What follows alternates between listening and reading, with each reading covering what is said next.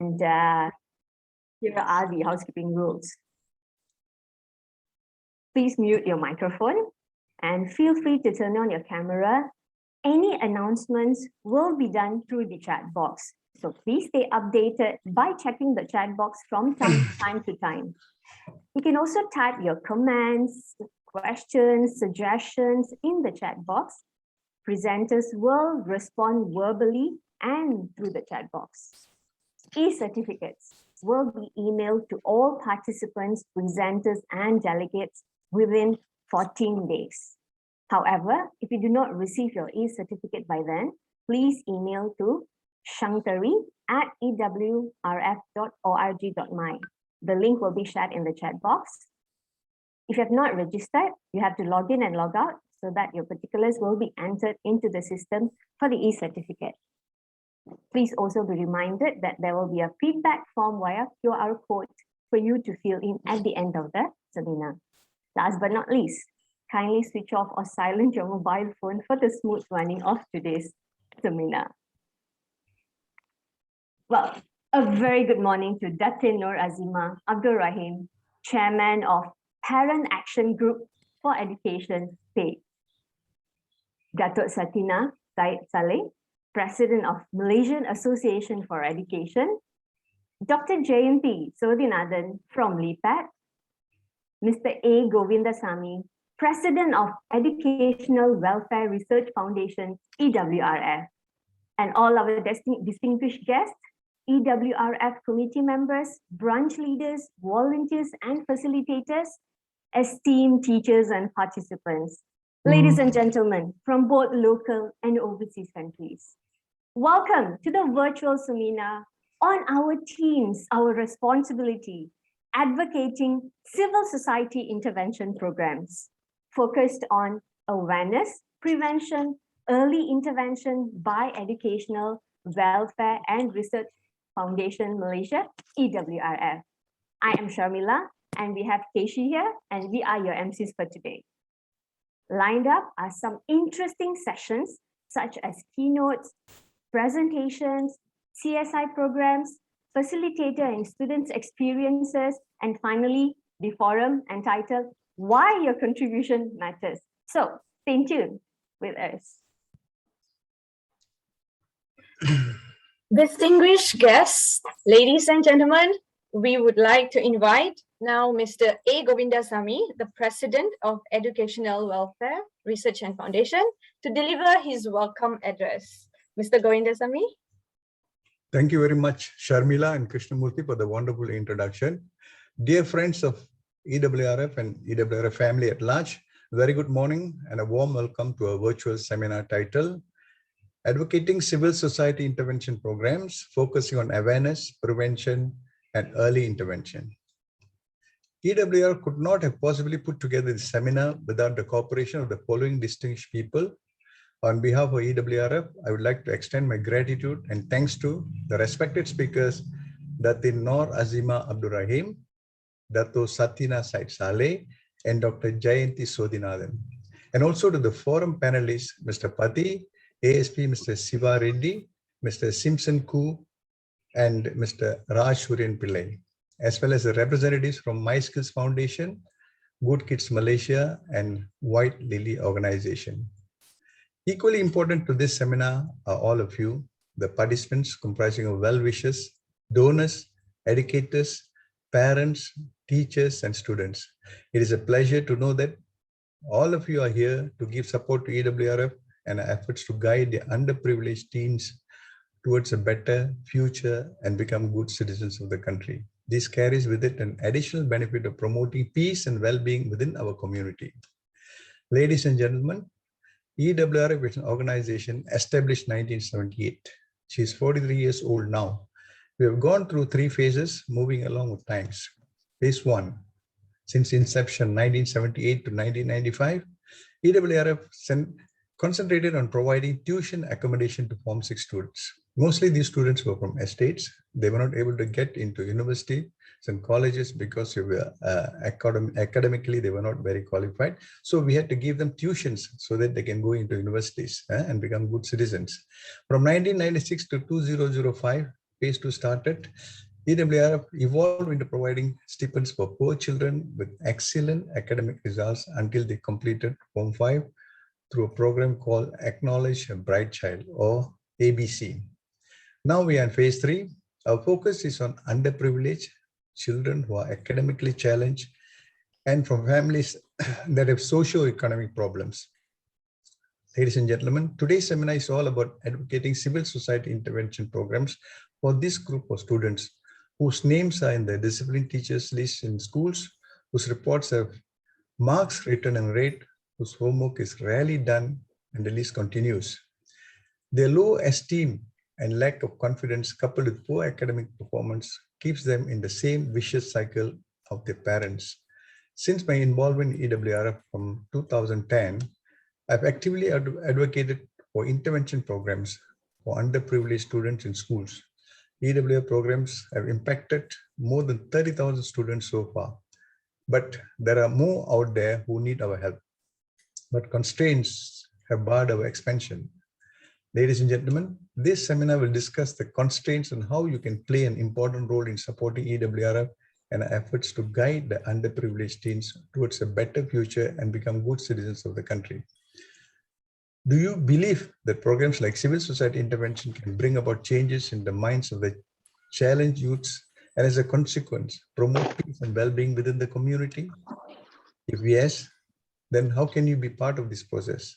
How will you participate in our nation building exercise, however small, tiny it may be, by joining hands with us? Well, you can always do that. I welcome you to browse our website, Facebook, Twitter to see how you can chip in your contribution to jointly uplift the community. With this thought, to enjoy the seminar. Thank you once again for your support and please stay till the end because your contribution matters. Thank you very much. Thank you, Mr. Govinda. That was definitely an inspiring welcome address. A good start indeed. Without further ado, distinguished guests, ladies and gentlemen, now we would like to invite all of you to view the video which showcases EWRF's activities. Let's watch it.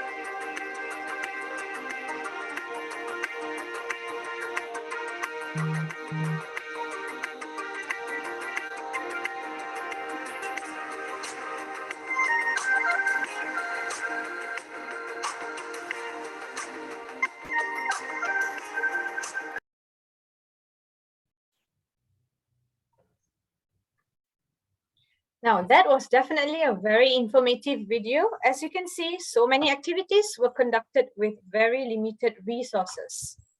Next, over to you, Sharmila. Thank you, Keshi.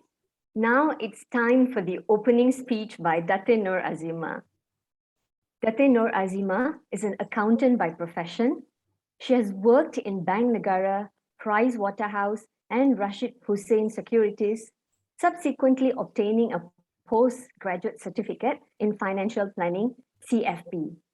She has held the positions of PTA chairperson of SK Bukit Damansara and vice chairperson of SMK Seri Hartamas. At the height of the debate on the teaching and learning of science and mathematics in English in 2018, Datin Noor Azimah, along with a team of like-minded parents, founded the Parent Action Group for Education Malaysia page, a national society to defend and ultimately ensure that pupils are to be educated in accordance with the wishes of their parents, as stated in the Education Act of 1996. She was named among the 10 inspiring Malaysians in 2013. She writes for The Age Weekly. She's also chairman of the Elena Cook Education Fund that was formed by her alumni at the Bukit Bintang Girls' School. She was in the National Education Advisory Council to the Ministry of Education from 18 to 2020. She's a member of G25 and committee member to Edunity Foundation, its funding arm. Without further ado, we would like to invite Datin Noor Azimah Abdul Rahim, chairman of Parent Action Group for Education page, to present her opening speech and officiate the seminar. Please welcome Datin Noor Azimah. Thank you. To the President of the Educational Welfare and Research Foundation Malaysia, or EWRF, Mr. Govindasamy Anamalai, the Task Force Leader, Mr. Kathaswara Najraja, Keynote Speaker, Dato Satinah Syed Saleh, as the President of the Malaysian Association for Education, Keynote Speaker, Dr. Jayanthi Sothinathan, as the Head of Development and Resources of LEAD, representatives of civil society organizations, namely MySkills Foundation, GoodKids Malaysia, and White Lily Organization, facilitators and students, educators, parents and potential donors, and last but not least, friends. Here is a very good Sunday morning to you. It is truly an honor for me to be delivering the opening speech for this seminar. Civil society organizations, or CSOs, are not new. The existence of CSOs began in the form of non-governmental organizations, or NGOs, decades ago. CSOs also go by the name of social enterprises, as the role of such organizations evolved. However, the role of the CSO is increasingly important, as they are often better able to access pockets of society more efficiently, and therefore better able to customize the appropriate interventions, especially during the pandemic, in reaching out to the B40 communities, including children, refugees, orang asli, the aging community, and the homeless. The government itself sees CSOs as key development partners, often called the third sector, becoming more pronounced during these tough times. In recognition of the crucial role of CSOs, 100 million ringgit has been provided under budget 2022, such as for strengthening mental health, social support services, after-school education, income generation, for vulnerable groups, and preserving cultural and artistic heritage. However, there are strict conditions to be met, and it may not be as accessible as we think it may be. I wish to applaud EWRF, MySkills Foundation, GoodKids Malaysia, and White Lily Organization for their tenacity, as the work of CSOs, while fulfilling, can be tiring and sometimes even thankless. Students who are listening in may say, Appa and Amma, I would rather sleep, play football, play computer games, watch TV, and just play with my friends. Why do you want to disturb me with these programs? After all work and no play makes Jack a dull boy. The reason is because parents envision their children's potential. They only want the best for their children, and this is one of the ways. Unless being mediocre is enough, surely it isn't. Students of Tamil schools have been acing at international competitions in the past few years. The most recent was in July and August, when 47 students from SJKT Permatang Tinggi, SJKT Mak Mandin, SJKT Taman Melawati, SJKT Simpang Lima, and SJKT Castlefield bagged 2 gold, 4 silver, and 6 bronze medals, despite competing against 377 teams from 33 countries. World Youth Invention and Innovation Awards was hosted by the Indonesian Young Scientists Association, or IYSA, in collaboration with Universitas Negeri Yogyakarta. While it is unclear what medium of instruction was used to conduct these scientific experiments, in the end, it would have to be translated into the English language, which is the scientific language of knowledge for the judges to assess.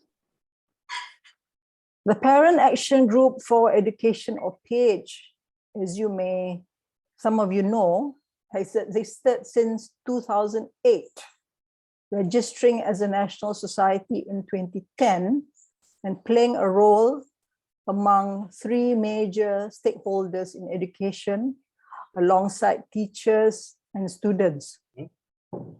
The preamble of the Education Act 1996 states that pupils should be educated according to the wishes of their parents.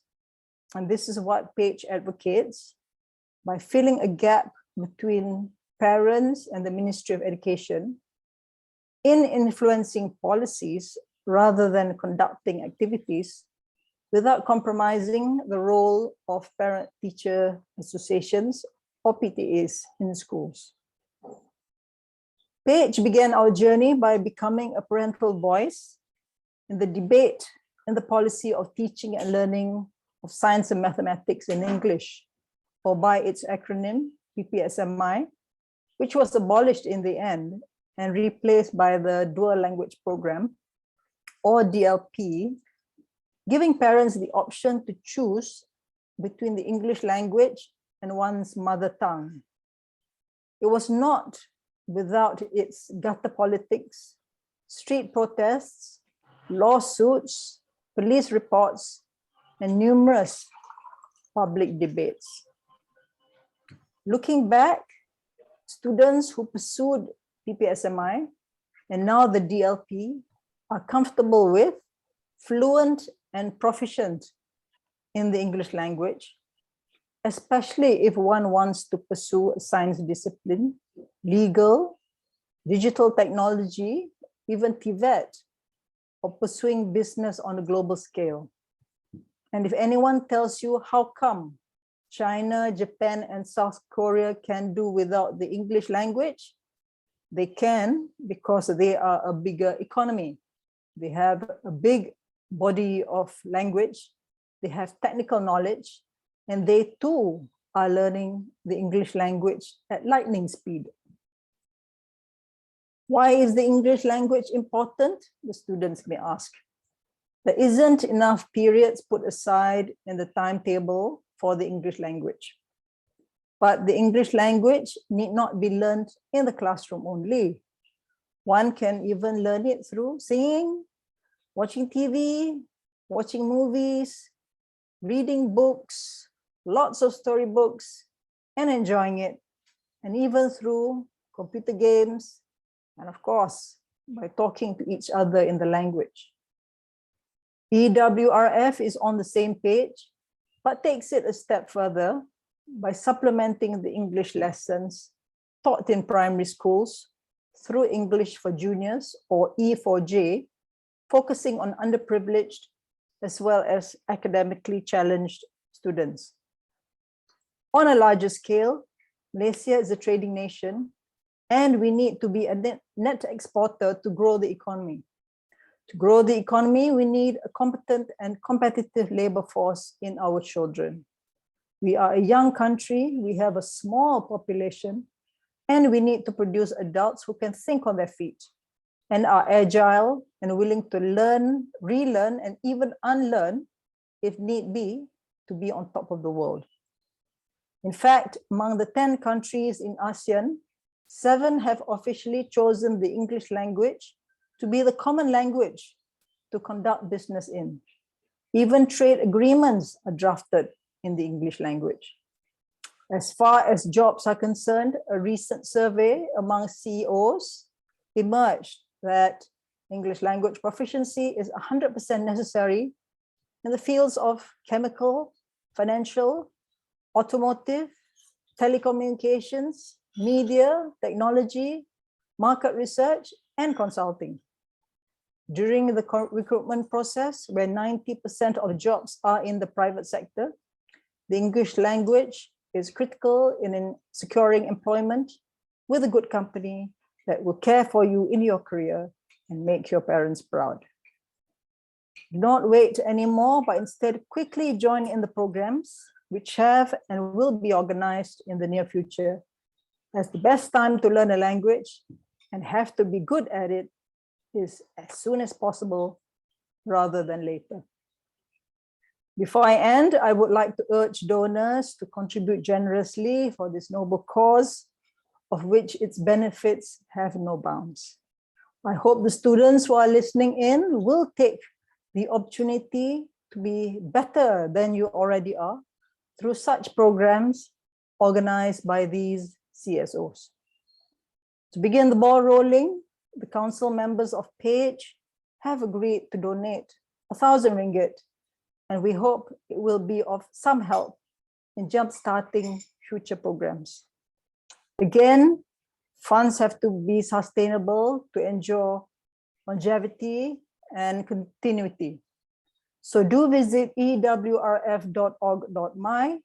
and check out its initiatives, then click on donation. With this, I declare EWRF's Our Teens, Our Responsibility, advocating civil society intervention program seminar, awareness, prevention, intervention, open. Thank you, and may the seminar today be a tremendous success. Thank you, Dr. Noor Azimah, for the vibrant and exquisite opening remark. Thank you also for the donation from Paige. Datin Noor, thank you, Datin. Thank you so much. Datin Noor Azimah has started the ball rolling for other donations as well. So, ladies and gentlemen, the tax-exempt receipt will be sent via email. So if you require a hard copy, please contact Shara at 017-660-4046. I repeat, 017-660-4046, or email to accounts@ewrf.org.my. accounts@ewrf.org.my. So, distinguished guests, before we proceed to the next event, let's take a group picture. Please switch on the camera for the photo session.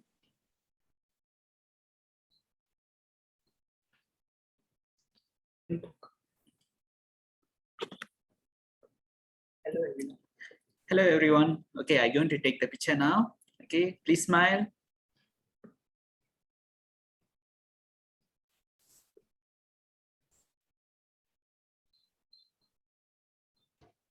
Okay, so I go into the next page. Okay, hold on for a while.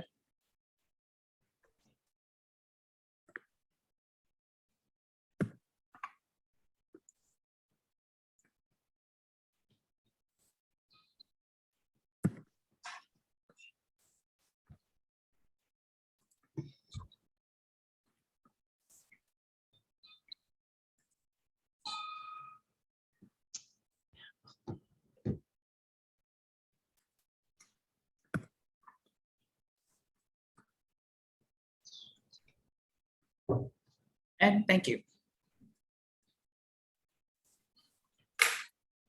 Thank you, Mr. Segaran. Distinguished guests, ladies and gentlemen, Dato Satinah is the Managing Director of Alpha Asagov Edu Resources Sdn Bhd, an education advisory and consulting company she set up in 2011. She is the Director for Malaysia Learning Resources Direct English. She is a member of the Board of Governors for the British International School, Kuala Lumpur, BSKL, North Anglia Education UK, St. John International Schools, Kuala Lumpur, and the Tenby Groups of Schools and the Asia Pacific Schools. She is the chairperson for all ISPs, national schools in Malaysia. She is also the trustee advisor to the Vijayaratnam Foundation, Rhythm Foundation. Currently, she is the president of the Malaysian Association for Education, MAE. She is also the deputy president for Malaysian Children's Aid Society and a member of Harvard Alumni. She is a senior assistant as advisor for education transformation under the Empowered Individuals Pillar of Work at Impact Hub KL team on matters related to the Design for Change programs and other education innovation activities. She is also a member of the Learning Advisory Board, LAB, a collaboration partnership between Impact Hub KL, the Ministry of Education, and Media Prima in producing documentary series like Majalah Didik, the magazine show, which will be aired on the National Didik TV channel. She was a former secondary school teacher, lecturer, and a senior official at the Ministry of Education and the Ministry of Higher Education Malaysia. Dato Satinah is one of the industry's experts for education engaged by GLG, Gerson Lerman Group, Third Bridge, Alpha Sites, and etc. via teleconferencing for possible education initiatives and projects in Malaysia. Now, we would like to invite Datin, Dato Satinah, Syed Saleh, President of Malaysian Association for Education, to deliver her keynote. Please welcome Dato Satinah. Thank you, Shamila, for that very elaborate introduction. Assalamualaikum warahmatullahi wabarakatuh. Salam sejahtera dan selamat pagi. Yang berusaha Mr. Govindasamy, President of EWRF. Yang berbahagia Datin Noor Azimah Abdul Rahim, Chairman of PAGE. Dr. Jayanthi Sothinathan from LIPAD Services. The EWRF family at large.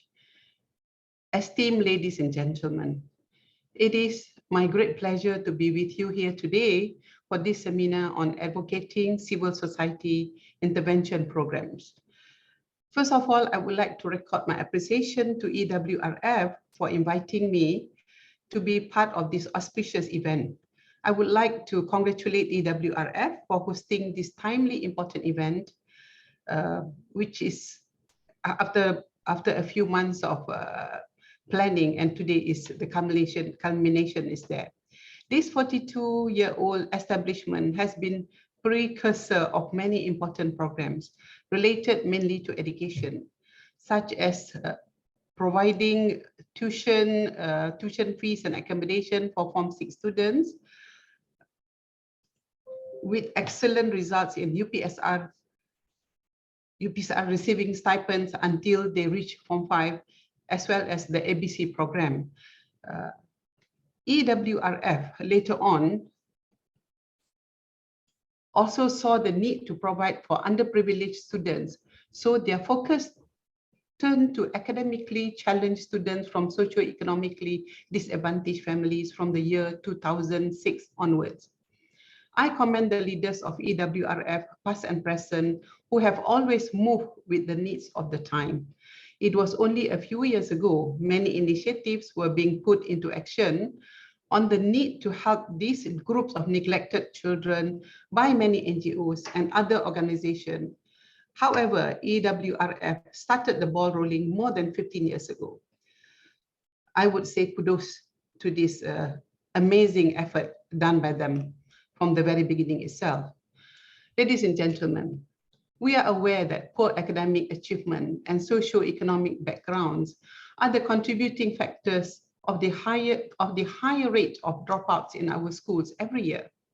Dropping out of schools has certainly severe significances, and one of the major ones is the increase in crime rate. Hence, the unwanted detention places can become their second homes. Because these children who cannot find jobs to sustain themselves and their families get involved in crimes such as robbery and being involved with gangsters. Their ignorance or dire straits gets them to become drug mules, which can lead to them spending their lives in foreign prisons, for that matter. According to an online newspaper in 2011, about 20,000 children dropped out of schools before completing Form 5. Even though they were aware of the importance of the SPM certificate, most of the children who drop out of school usually come from the lowest income group, dysfunctional families, single parents, and families where domestic violence is rampant. More than 4 out of 10 children of Indian ethnicity drop out of school. Only 87% of students in the country continued on to their secondary school in 2016. Without appropriate help, these children are lost. They give up trying and they drop out of schools without thinking about their future. On this note, our education system, which is planned to cater to all children, falls short during implementation. This could be possibly due to the large number of students in the classroom for the teacher to manage. Teachers are not able to cater to the individual needs of the students or not aware of the children's backgrounds and their predicaments. They do not have the luxury of time to understand the needs of these students. Ladies and gentlemen, we are aware that the most fundamental aspects of education are access, equity, and quality of education. And our country has achieved great milestones on this. However, to complement the work done by the government, especially during this pandemic time, there are many NGOs and other organizations that are ever willing to be part of the journey in improving the education system, as well as in helping to address some of the issues. This is where I think that the government can capitalize and leverage on the NGOs and their initiatives in education. NGOs like EWRF have been working closely with schools and students since 1978. It was a long time ago. They have indeed studied the needs of the student. As we know, EWRF decided to align its activities to address the issues of underprivileged students in 2006.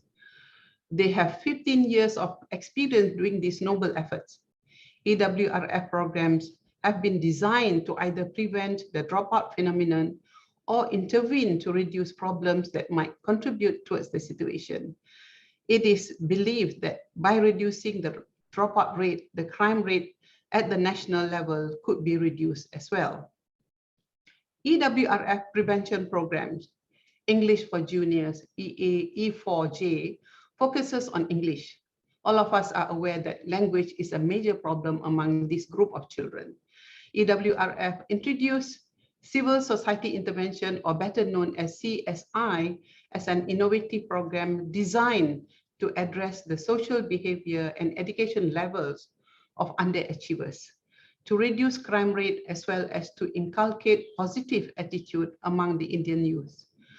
Other interventions programs carried out by EWRF are the Total Empowerment Camp, or known as TEC, Skills Training Induction, or STI, Moving Forward After SPM, Career Counseling and Guidance, C3G, Voluntary Induction Programs, VIP, to name a few. EWRF also provides counseling through their registered counselors. The amazing fact is that even the COVID-19 pandemic did not stop EWRF from carrying out their intervention programs. They converted their face-to-face programs to online mode, making the necessary changes that needed to be done. In the years 2020 and 2021, two programs, the English for Juniors and CSI, Civil Society Intervention, impacted almost 1,000 students. Through their monitoring and evaluation, EWRF has evidence that their programs help the underprivileged students.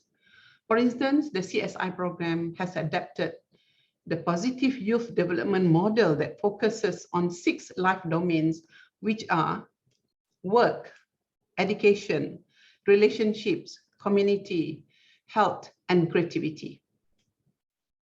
These are some of the, that I know, these are some of the 21st century learning actually aspect that we need to educate our children or inculcate in them. In addition, through their monitoring and evaluation, modules are reviewed annually to cater to the needs of these children. So we have EWRF in our midst to help us address the gaps that schools are not able to fill.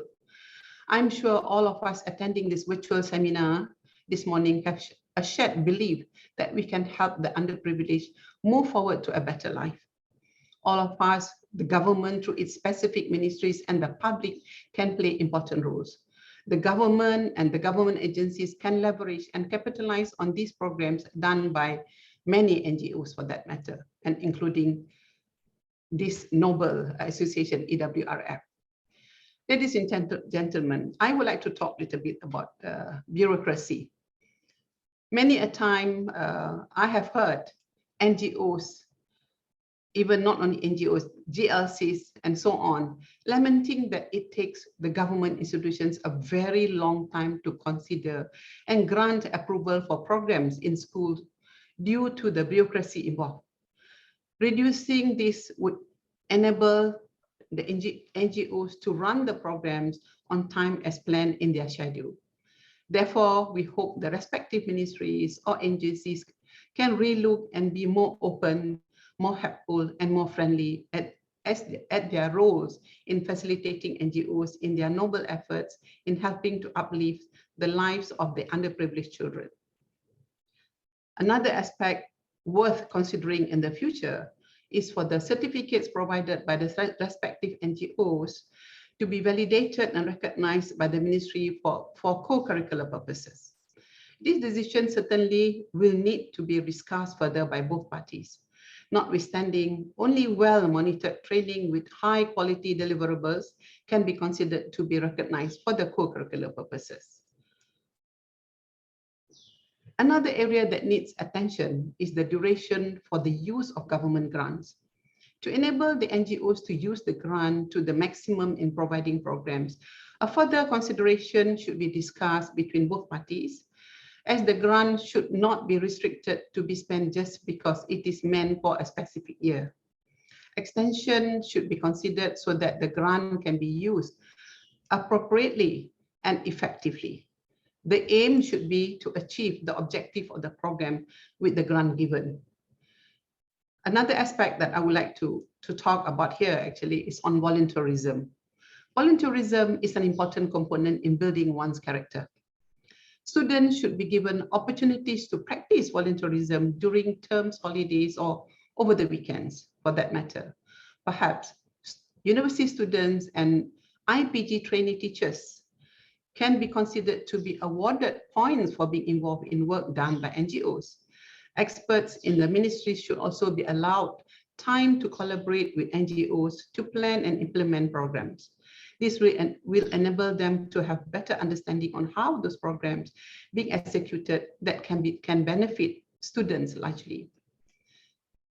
The corporate sectors should also consider allowing their staff to help run relevant NGO programs in schools. The work experience that these corporate staff bring to the program will be of immense help to steer the underprivileged students in the right path. On this note, I would like to commend Pinta Foundation. Actually, Pinta Foundation does this type of programs. What they do when those companies get involved in actually giving funds and so on, they would get their staff to come and work as well, go to the school and see for themselves what can be done for their children. So that is a very, I think, one of the most important aspects of looking at how much can we give and how much can we benefit from that as well. In terms of funding, EWRF and other NGOs can help in 3 ways. Provide assistance in conducting the programs, provide expertise in preparing modules, planning interventions, and etc. Or if they do not have the time to do both, they can consider in providing funds for the program. No amount is a small amount enough. It comes to help when it comes to helping underprivileged students to stand on their own feet. I applaud the message of this seminar, which are awareness.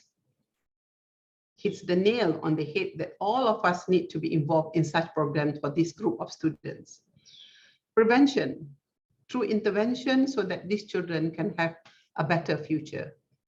Last but not least, early intervention. Whatever intervention should be given early, as it is said in the Malay proverb, melentur buluh biarlah dari rebungnya, must be from small. When they are too hard, you will not be able to lentur anymore. Ladies and gentlemen, I'm sure the breadth and depth of expertise in this seminar are able to provide assistance in the way they see fit. And I believe that through the collective efforts of interested stakeholders, it can reduce the numbers of school dropouts, reduce crime, and we can have a happy and peaceful community. I also would like, before I end my talk here, I also would like to appeal to all, for that matter, to all education stakeholders.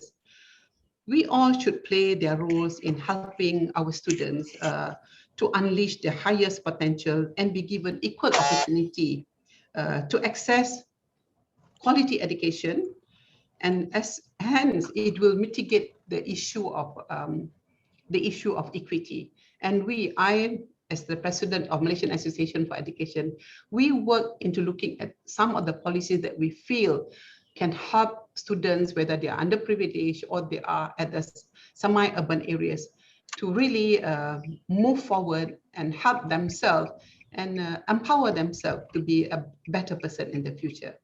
Thank you. Wabillahi taufiq. Wassalamualaikum warahmatullahi wabarakatuh.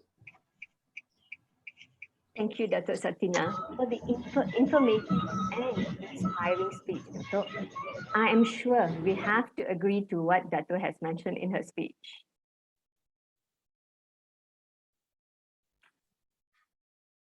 Thanks, Sharmila. We definitely have a good momentum going. Moving on, distinguished guests, ladies and gentlemen, the next agenda will be a talk by Mr. Jeyakumar V. He is the Assistant Secretary of EWRF and Media Task Force Chair. He will speak about EWRF and share more on the activities conducted. Let's welcome Mr. Jeyakumar.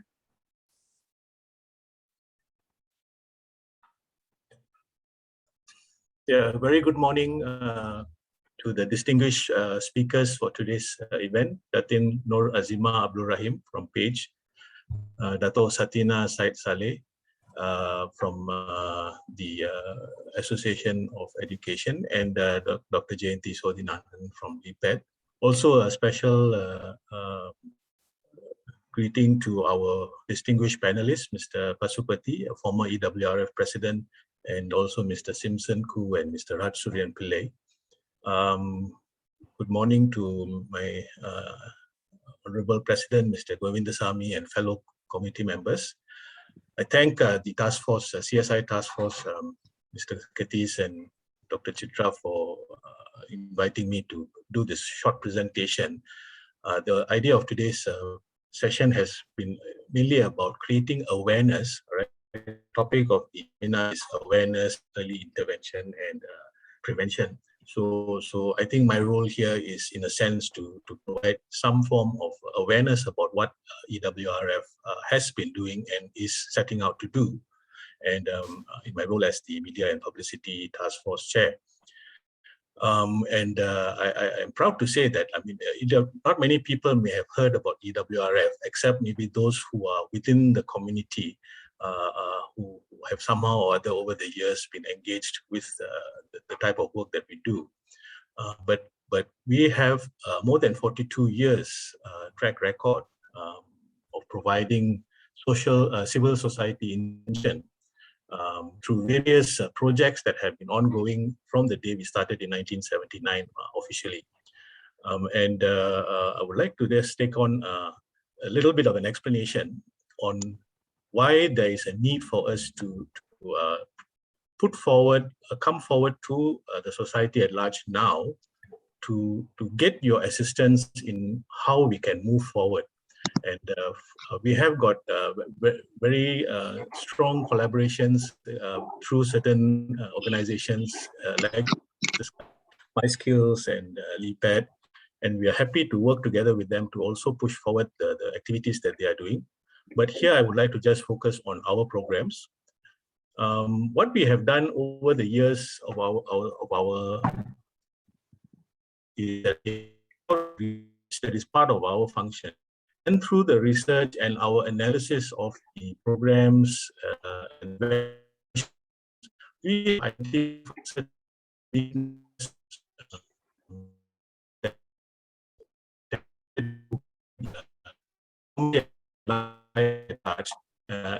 urgent need for us to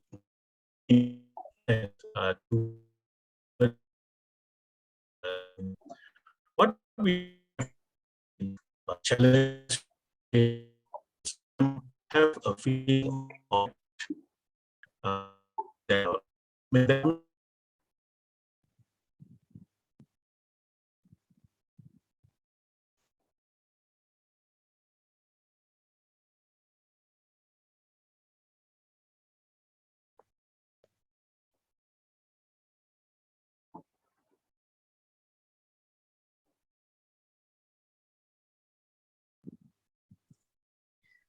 Sorry, everyone. I think we may be having some technical issues here. Just give us 1 or 2 minutes. Are you able to hear me now? Yes, we are able to hear you now. Thank you. Okay, sorry about that. Yeah. Where did you lose me? Did you say the slides back on again? Yes, this slide.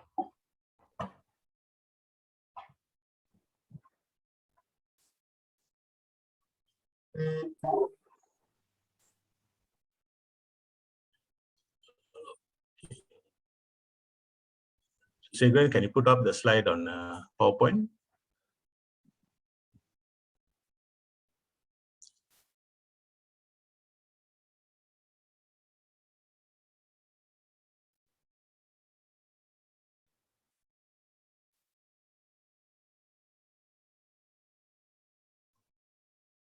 Okay, sorry about that. So as I was saying, that what we have identified from our evaluation of the programs over the years, we find that many of these students, through the circumstances of their family or their community that they are in, they have this sense of feeling neglect, lack of exposure, lack of self-confidence, low self-esteem. Right, and this invariably leads towards discipline issues in school as well as academic issues.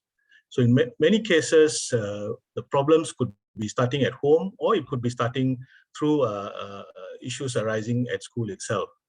And very often we also have identified that many of them have developed the self-fulfilling prophecy that they, because of their low self-esteem, they feel that they are useless, or they feel that there is a lack of ability on their part, and this takes them to a low performance in academics in that sense, right?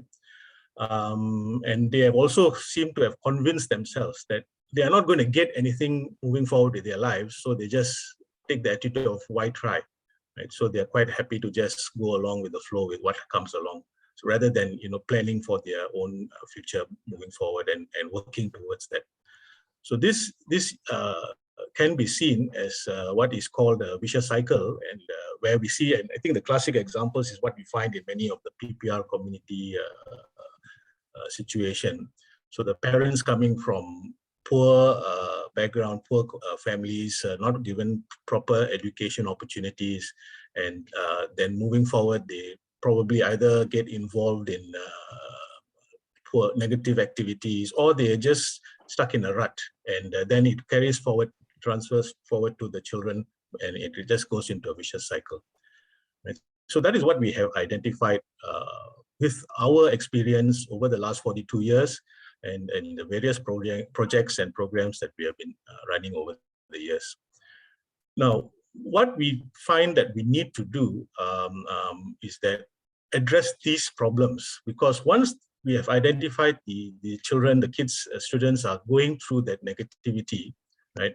The consequence of that negativity that they are going through, we have identified that they then get attracted easily to negative influences.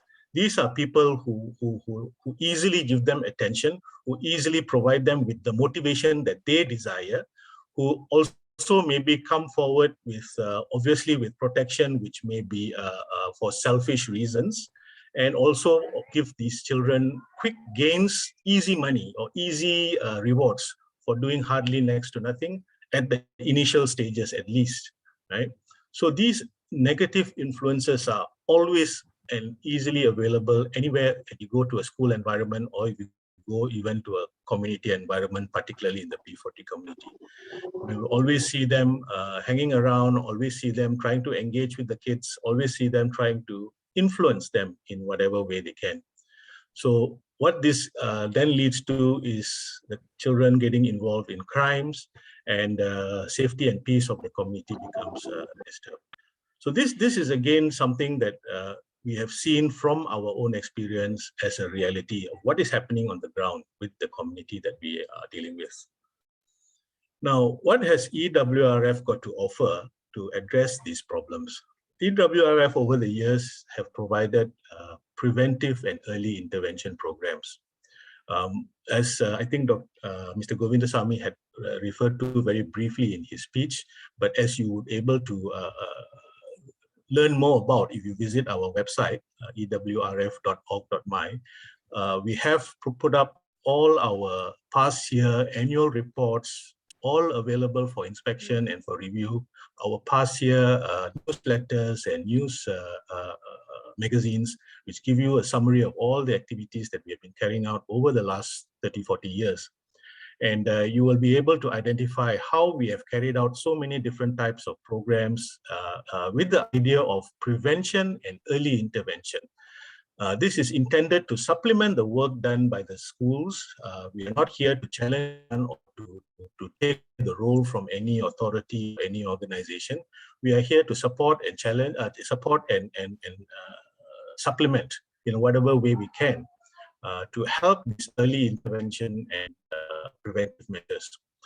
In fact, all of our projects, particularly the two main projects, that is the Civil Society Intervention, CSI, as well as the E4J, the English for Juniors, we are working very closely with the Ministry of Education and the various schools where we run our programs, without whose support we would never be able to achieve the success that we have been able to do so over the last few years. The schools, in that sense, provide us with the list of students who they have identified from their own engagement and experience with the particular students. They then provide us with the list of students. We then take the effort to engage with these students, get them engaged with their parents, the family members, and get them to register with us on our intervention programs. Right? So what are the programs? Next slide, Sigrid. Yeah, so, okay, this is just a little bit of a picture, but actually there's so many more pictures which you can probably find in our social media. But this just gives you some of the ideas that we are very proactive. We get down to the ground, we go to the houses, we go to the schools, we get involved with these kids and their families, and we try and get them to engage with us to get into the EWRF family, as we say, right? Moving on, next slide. So this is one of our premier projects. This is a project where we focus on kids starting from standard 1, so the primary school children. And the focus is on improving English communication with a view to improve confidence, raise self-esteem. So we have identified this project as a method of engaging from a very, very young age, when the children are 7 years old, going all the way up to their standard 6 years. We try and engage with them to improve their English language communication skills. Now, the reason why we find that this is something that is helpful and beneficial is because from the research done, we have identified that the poor communication skills, and particularly English communication skills, has resulted in a lack of self-esteem, a lack of confidence in their engagements with the outside world.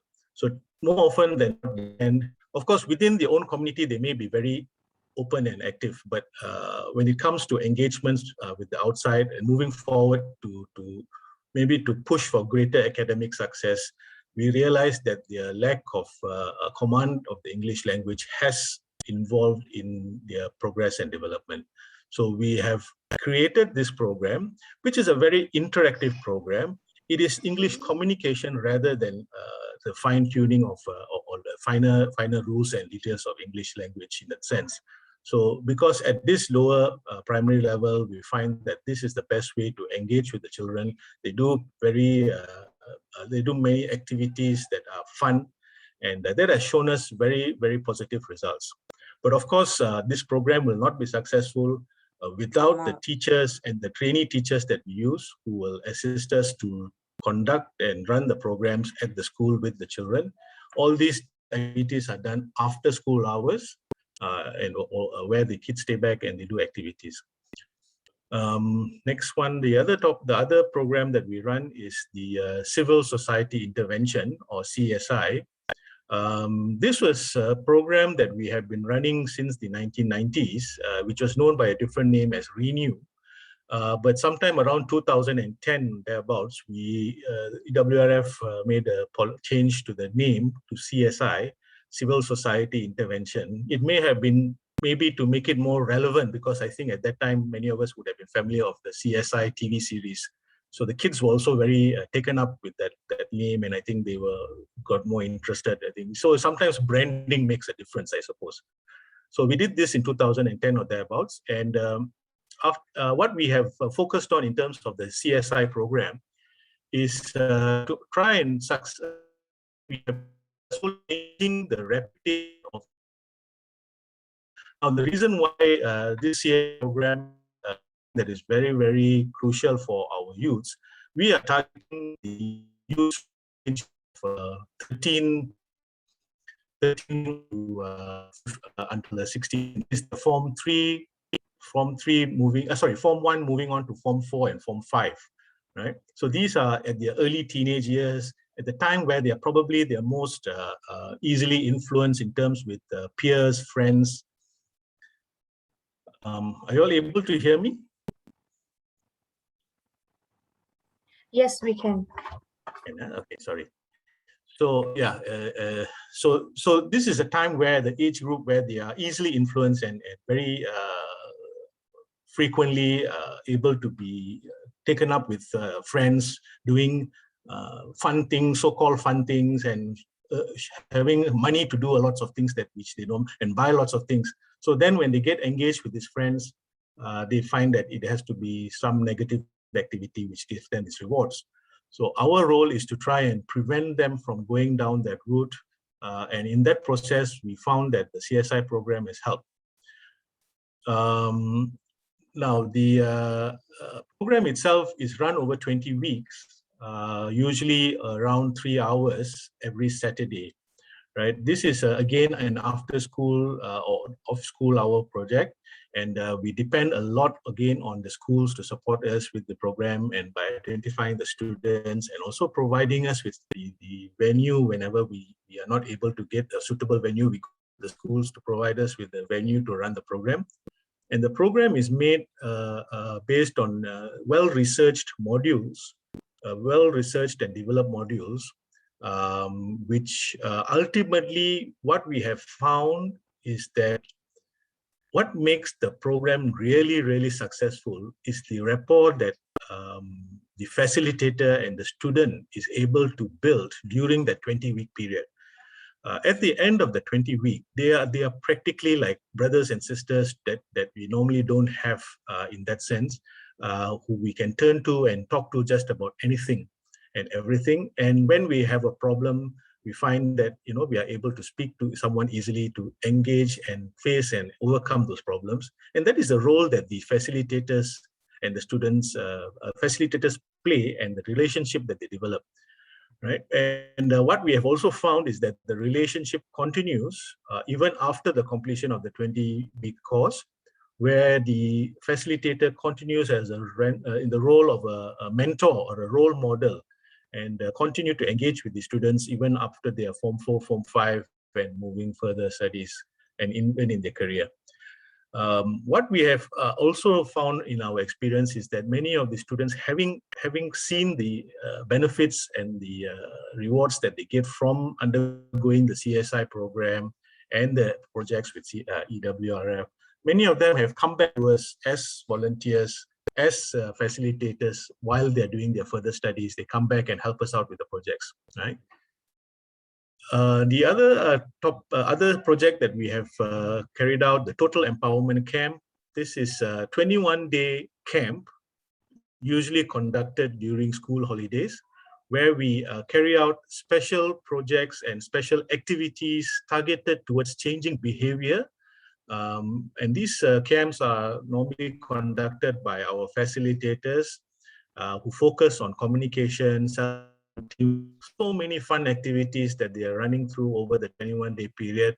And I've heard stories, I've not myself experienced this, but I've heard stories from some of our previous volunteers and facilitators that at the end of the 21 days, over the 21-day period, there's so much of laughing and crying and bonding that takes place, in the sense that at the end of the day, they all come out as new persons altogether. So Total Empowerment Camp has always been one of our favorite activities and very rewarding activities, but unfortunately, of course, because the last 2 years with COVID, we have not been able to run this program. Next one. The other project that we do is career coaching, counseling and guidance, or C3G. So here we are focusing on students who are approaching the end of their schooling life in terms of finishing Form 4, Form 5, and then they need to sort of identify or think about where they move forward in terms of their academics and their career opportunities. So we carry out special counseling programs, guidance programs and sessions where we provide the students with appropriate career opportunities and paths, right? And these talks are somehow or other intended to identify and provide opportunities for the students, especially those who are not straight A students, right? Next one. Skills training initiative is something that we used to do that which was basically encouraging students to look at TVET courses as an option, rather than just looking at doctors and lawyers and accountants or other such academic programs.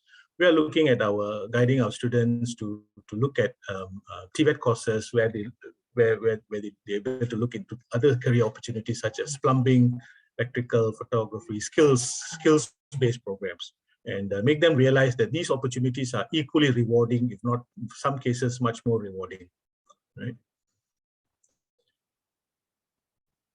Now, this is one of our very important programs where we conduct volunteer induction program, and this activity that we are doing today is one sort of a volunteer induction program where we are creating awareness about what EWRF and our activities are.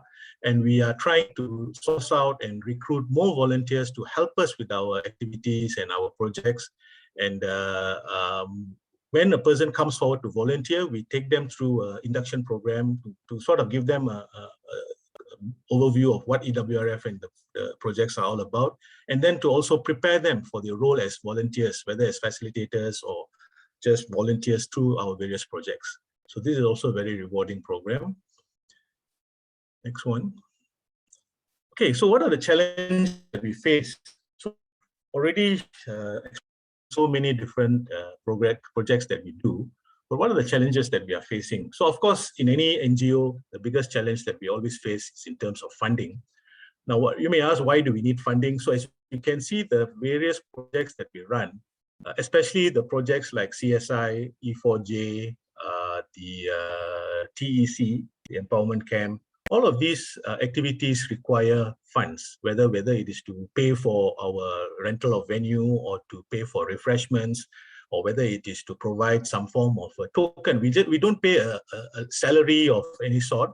We just provide a token allowance or stipends to our coaches and facilitators. Many of them come forward as volunteers. Some of them, we just pay them a small allowance to offset their travel expenses or meals or something like that.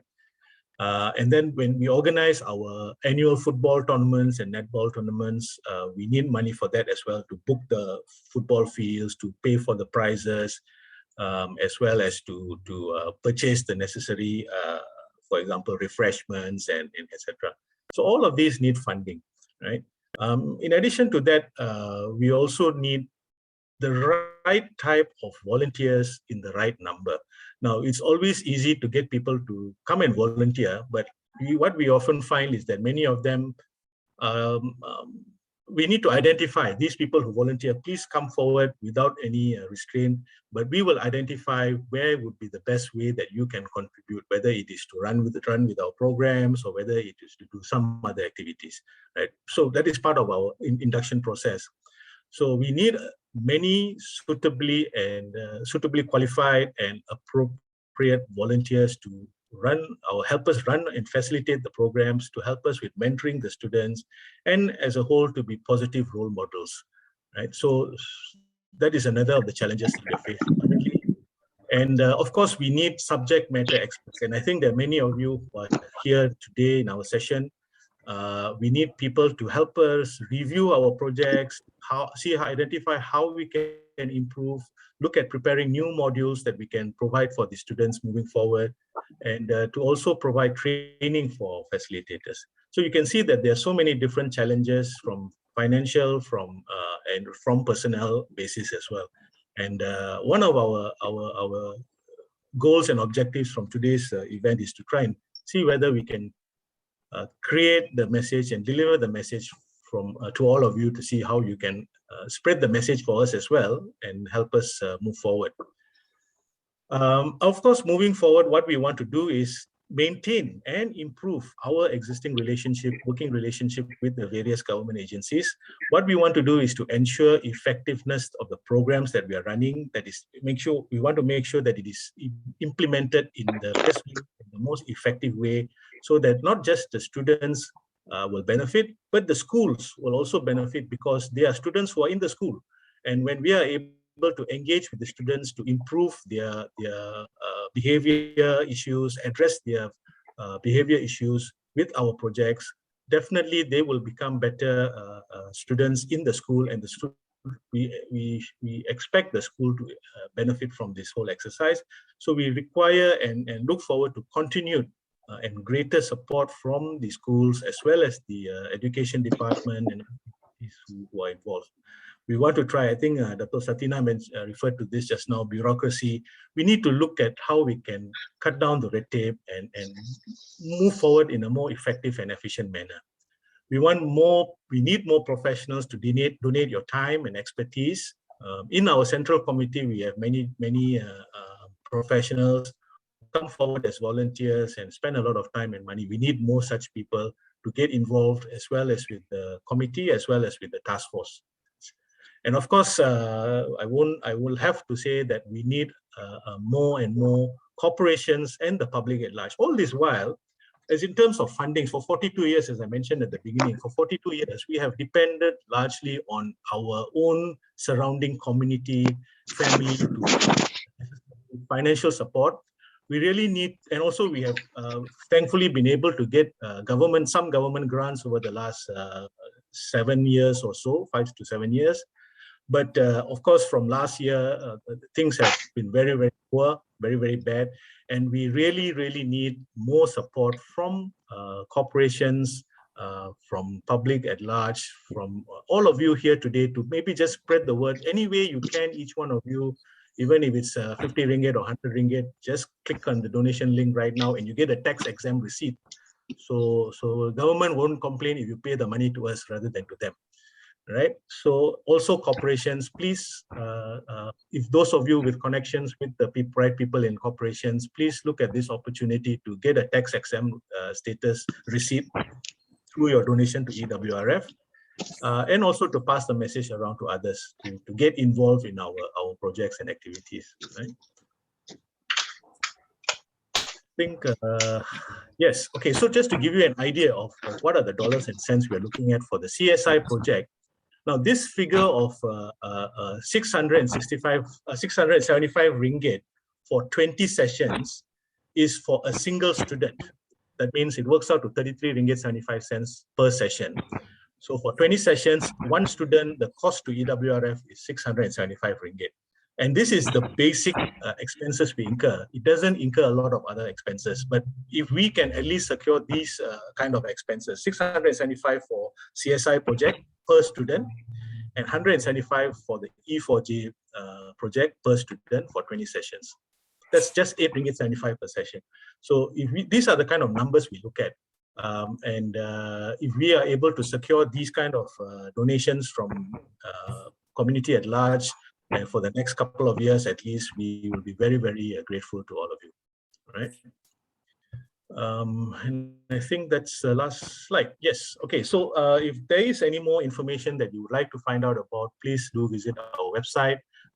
From the website, you will also be able to get links to our Facebook page, our Instagram page, as well as the YouTube page that we currently maintain. You will find lots and lots of information that you can read about and view our videos. I think you will find a lot of videos on counseling. Over the last 1.5 years through the pandemic, one of our greatest projects was the virtual online counseling sessions, where we had over 30 sessions or 20 sessions of counseling on various topics helpful to the community. Right? So with that, I would like to once again thank Mr. Katis and Dr. Chitra for giving me this opportunity. Thank to the speakers again and to the organizers, and wish everyone fruitful and productive seminar ahead. Thank you. Thank you, Mr. Jeyakumar. It's amazing to see what EWRF has been doing thus far. Now let's move on. Distinguished guests, ladies and gentlemen, coming up next, we would like to invite Dr. Jayanthi Sothinathan from LeapEd to deliver her keynote. Dr. Jayanti has over 26 years working experience as a teacher and teacher educator with Ministry of Education Malaysia. Her work in the ministry involved aiding initiatives under the Malaysia Education Blueprint MEB in teacher education. As a Hornby School Asia Scholar and certified e-moderator, Dr. Jayanti taught English within the context of using technology. She has developed language-based curricula and various programs to teach English in a multimedia-rich environment. Based on her research on language education in the country, Dr. Jayanti has presented at national and international conferences such as Intel Summit in Vietnam and Teacher Educator Conference in India. Dr. Jayanti is currently with LeapEd Services, a social enterprise, as the head of department and resources in charge of design and development of materials for LeapEd programs at school, district, and state education levels. She is also the project lead for Trust School Program 2.0, the company's flagship program in public school. Let's welcome Dr. Jayanti. Hi, thank you, Kesha. Thank you very much. Very good morning to our distinguished guests, Datin Azimah, Dato Satinah, Chairman of EWRF, Mr. Govindasamy, our forum panel members, Mr. Pasupathi, Mr. Simpson, Khoo, and Mr. Raj Suryan, members of EWRF, ladies and gentlemen. First and foremost, thank you to EWRF for giving me the opportunity to represent LIPAD here in this and giving a keynote address at this virtual seminar. Ladies and gentlemen, we know that adolescence is a pivotal period between childhood and adulthood, and it's a time when our teens and youth need to acquire attitudes, competencies, values, and social skills that will carry them forward to successful adulthood. It is also a time when they need to avoid choices and behaviors that will limit their future potential. So today's welcome address, opening speech, the keynote one, and also the sharing from Mr. Govindasamy and Mr. Jeyakumar is an excellent segue into the session of what is awareness, prevention, and early intervention.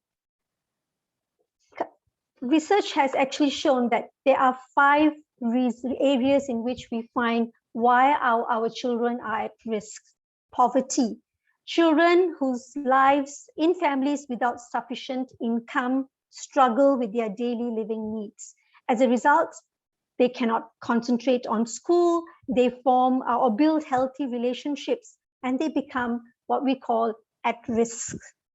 The second is family instability, dysfunctional families. This could involve violence in the families, divorce at home, even mental health needs of the parents themselves, loss of livelihood and jobs, especially during this COVID time, and other types of dysfunctions at home. This can increase that at the risk of a child or teen to become or to be kind of like segregated at the what we call at risk. And all these factors impact children and teens from all walks of life. What about unstable school environment? Instability happens when one reason is regular changing of schools. All right, you're not in one regular school, constantly changing schools, or not even getting enough support either academically or emotionally at schools. So these students now are also at higher risk in getting at risk situations. Poor community resources. There are 2 things to this. Their findings have shown that when communities are from rural areas or even the urban poor, all right, then we find that the communities do not have enough resources, or the children do not have access to these resources, and then they become at higher risks. Lastly, adverse childhood experiences. This would include traumatic or adverse experiences at a young age, abuse, or even medical issues, or even negative peer influence can put our teens and children at risk. So what does this mean?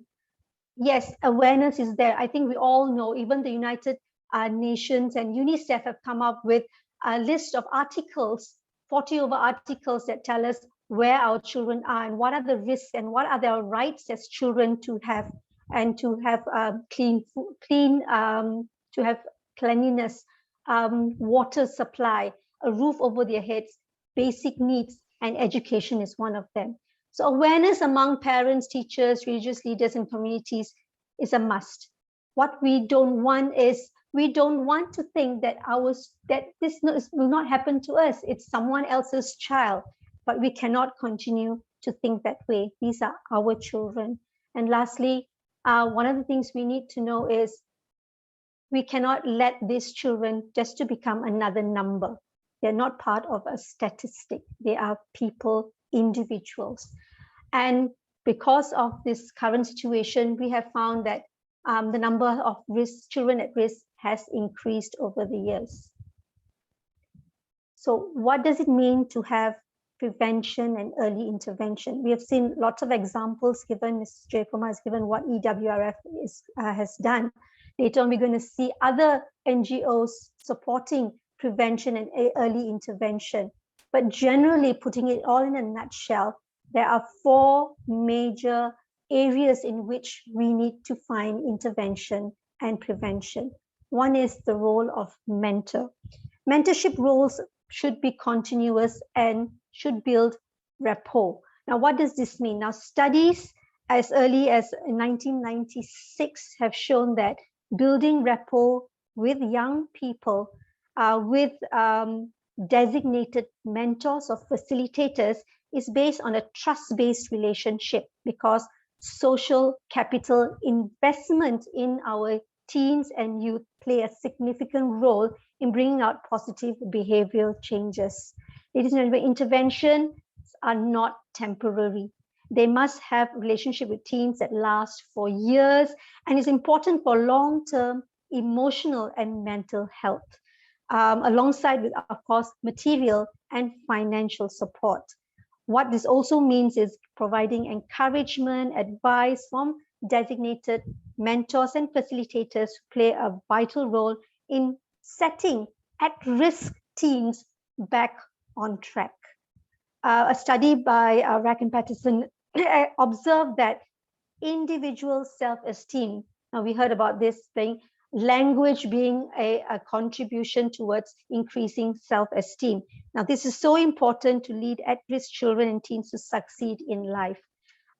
Studies also show when support is either limited or withdrawn at early stages, these children now become vulnerable and will experience setbacks. So I cannot stress the importance of continuous and committed involvement.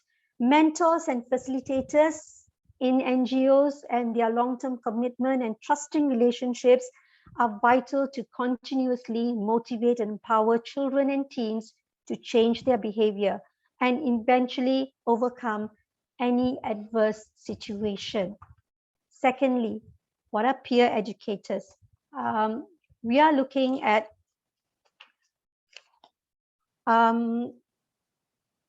mentors again, or peers who also play roles in mainly what studies have usually done is in health programs, health education programs, and you see this very often in this.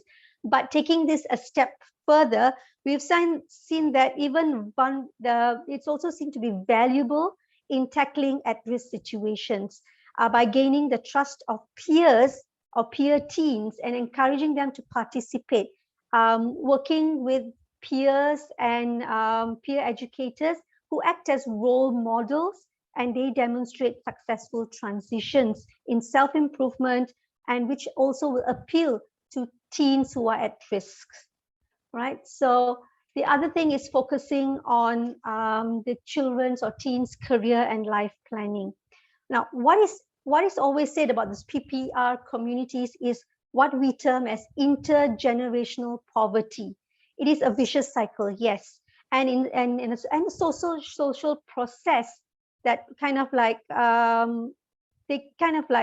they bring the family and community, and they have a very high impact on a child's success because they are at risk. All right, so there must be what we call multi-layered support. That's children, family, community coming together to combat all these risk interventions and situations. Now, what does this mean is we need to give guided self-assessment, children understanding where they are and where they need to go to. They must be aware of themselves of what the situations they are in. Access, providing access to other opportunities, life opportunities, career opportunities, and of course, providing them access to and guidance where they need to go and how they can get access to those resources. Now, a program developed by an NGO using this, this is a tried and tested method, showed that children and teens who gain broader life and career opportunities and perspectives were able to think of alternatives to other kinds of work and resources they could get. They were not stuck in that vicious cycle thinking, I'm not going to get it anyway, as mentioned, so why try? So giving them opportunities and telling them there are alternatives instead of being like a social worker instead of a gang member. right? Behavioral change, the study also shows in using this, focusing on teens' career and life planning, showed a marked behavioral change that included lifestyle, simple habits, waking up in the morning to go to school, not staying out late at night, and to behavioral patterns and better emotional skills, such as I have the determination to finish school. I must finish school. I must take a course. I must apply for other kinds of work if I don't get what I want. You know, giving them all these choices and alternatives and making them realize that these are the realistic things that can happen in their life. This also includes transitional work opportunities. This is where we ask industrial players to come in to improve prospects for our teens and to bring forth that they are, especially teens who seem to be the furthest away from the job market, what's nearest to them, what can they actually do daily, what can they do after they complete school. Now, transitional work opportunities provide at-risk teens with a chance to work with professionals, meet new peers, build networks, and enhance their skills through industry involvement. So corporates and organizations should go down to schools and these communities and meet the children there and provide them those opportunities and tell them, yes, we want you, we can help you, we can train you, we can provide you with the skills. Now, what this also does is to socially integrate these children, these at-risk teens, at different and at positive ways. Now, ladies and gentlemen, it is, let me stop share screen. It is without a doubt that social intervention and community involvement are key, all right, to changing the lifestyle of our at-risk teens. We've seen what are the at-risk factors. We are aware of it, but what are we doing about it? That's the next step. Where do we move on from here? All right, and I think EWRF and other NGOs will be presenting later. We'll be letting you see what is the realities of the ground and what are they doing in their small ways, but the impact is long, all right, and far.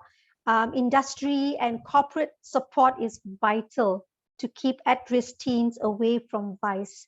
And we need to aid our NGOs in doing the work they do best, that is changing the lives of our children for a better future, right? And education, of course, we know it's key. It's a priority in providing children pathways to what they want to do, all right? And showing, and school, parents, and communities are their essential support system. Where else will these children go if it's not to us? They're our children. Let them not be just statistics, right? So thank you very much. I just wanted to bring everything in together in the segue into the theme of today's of being aware to prevent and provide those essential early intervention possibilities to support our NGOs. So thank you very much for today and have a good day. Thank you. Thank you, Dr. Jayanti, for that interesting and insightful speech. Before we move on, as you can see from the chat box, we would like to acknowledge and thank Mr. Prem Narayanan and Ms. Usha for your donations. Let's hope to see more contributions coming in.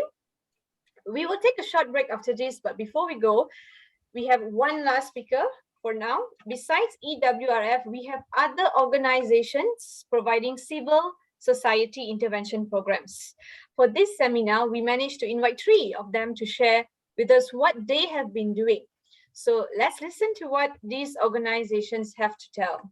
Now we would like to invite Mr. Devasharma from MySkills Foundation to deliver this talk. Hi, very good morning to everyone and all the distinguished speakers, ranging from Datin, Noor, Azimah, Rahim, representing Page, Dato, Satinah, and Dr. Jayanti from DPED. It's indeed a privilege of being invited to share our experience as one of the civil society organization. But before I jump into any stories further, my name is Deva. I'm the CEO of MySkills Foundation, and I'm one of the EWRF beneficiary from the 1998 cohort of Acknowledge a Bright Child called ABC. So when you score on 7 A's in your UPSR, so you're given 30 ringgit a month until you complete your SPM examination.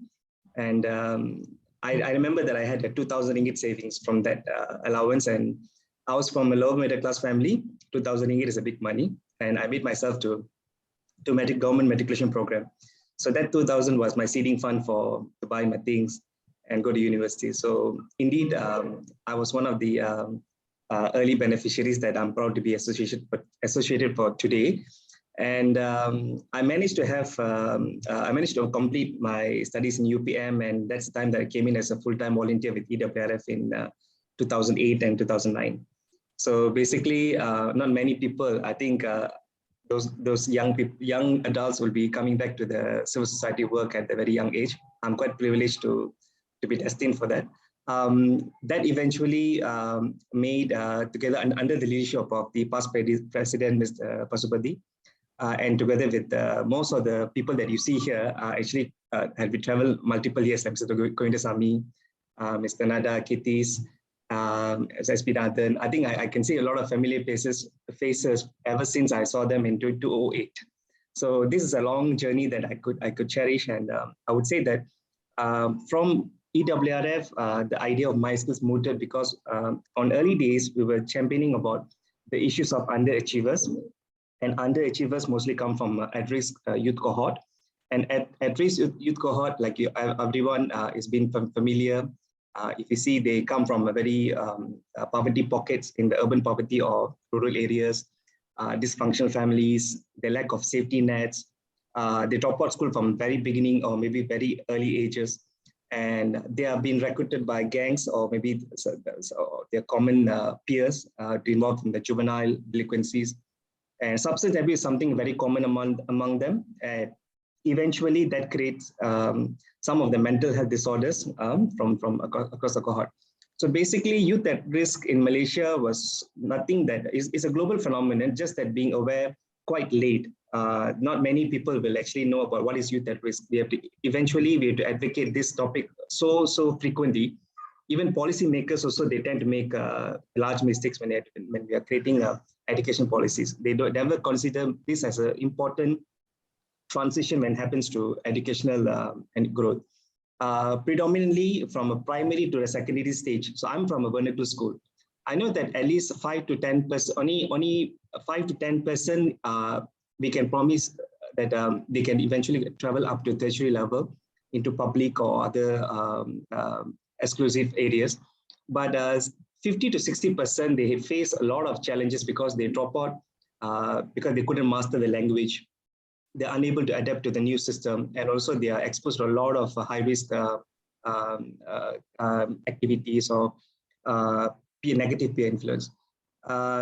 If you ask me that during the pre-pandemic time, there is actually a national average of 20% of dropout rate across all the races. When you define to numbers, it goes to a few thousands. And of course, when you go across Malays have the biggest number. And when you go to under the proportion of marginalized community, Indians predominantly becoming very severely affected, because the 7% of the major, 7% of the Indian population, they can impact 72% of registered gang members in Malaysia. This was actually revealed by Malaysian police. And the most interesting one is actually coming to the post-pandemic perspective. When you're speaking about post-pandemic perspective, yes, the 2 years of academic calendar is quite heavily impacted. And according to International Labour Organization, they declared that Malaysia tops the highest learning losses among Asian developed countries. So basically, we kind of erased close to 1 year of academic learning. And what happens to the students in the last classes or maybe the last 3 classes? Those are not affiliated to academic or not relevant to the school anymore. Eventually, when it becomes even complicated, when they belong to the B40 or B10, now currently the B40 is slowly going down to the level, they're being declared as B10. So B10 never went to B10 households, not sending their children to schools anymore. And suddenly in January, when the school reopens, or maybe the December end or something, they reopen, do we think that they are going to send their kids to school because all the while they're keeping the children at home? not spending any money for the transport, the food, or any additional expenses. So maybe it's not something that popular to talk about now, because November and December is something like holiday period. Even we ourselves don't really think about it. But when it comes to B40 or B10's mentality, they only think about it when it comes to January. And schools, when they don't have a proper learning attitude, that's where they expel the students. So we are anticipating greater challenges. It's not that we are expecting that the numbers must rise. No, we are trying to our best not to have more dropouts, but ideally there's a lot of challenges are waiting for it. And when you move to the youth unemployment rate, yes, year by year, the numbers are increasing from 11.7% in 2019, now it's 13.5%. And it's still not been properly assessed because of the pandemic impact. MySkills was formed in 2010. So it all started with career counseling and all this, the works that we've been doing with EWRF. EWRF is more like a sister organization of MySkills, where we've been doing a lot of advocacy and also the prevention initiatives in schools, where we found that why the students are unable to go to the government skills training institutes, even though you don't have a proper academic excellence, but how to bridge them towards that. At least half of them, maybe they have results issues, but we knew that another half never had the proper credential. They never completed school. So there is another reason why we realized that we need to do something to advocate this cohort so that they don't really become the victims of gangsters or juvenile crime. And in 2010, we just started off with by renting a shop lots in Taman Tanilai Puchong, and with just 7 students. And eventually now, after 11 years, we have impacted more than 1,500 youths from a shop lot. We moved to abandoned bus station building in Port Klang.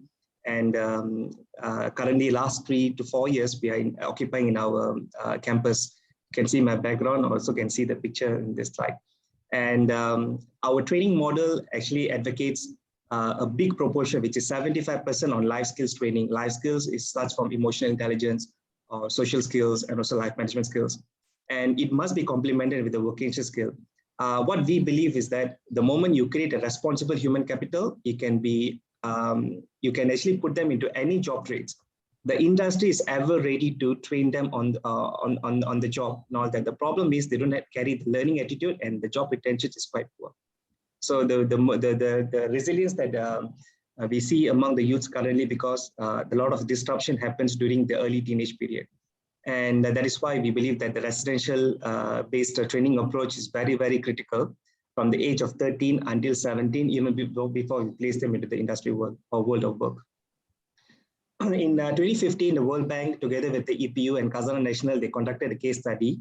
And basically, they recommended that MySkills model should be replicated into all the hotspots of crime or urban poverty, so that this could be upscaled and also reaches to the major population of the at-risk youth.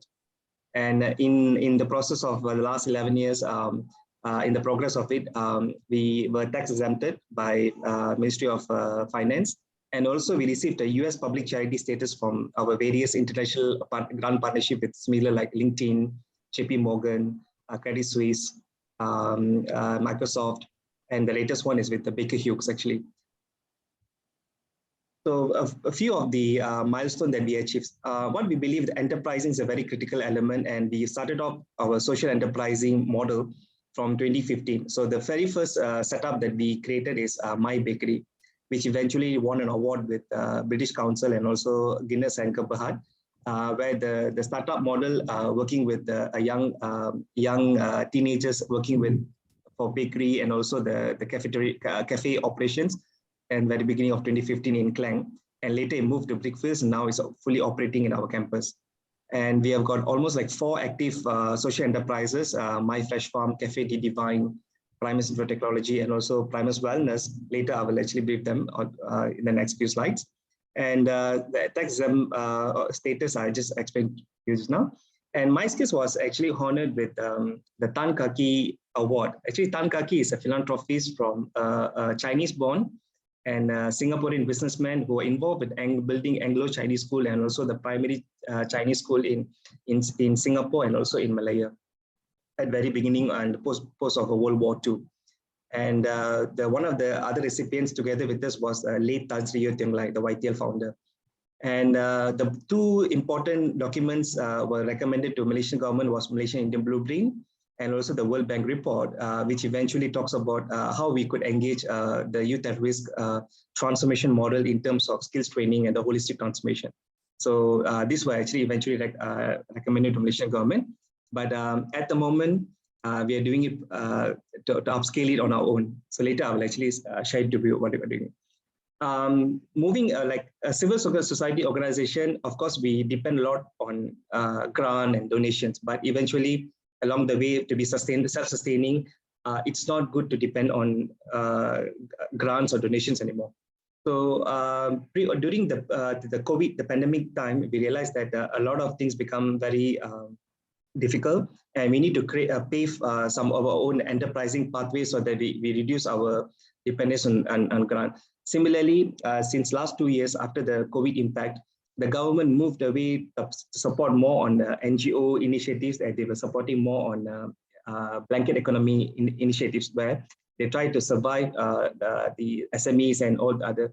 So when you go to the government and ask for any NGO works, but we are unable to deliver our work, that's quite embarrassing. So we feel that we must do something very significant that government must realize that they need to continuously support us. And that is why we knew that the corporates and also working with a lot of social enterprising models will actually eventually carry us long way in future.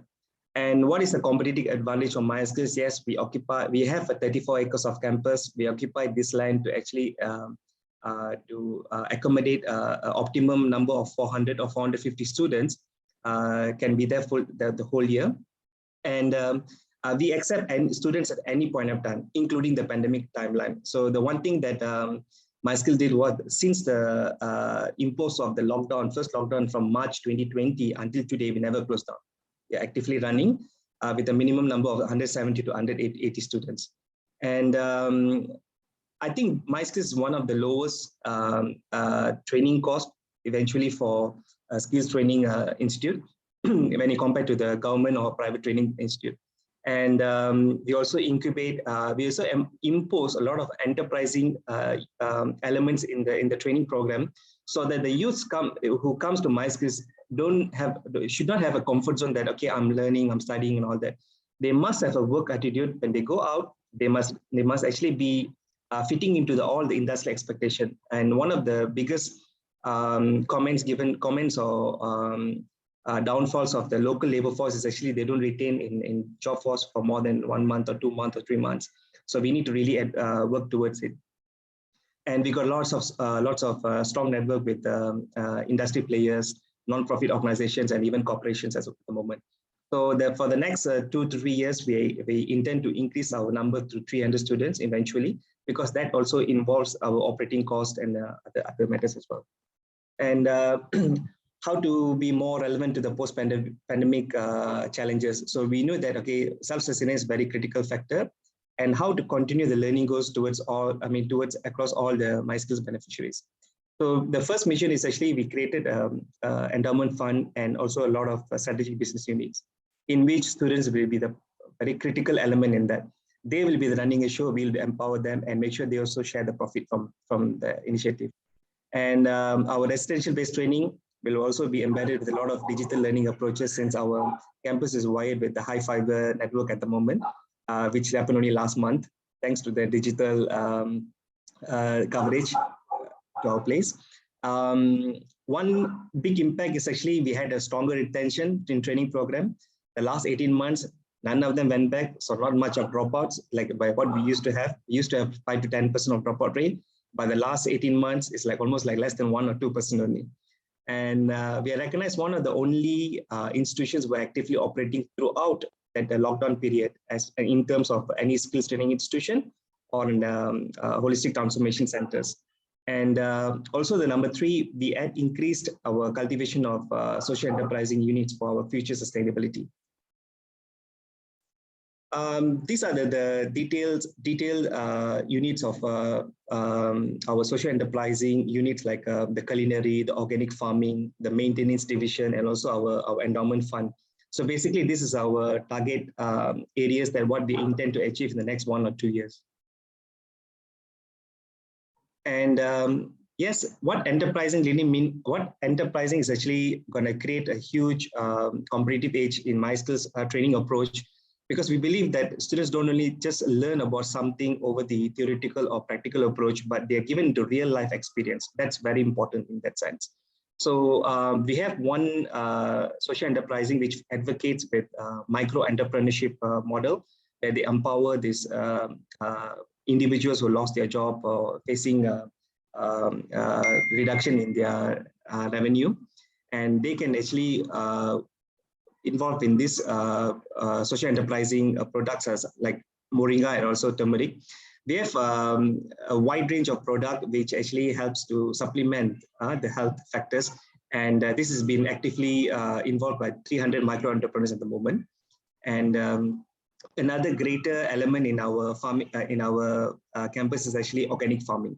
The organic farming outcomes ranges from the vegetables and also the fertilizer and also the starter kits. Starter kits in urban farming, starter kits that people can buy from us from Lazada and Shopee. So the main idea is how to actually build the capacity of the youth towards the farming technique, organic farming techniques, and how to actually produce the farm to your own plate. So basically, whatever that we grow, we consume in our own campus. This is a vegetarian campus, and 60 to 70% of vegetables come from our farm.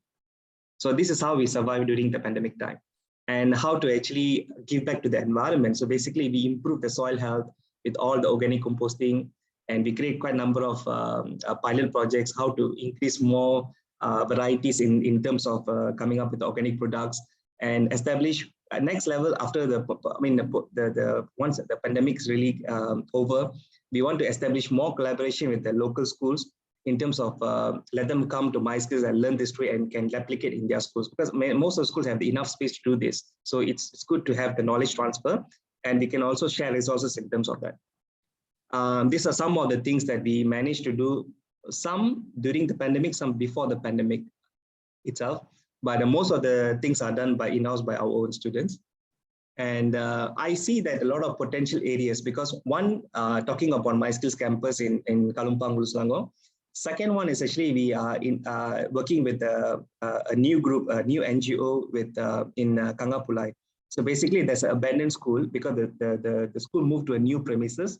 The old school was actually given to the local NGOs to operate it. So they're actually planning to work with them to do something like a satellite MySkills center in Johor, which could actually advocate to at least 200 students. And they can do the same that what we have been doing in MySkills successfully. And they also can do something which is relevant to their nature or their existing potentials. So all about what MySkills preaches is actually how to actualize the potential talents among the youth at risk. So the only thing that when they're not honored, they've always been eyed by the gangsters outside, and then that's where the loyalty has been bought. So ideally, we need to be competing against time to be there before the gangsters to do all this. So the next target is actually how to increase the reach out for the youth at risk intervention in both areas, where we can increase to the numbers, and how to cultivate a more youth entrepreneurship, and create more collaboration with the industry players, where they can come to these centers and create more enterprising ideas. And effectively, this is where we actualize their talent and potential talents among the youth at risk. And we knew that, okay, there's a need for us to move backwards now, because the idea of youth at risk are slowly becoming even faster than what we could see along the time evolution. What we saw in the Form 3 or Form 2 earlier now is happening at the age of 11 and 10. Because the technology advancements and also the cross-cultural experience is happening, is actually promoting lots of high-risk behaviors among the youths, even at the primary level itself. So we need to really innovate ourselves to actually go to them as early as possible and try to strategize how to actually get them rolling in these programs. And these are the founders and movers. This is Mr. Pasupathi, our past president of EWRF in 2006 until 2010. And yeah, you can find us more in myskills.org.my, in Facebook, and so on. So that's all from MySkills, and thank you for giving me opportunity to share about the youth at risk model from MySkills. Thank you. Thank you very much, Mr. Deva. So many good stuff going on. We really hope EWRF and MySkills continue this successful relationship. We have new donors, Mr. Srijan and Ms. Girija. Thank you so much for your contribution. For those who wish to pledge your donations, please refer to the link or account details that we have provided in the chat box. Now, ladies and gentlemen, we will take 5 minutes break and we shall resume by 12:03. Yeah, participants can take a break or watch the videos that we will play. We are going to play some videos describing our students' activities for your viewing pleasure. We hope to see you in 5 minutes.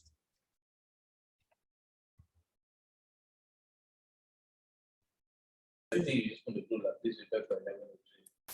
the right path, we need guidance. EWRF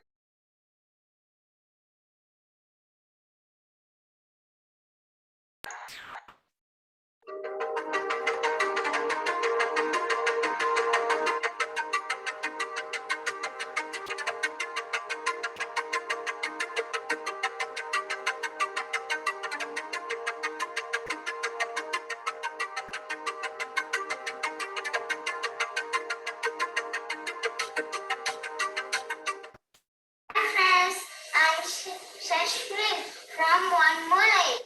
Today I'm going to show how to make Milo. First put milk powder and 1 spoon Milo. And from 1 spoon sugar and 1 cup water. And mix it up. And more water.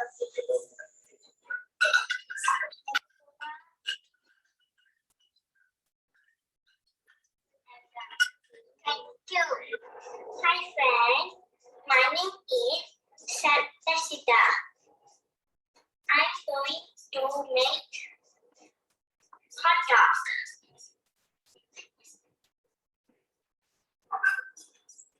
We need a bun, we need a sausage, some cabbage, some salt, and some mayonnaise.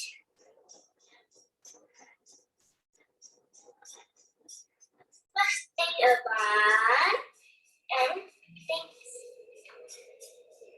the sausage in the bun.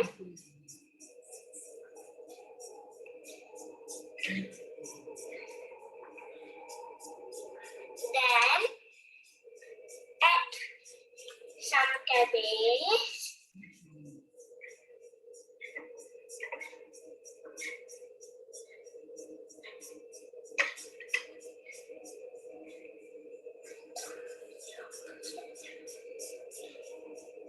Some mix. Then put some sauce.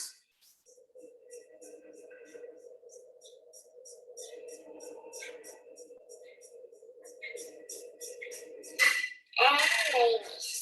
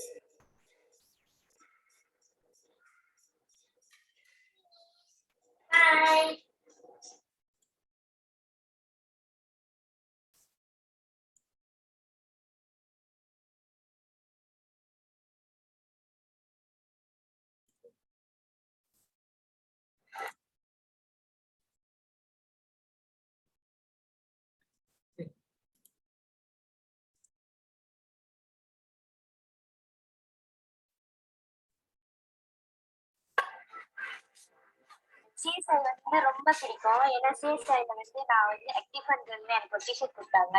அப்புறம் நான் அங்க நிறைய friends எடுத்துக்கிட்டேன். நான் ரொம்ப CSIக்கு friends சொல்லிட்டேன்.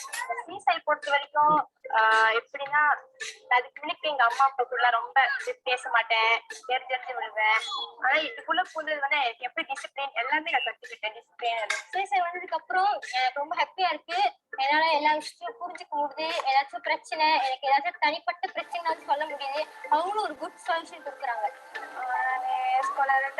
எல்லாம் games விளாண்டுருக்கேன். But எனக்கு அங்கே அவ்வளோ வாய்ப்பு கிடைக்கல. சிஐசி ஒரு கூட்டாளி மூலியமா நான் வந்தேன். ஆனா எனக்கு இவ்வளோ பெரிய வாய்ப்பு கிடைக்கணும் எனக்கு தெரியாது. எனக்கு இவ்வளோதான் போலாச்சாரி எப்படி ஷூட் பண்றது அதெல்லாம் எனக்கு தெரிஞ்சிச்சு. இந்த EWRF போனதுல எப்படி காசு சேவ் பண்ணணும், காசு இந்த பணம் இதெல்லாம் எப்படி சேவ் பண்ணணும் எனக்கு வந்து எப்படி கற்றுக்கிட்டேன். இதுக்கு முன்னாடி நான் காசு எப்படி எனக்கு சேவ் பண்ணவே தெரியாது. இந்த EWRF பூந்தலேருந்து வந்து ரொம்ப சுறுசுறுப்பாக இருக்கேன். முன்ன மாதிரி இல்லை, உட்காந்து சோம்பேறியா இருப்பேன். வீட்டு படிச்சதுக்கு ரொம்ப யோசிப்பேன், ரொம்ப சோம்பேறியா இருப்பேன். இப்போ வந்து என்னால் சுறுசுறுப்பாக வேலை செய்ய முடியுது. அப்பப்போ அவங்க படிச்சு கொடுக்குறதெல்லாம் எனக்கு ரொம்ப உதவியா இருக்கு. எனக்கு டீச்சர் கேட்டாங்க, இங்கிலீஷ்ல கேட்டாங்கன்னா அவங்க நிறைய எனக்கு உதவியா ரொம்ப ஹெல்ப்பா இருக்கு இந்த EWRF.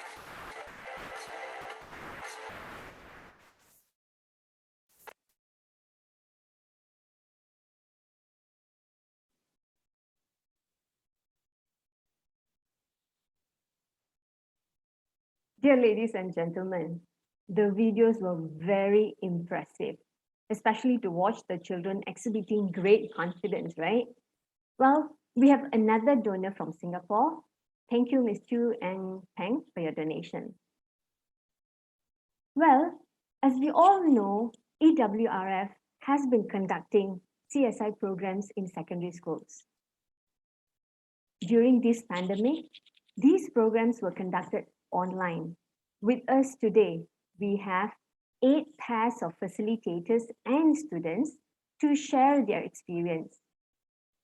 The facilitators will talk about how they conducted the sessions, and the students will share how the topics helped them in their daily life. Before we listen to them, we have a video of Miss Kalaivani, one of the EWRF beneficiaries, who is a lawyer now.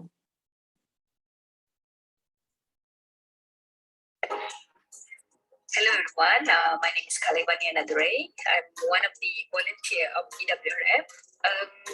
Currently I'm working as a lawyer. Today I'll be sharing about my experience with EWRF and also some of the important programs that conducted by EWRF.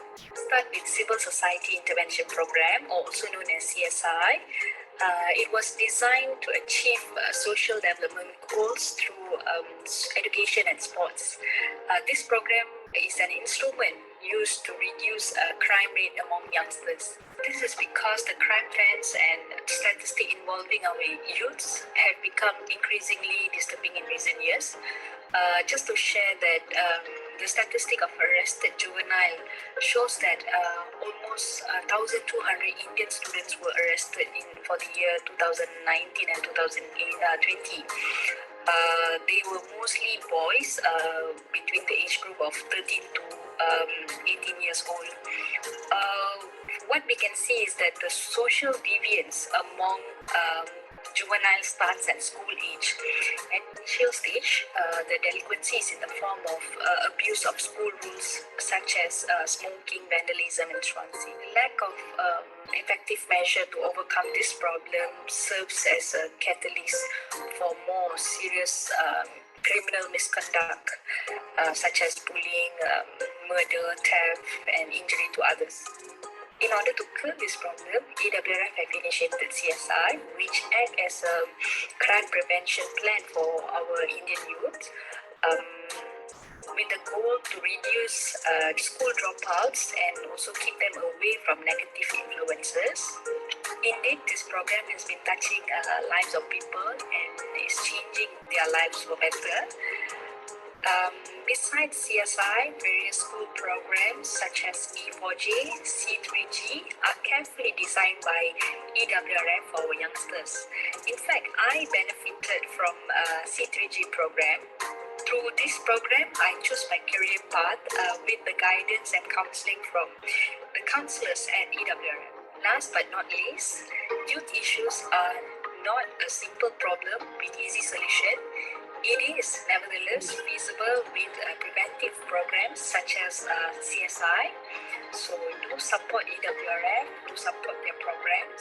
Our society, our responsibility. Thank you. So, just like Ms. Kalevani, let's support EWRF to help others who need assistance to succeed in life and break the chain. All right, now we invite Ms. Shalini Kasinathan and Nitish Gunalan from Penang to narrate their experience during the CSI session.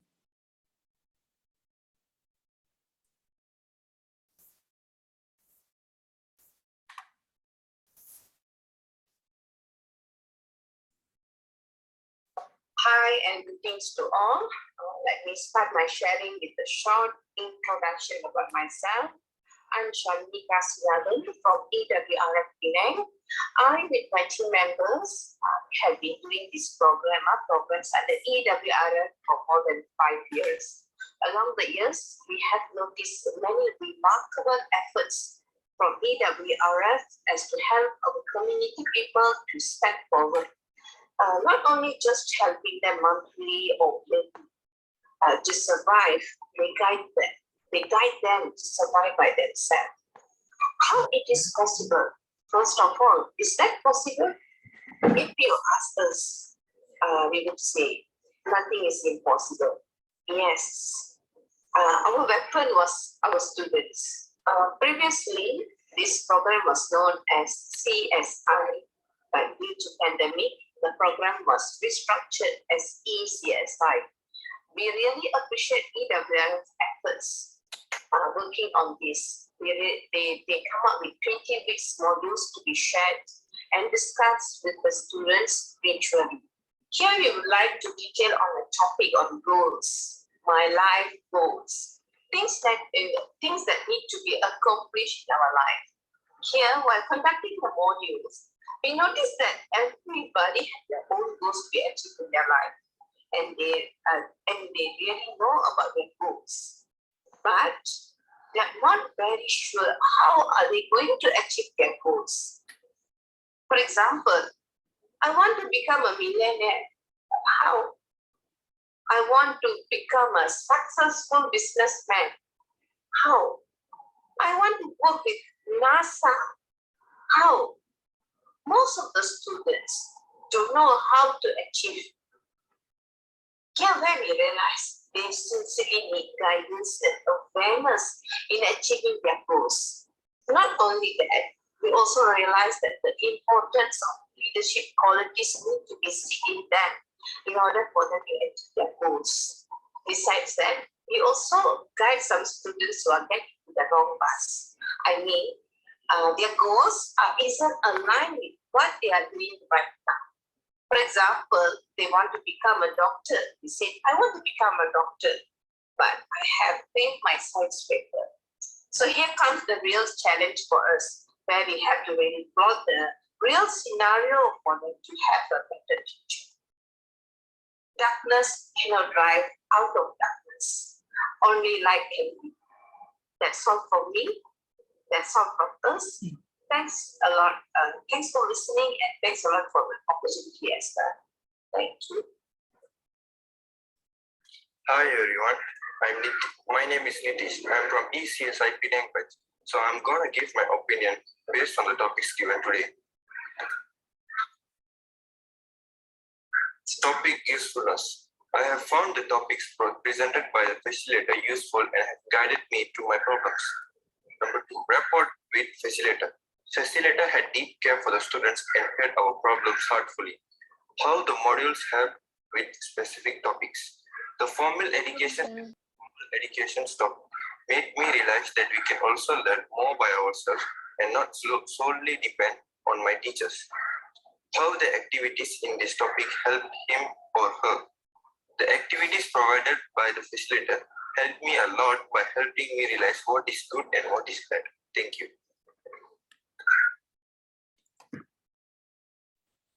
Thank you, Ms. Shalini and Nitish.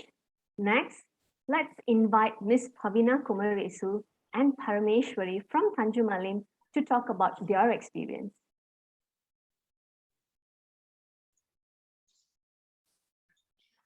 Hi everyone, I'm Pavina here from EWRF Tanya Malim Team 4. The topic that I choose is social media. This topic helps our students to understand more about the impact, advantages and disadvantages of social media. What is social media? Social media is any digital tool that allows users to quickly create and share content with the public, such as websites and apps, Twitter, Instagram, Facebook.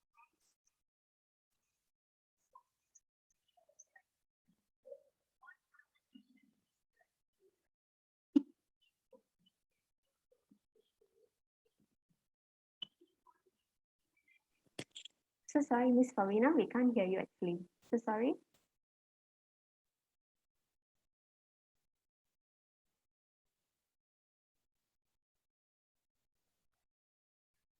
Yeah, we couldn't hear you actually.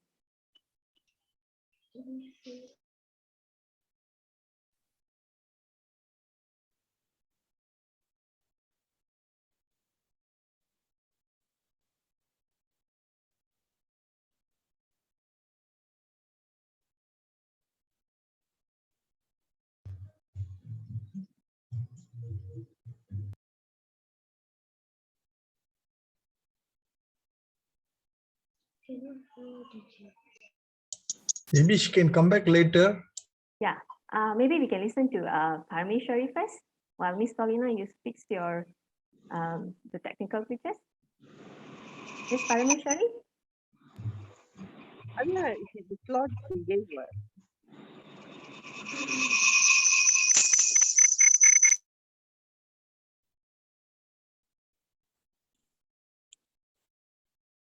Hi everyone, my name is Parameswari.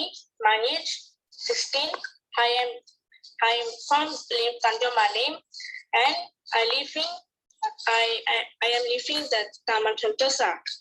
My facilitator is Parinaka. She is very honest and kind person. I am asking many questions to her. She teaching me very softly and kind person. Did not I don't understand. She never got angry. She teach about social media in CSI class.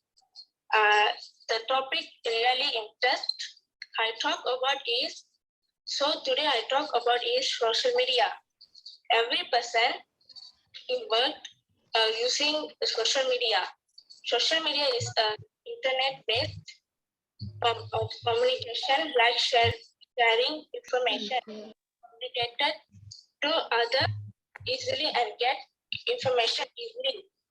There is a lot of social locus and application which is run on a PC and smartphone.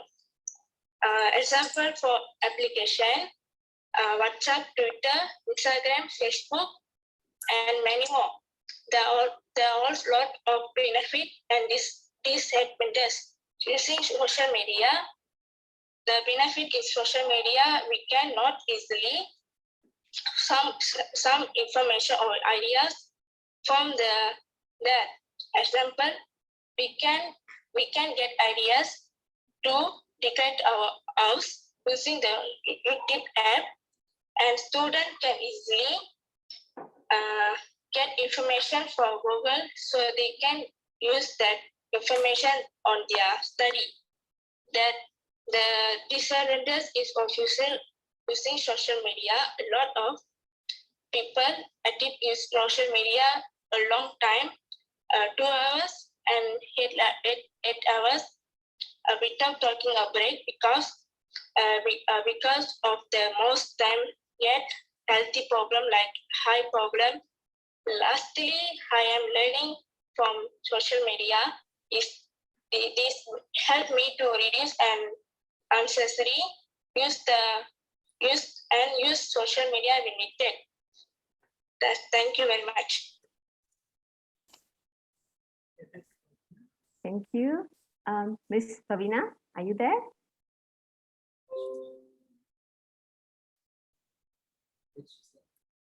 would you like to continue sharing? Yes, please.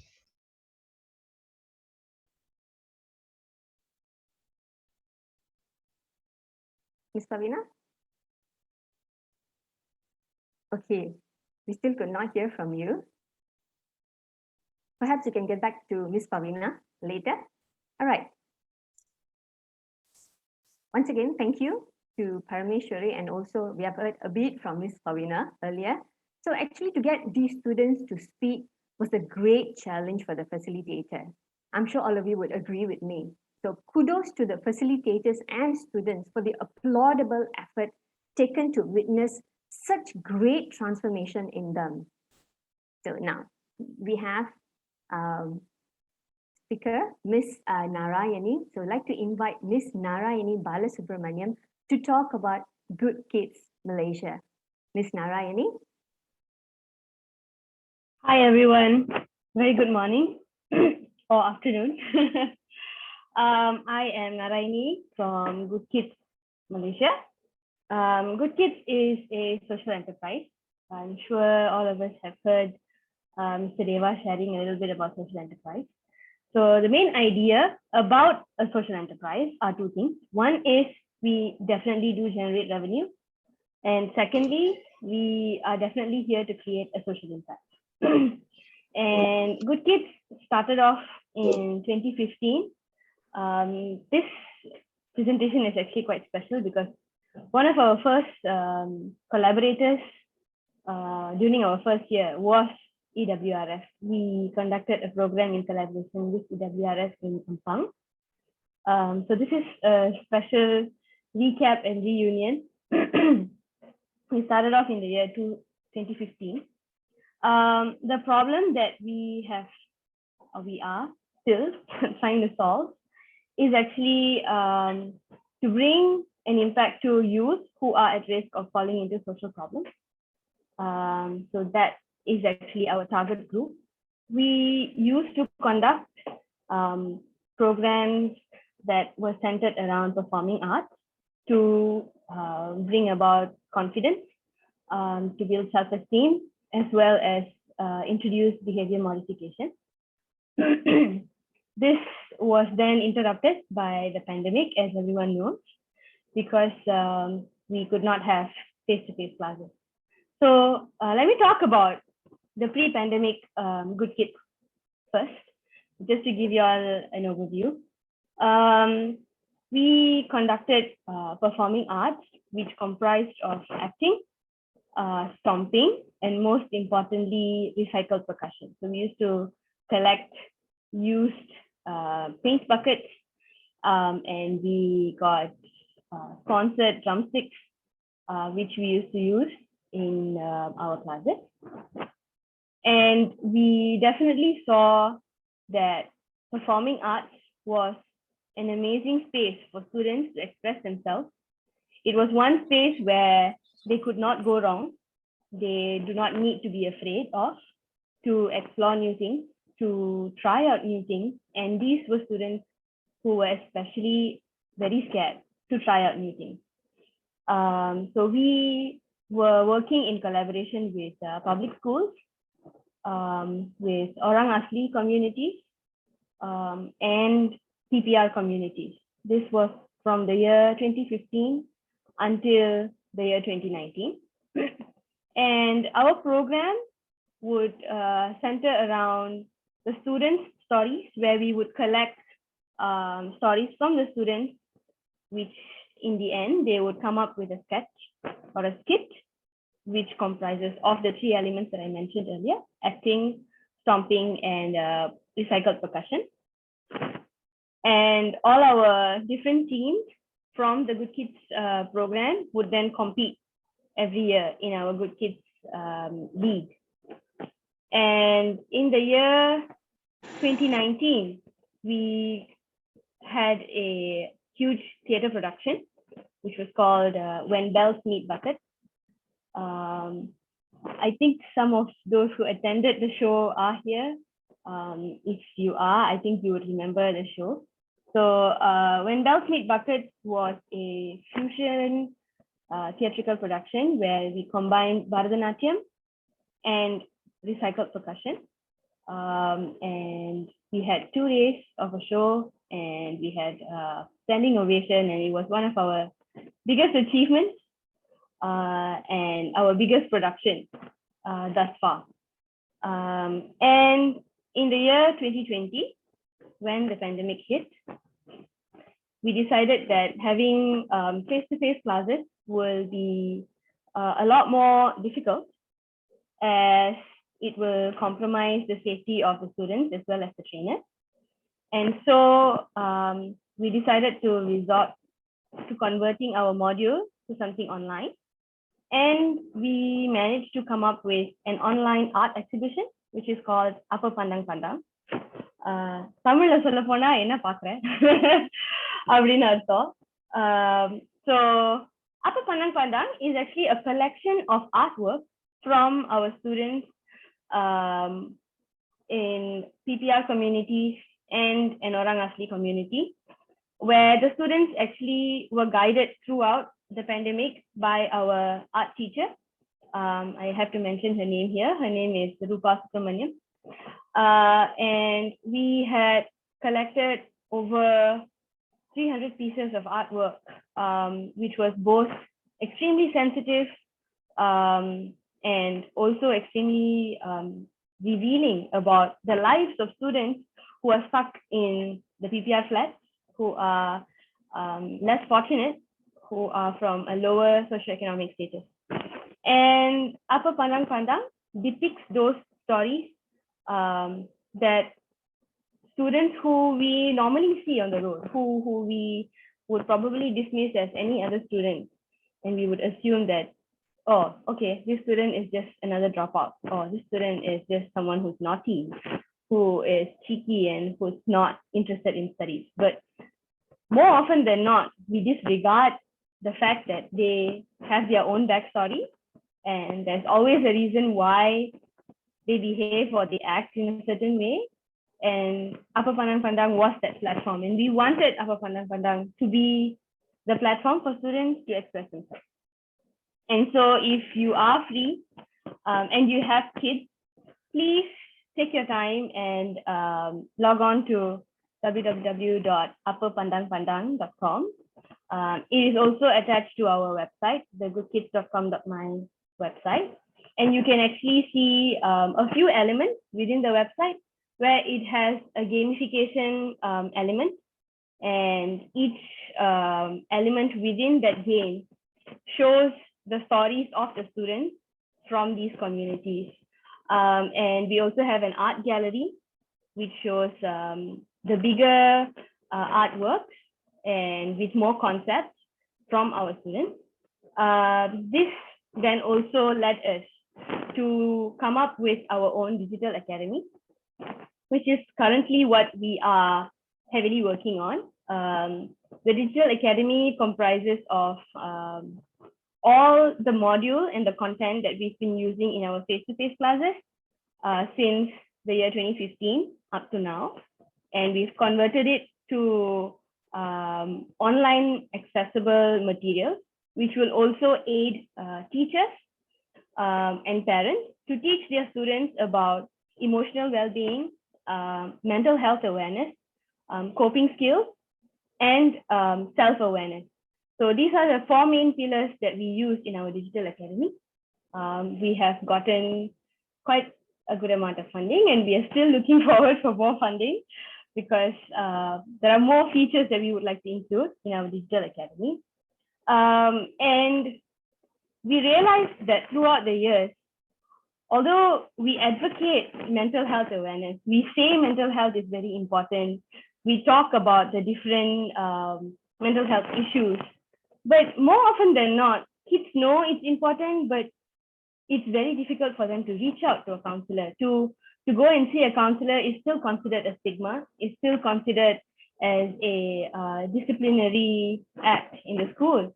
And we wanted to break that. We wanted the kids to have access to this kind of information, and they should learn where and how to ask for help if they need it. They should learn how to regulate their own emotions. they should be more aware of their background, where they come from, what are the elements in their life that influences who they are and how they think and how they behave and how they decide every point of their life. And that is mainly why we have come up with the Digital Academy now. Currently, we are still working with the PPR community and the Orang Asli community. If you're free, please, again, go and have a look at the Apa Pandang Pandang website and the GoodKids website. Please feel free to reach out to us on social media. We are on Instagram and Facebook.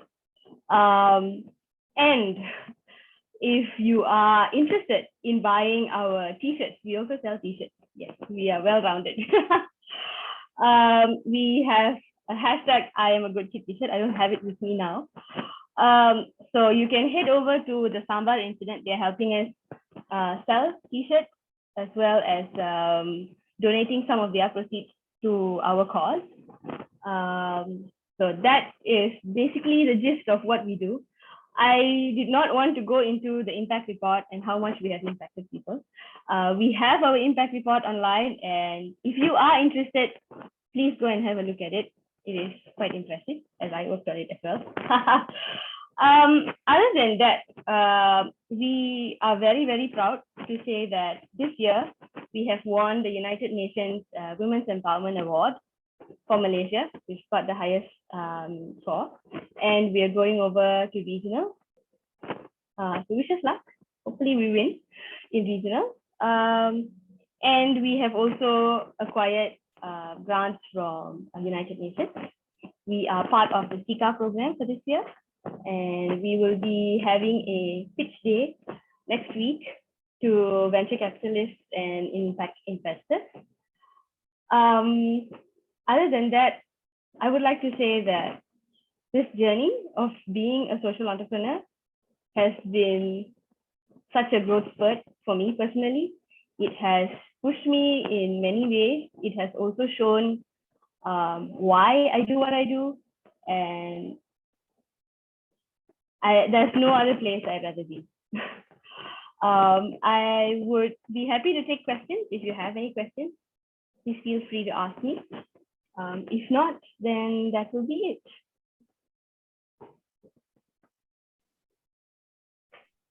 Thank you, Ms. Naaraayini. Maybe questions can be posted in the chat box. Hi, could I ask a question, please? Yes, yes. Okay, my name is Lucille. I see that your website, when I went to your website, I see that you are sponsored by ECM Libra and Chandana. Yes. You work with them at least. Okay, so if I'm with Chandana or I have got attachments with Chandana, that means I can come to you through Chandana?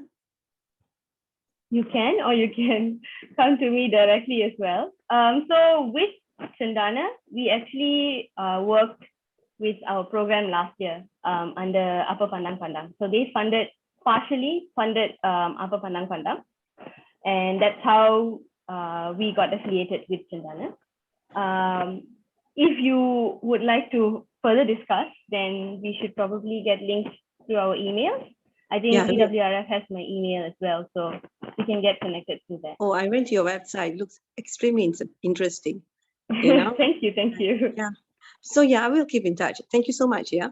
Thank you very much. Thank you very much for the question. You're welcome. Thank you. Thank you for the question, and thanks to you, Ms. Naaraayini, for the informative session. Any other further questions? I think we can have it at the chat box, and then Ms. Naaraayini would love to answer them, I'm sure. Yes, yes. Thank you. I'll be more than happy to.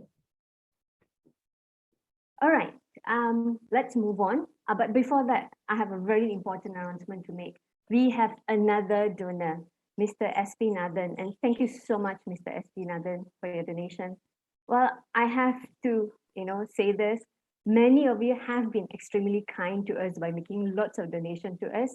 Please continue donating. We need more. So let's support the needy by doing our part in donating for the utmost noble cause. So continue donating, yeah? Oh yes, we have Miss Pavina back with us. So perhaps we can listen to her once. So Miss Pavina, thank you very much, Miss Sharmila. Thank you, Ms. Naaraayini. Thank you so much Bye. for coming on board with us. All right, Ms. Thavina, if you're ready to share your experience once again, we would love to hear from you. Can you hear me now? Oh, yes. Sound and Okay. clear. Go ahead. Please share your experience. Okay. Hi, everyone. I'm Pavina here from EWRF Sanjamalim Kimpo. The topic that I choose is social media. This topic helps our students to understand more about the impact, advantages, and disadvantages of social media. What is social media? Social media is any digital tool that allows users to quickly create and share content with the public, such as websites and apps, Twitter, Instagram, Facebook, and TikTok. Some of the most popular social media websites with over 100 million registered users include Facebook, WeChat, Qzone, Weibo, and LinkedIn. Anyone with internet access can sign up for a social media account. They can use the account to share whatever content they choose to, and the content they share reaches anyone who visits their page or profile. Business can use social media to engage with customers. From this, students understand that social media is not only for sharing the content, it's a tool for a business too. In my class, there have two students who interested in a small business. They had learned from this topic to start and develop their small business.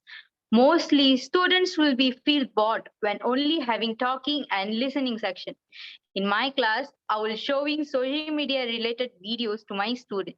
I will recommend my student to watch Madan Gauri video in YouTube. However, the videos in the Tamil language, the videos will help them to improve their knowledge, not only showing videos, also playing Kahoot.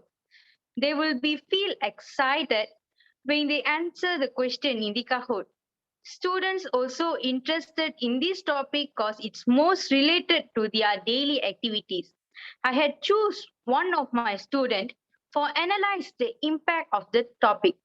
She is a frequent social media user such as Instagram, TikTok, Facebook, and WhatsApp.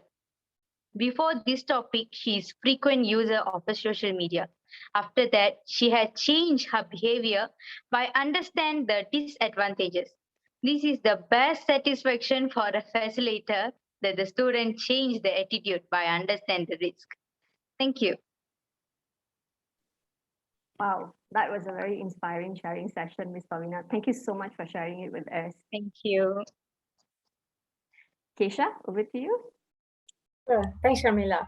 So we will continue with our sharing sessions by the facilitators and students. Just a couple more videos, bear with us.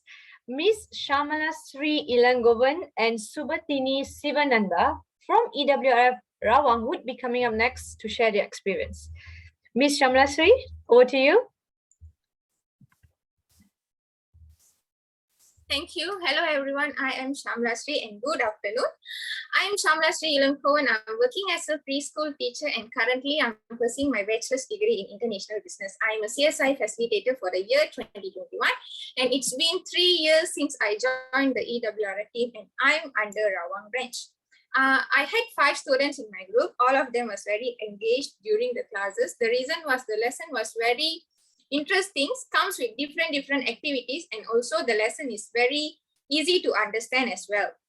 Okay, among the 20 topics, my favorite topic was critical thinking. The objective of this topic is students should be able to understand the basic steps of critical thinking. I taught this topic for 4 days and I saw that students were really able to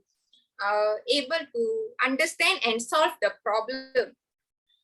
And yeah, and for the 4 days, I also did so many activities like quizzes, YouTube videos and all that. Okay, why this topic is important? Most of the teenagers, when it comes problem, the thing they will do is they will get panic or they will get depressed because they got a problem. So this critical thinking is very important because they have to know how to solve a problem with simple basic steps. So in this critical thinking, they might know and understand. They might understand and apply the 6 basic things on how to solve problems. Okay, sometimes some of the students also might share their problems to the wrong persons, and they might make the situation far more worse. So to avoid this kind of situations, student must know how to think critically to solve a problem. Okay, and yeah. So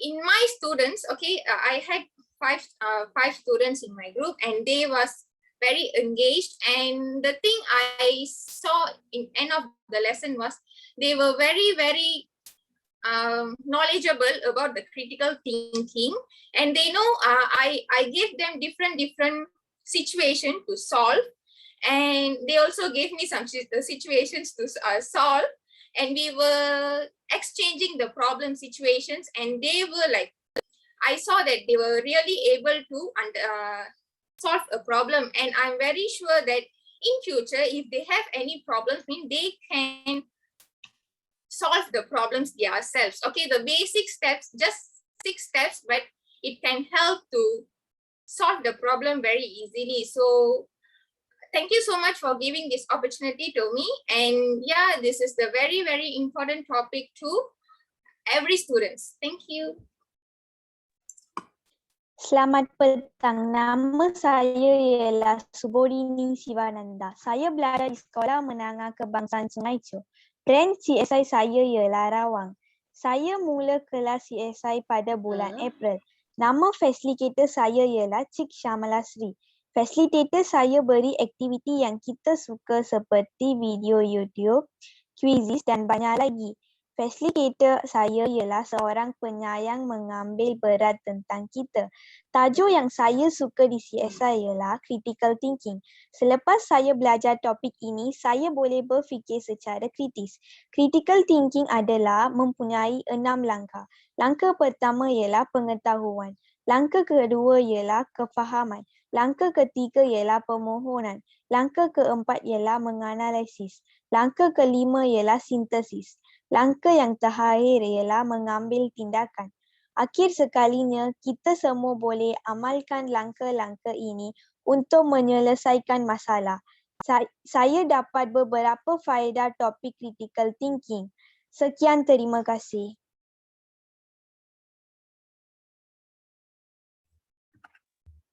Thank you both. Next, let's invite Miss Siti Fauzia Ismail and her student Kalayarasan Loganathan from EWRF Johor Bahru to express their experience.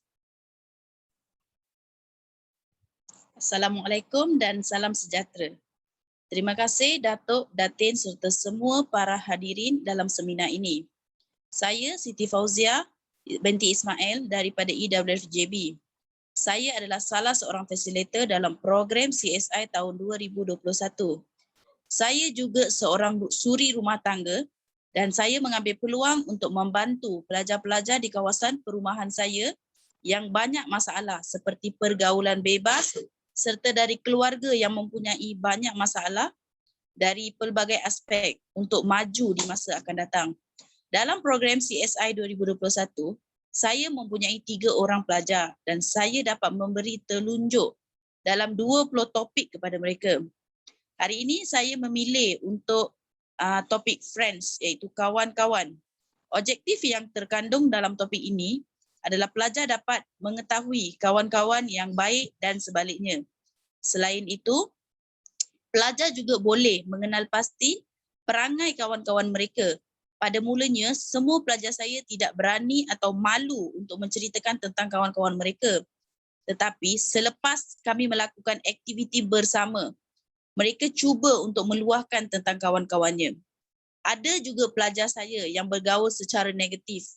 Apabila saya menceritakan dan memberitahu akibat dan keburukan yang akan berlaku, mereka cuba untuk mencelik mata dan bertanya bagaimana cara untuk menjauhi serta mereka juga cuba untuk menasihati kawan-kawan yang lain. Aktiviti yang saya dapat lakukan bersama pelajar-pelajar ini adalah seperti menganalisis dan klasifikasi jenis-jenis kawan dari segi aspek perangai mereka, kelakuan mereka dan secara positif serta negatif. Kaunseling yang saya dapat terapkan kepada mereka dengan bertanya kepada HQ agar dapat mematuhi kriteria yang betul serta dapat menyelesaikan masalah secara rasional. Mentoring yang saya dapat lakukan adalah agar pelajar dapat hubungi saya jika mereka mempunyai pelbagai aspek masalah agar mereka tidak memilih jalan yang salah di masa akan datang. Thank you.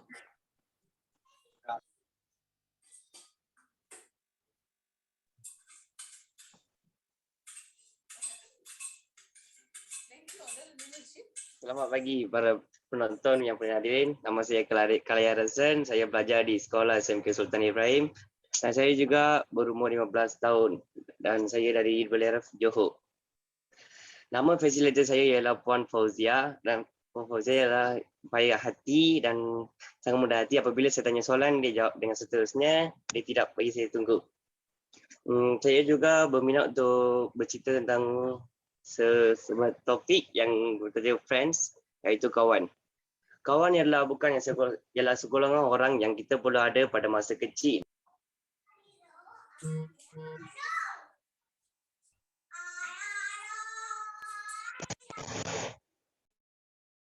Pada masa dewasa, dan ini juga kita perlu mengetahui kawan yang positif dan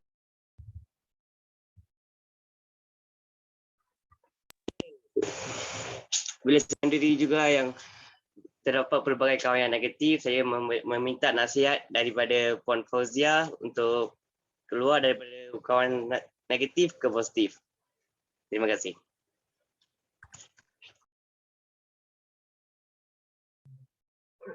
Thank you both. Thank you.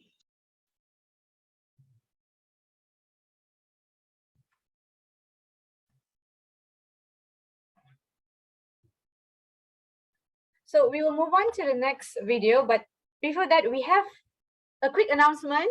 We have another donor, Ms. Krishnavani Nair. Thank you so much for your generous contribution. And we do have an interesting forum that is coming up next with a criminal law practitioner. So please stay tuned till the end. Let's just watch one video, another last video. This would be Ms. Revati Minaya and Visagan from EWRF Kajang to narrate their experience. Ms. Revati?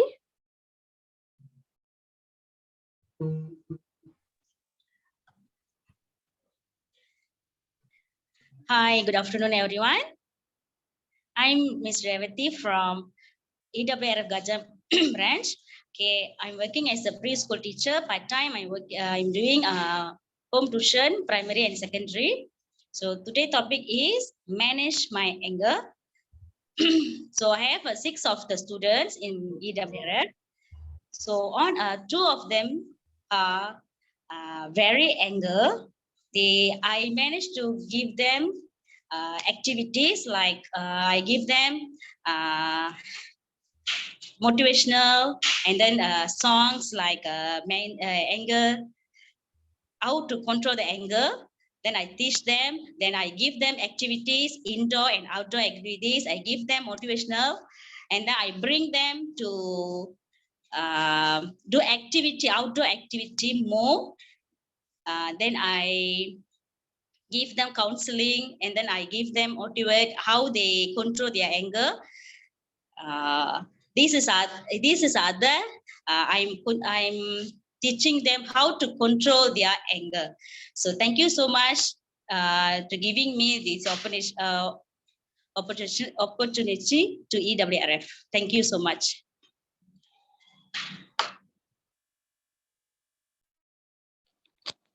Good afternoon to everyone. My name is Jeyakumar. I study in SMK Gusen. I am from Form 2. My facilitator is Ms. Revati from EWRF Kajang. Ms. Revati gave me some tips ways to become a good and best student. I got some knowledge from their tips. Ms. Revati inspired and motivate me to become a best student. I learned from the teacher is hard work pays off and you can become anything you want. Today I want to talk about manage my anger. I easily get anger before this. Miss Revati gave some tips ways to control my anger and gave some motivational songs and talks. Now I control my anger and learn from the teacher is by getting angry, you show you are wrong. When I went to teacher house, I am learned something new and it helped me a lot. That was a new experience to me. Thank you very much.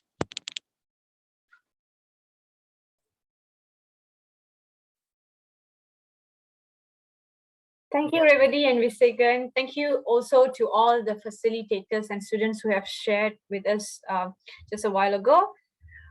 Moving on, we will play the video showing our students from the English for Juniors program, E4J program, for your viewing. Please enjoy.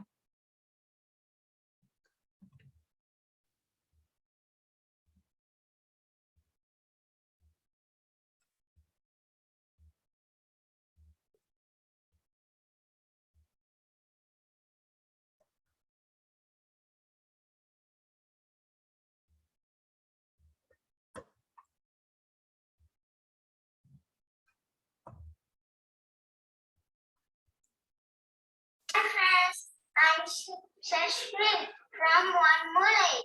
Today I'm going to show how to make Milo. First put milk powder and 1 spoon Milo and from 1 spoon sugar and one cup water and mix it up and more water.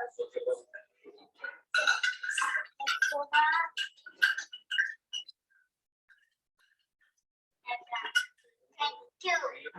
Hi friends, my name is Satinah.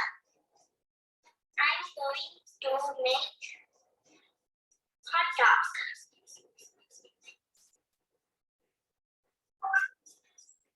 We need a bun, we need a sausage, some cabbage, some salt, and some mayonnaise.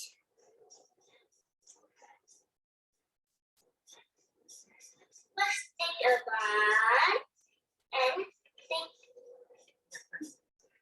the sausage in the bun.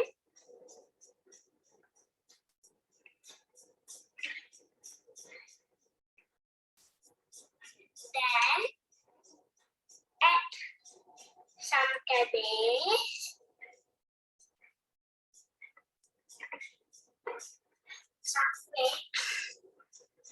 then put some sauce,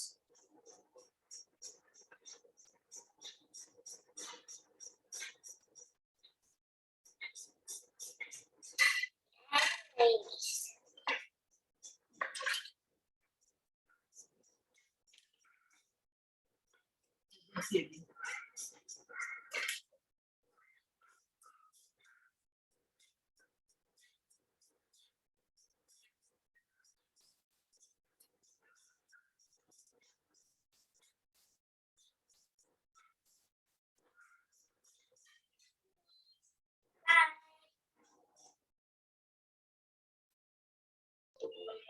Cannot see. Sorry. Wow, it is so inspiring to watch young ones to demonstrate excellent confidence, right? Well, once again, kudos to EWRF for the great achievement in boosting their self-esteem to speak up. Oh yes, we have another donor. Thank you, Mr. Ho Yoklin. Distinguished guests, ladies and gentlemen. White Lily Organization is an NGO that focuses on girls' empowerment. Projects with modules created to cater to the current needs of girls, such as hygiene education, self-defense, body confidence, skill development, as well as sex education. It started off as a project on its own in Penang, funded by the state government with the collaboration of Women's Center for Change. Now, it is a registered NGO that conducts workshops and programs in schools as well as PPR, mainly PPR Taman Vayu Selayang. Miss Aliza is one of the key personnel in this organization. She is an educator and a girls' empowerment activist. She has been actively engaged in the development of the community through education and empowerment. Currently, she is teaching English in a national primary school using various methodologies in and out of classroom. As a teacher, she is actively involved in action research for best teaching practices. She's actively engaged in leading and implementing a variety of empowerment, leadership, and entrepreneurship programs for young girls in Malaysia. Her expertise is in designing modules for girls' empowerment and advocacy, as well as networking for fundraising and outreach purposes. So, ladies and gentlemen, let's listen to Miss Aliza's talk. Hi everyone, thank you so much for the generous introduction. All right, so I would not like to drag this on, so I would like to share my screen with my presentation, and let me just give me a second for that. All right. So yeah, so White Lily organization, as mentioned before, it's actually a very small NGO that we created within friends and people with similar passion. So this is White Lily organization, and about us, there's a little bit more about us. So it, as mentioned, it started as an independent project in Penang by a group of university students. So we actually gathered and we were conducting motivational programs for schools, and we realized that social issues was such a heavy topic, and because of social issues, students could not focus on their academic achievements. So what we did was we created and we tailor-made a specific program, and we came up with the name White Lily for it. And there's a story behind it, but I would not like to go into it. But yes, so it was actually a collaborative effort between the Penang State government, whereby they funded the entire project, and Women's Center for Change, also known as WCC, they actually guided us through to create the module, and they collaborated with us in terms of what kind of programs should we reach out to the girls, and they also gave us counselors to help us with the projects. And of course, Police Raja Malaysia, we had Brahma Kumaris on board, and Vivekam was our key organization that we collaborated in Penang. So once I graduated and my friends graduated, so we were all posted to different places, and today we registered it as an NGO in KL in 2015. As I mentioned, it's actually a very small self-funded NGO whereby we try to reach out to a small group of girls and create a connection with them. So we believe in this. To educate girls is to reduce poverty, and that is why we focus to PPR communities, because most of them are from the B40 community. So we try to focus with them, and education is just not about learning to read or learning to count, but it's beyond that. It's also a skill that they need to be confident, and so on and so forth. So education does not comprise on academic achievements. And therefore, this is our vision for White Lily, whereby we want to create empowered and confident young girls. So that's the most important thing, because most girls that we have met throughout the years, they lack confidence. They have all this thing in them, but then when you ask them to take charge or stand in front of a crowd to speak, usually they go silent. So that's what we want: confidence, and also to reach their fullest potential as as a person, as a citizen, as a human at the end of the day. And with that, this is our mission. And if you see that we want to still focus on the word girl, so that's global citizenship, whereby we focus on service learning. So not just for them to acknowledge their strength, but also to help the community that they are in. Identity, whereby to increase or to develop self-esteem, self-awareness. And the most important thing, I think, would be self-actualization, whereby for them to know what they're actually capable of in their life. And rights, So this is something that we don't really focus on in schools because, it's a very broad topic and gender rights or about violence, because some girls, they don't even know that they are being or harassed in their own house. So this is something that they really need to learn. And then the one thing that we always focus on is how to say no. And that is something even me as an adult, I feel so difficult. So that's something that we try to instill within the girls. And also another very important element that a lot of people would not want to touch talking about is sexual and reproductive education. So it comprises on safe sex, hygiene, and so on and so forth. Okay, and the last part is leadership and entrepreneurship. So why entrepreneurship is because they are living in a situation where poverty is a big issue. So they have potential, they have the capability. So if they know they can do something with their potential to gain income using their talent, so that will be something that they can use to secure their own finances. So that's why we focus on entrepreneurship, and eventually it leads on to leadership. So that's the mission of White Lily. It looks very grande, but then that's what we are trying to achieve slowly but surely someday. And these three are the main, the big umbrella of our projects. So the first one, we call it the Gadis Club. And this is what we have been doing in PR Taman Wahyu mainly. I'll be explaining more on the Gadis Club in a while. And also we do one-day workshops in schools. And most of the schools we focus on are schools that's close by to the PPR community. So that most of the students who are going to the school, so those are the girls that we try to reach out to. And what we focus on is mostly on body confidence, again, violence, reproductive education, and we also do workshops for boys. So it's not only for girls, but we also focus on boys as well, because if we want to achieve equality, it's not only one gender, it's both. And so that's why we focus on boys as well. And also we do ad hoc projects. So recently we've done the hygiene kit distribution at the PPR community. So I will be explaining this a bit more.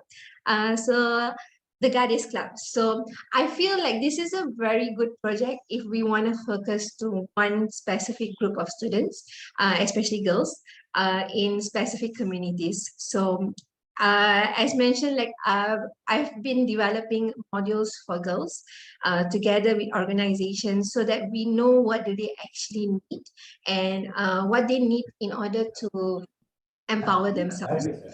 So the first one is definitely ice breaking. So this is what we have done within the community. So we actually use their own community hall within their own safe environment. And so we usually start with ice breaking activities for us to get to know each other. And one of the modules that we like using is this talking about emotions. So teenagers, their emotions, hormones are volatile, it's everywhere. And sometimes they don't even know why they're feeling in such manner. So I had a girl who I communicated with, she's like, I don't even know why I'm so angry these days. I said, yes, I understand. And so then we start chatting about it. So it's okay not to be okay is something they need to know. And also how to actually overcome those things. How can they channel their emotions in a very positive manner? And along with this module, there comes sexual and reproductive education. So if you can see on the slide, we have discussions, small group discussions, and we have videos that we share with them. And it's always very catered to a very small group so that we can have one-to-one communication. And girls are more, they trust you when they feel that, oh, I can speak to this person, I am comfortable, and that's very, very important to establish. And also in this part, we gave them a yoga session, so they actually do yoga, and we had people on board doing this together with us. So that's one thing that we have been doing. And next one is a very broad topic, violence. So I'm also part of the Girl Guides Association. So we have actually a lot of good modules for girls empowerment. So what we have done here is I integrated it into White Lily, and we speak about abuse and violence. And this session is actually a very sensitive session. Like even for me, I went back home with a baggage because knowing that girls of the year 13 years old, 14 years old, listening to them being sexually raped, teenage pregnancy, and how marriage is used as a solution, and how they are being sexually abused by their own family members. So all these things is very sensitive, but if they are willing to open up, meaning they are trusting you, and you as a facilitator, you need to equip yourself in order to, advise them. So you cannot lead them on to, say, okay, you should do this, you should do that. That is something that we were aware of. And that's why we use a very specific module for that, on how can they channel their worries and who can they connect with appropriately to discuss this further. And of course, there comes human rights. And for this session, we actually had someone with self-defense skills. So we had a session where we taught them simple skills of self-defense. If someone attacks you or someone ambushes you, so what do you do? So this is one thing that we focus on as well. So next one is personal nobility. So this is the part where I say that giving back to the community. So now that they know certain things, so we teach them empathy, like what is empathy about. So when we, I've been teaching in B4E schools for the past 8 years, and knowing and understanding these children, they tend to develop this self-protective layer, whereby empathy is something that is a bit difficult for them to master. For them, survival skills is the first thing, and then comes other people. So that's why empathy is something that we try to bring in, so that they know, even though they need to protect themselves, they could also empathize with others. And that's where they came up with a project for their own community in their own PR.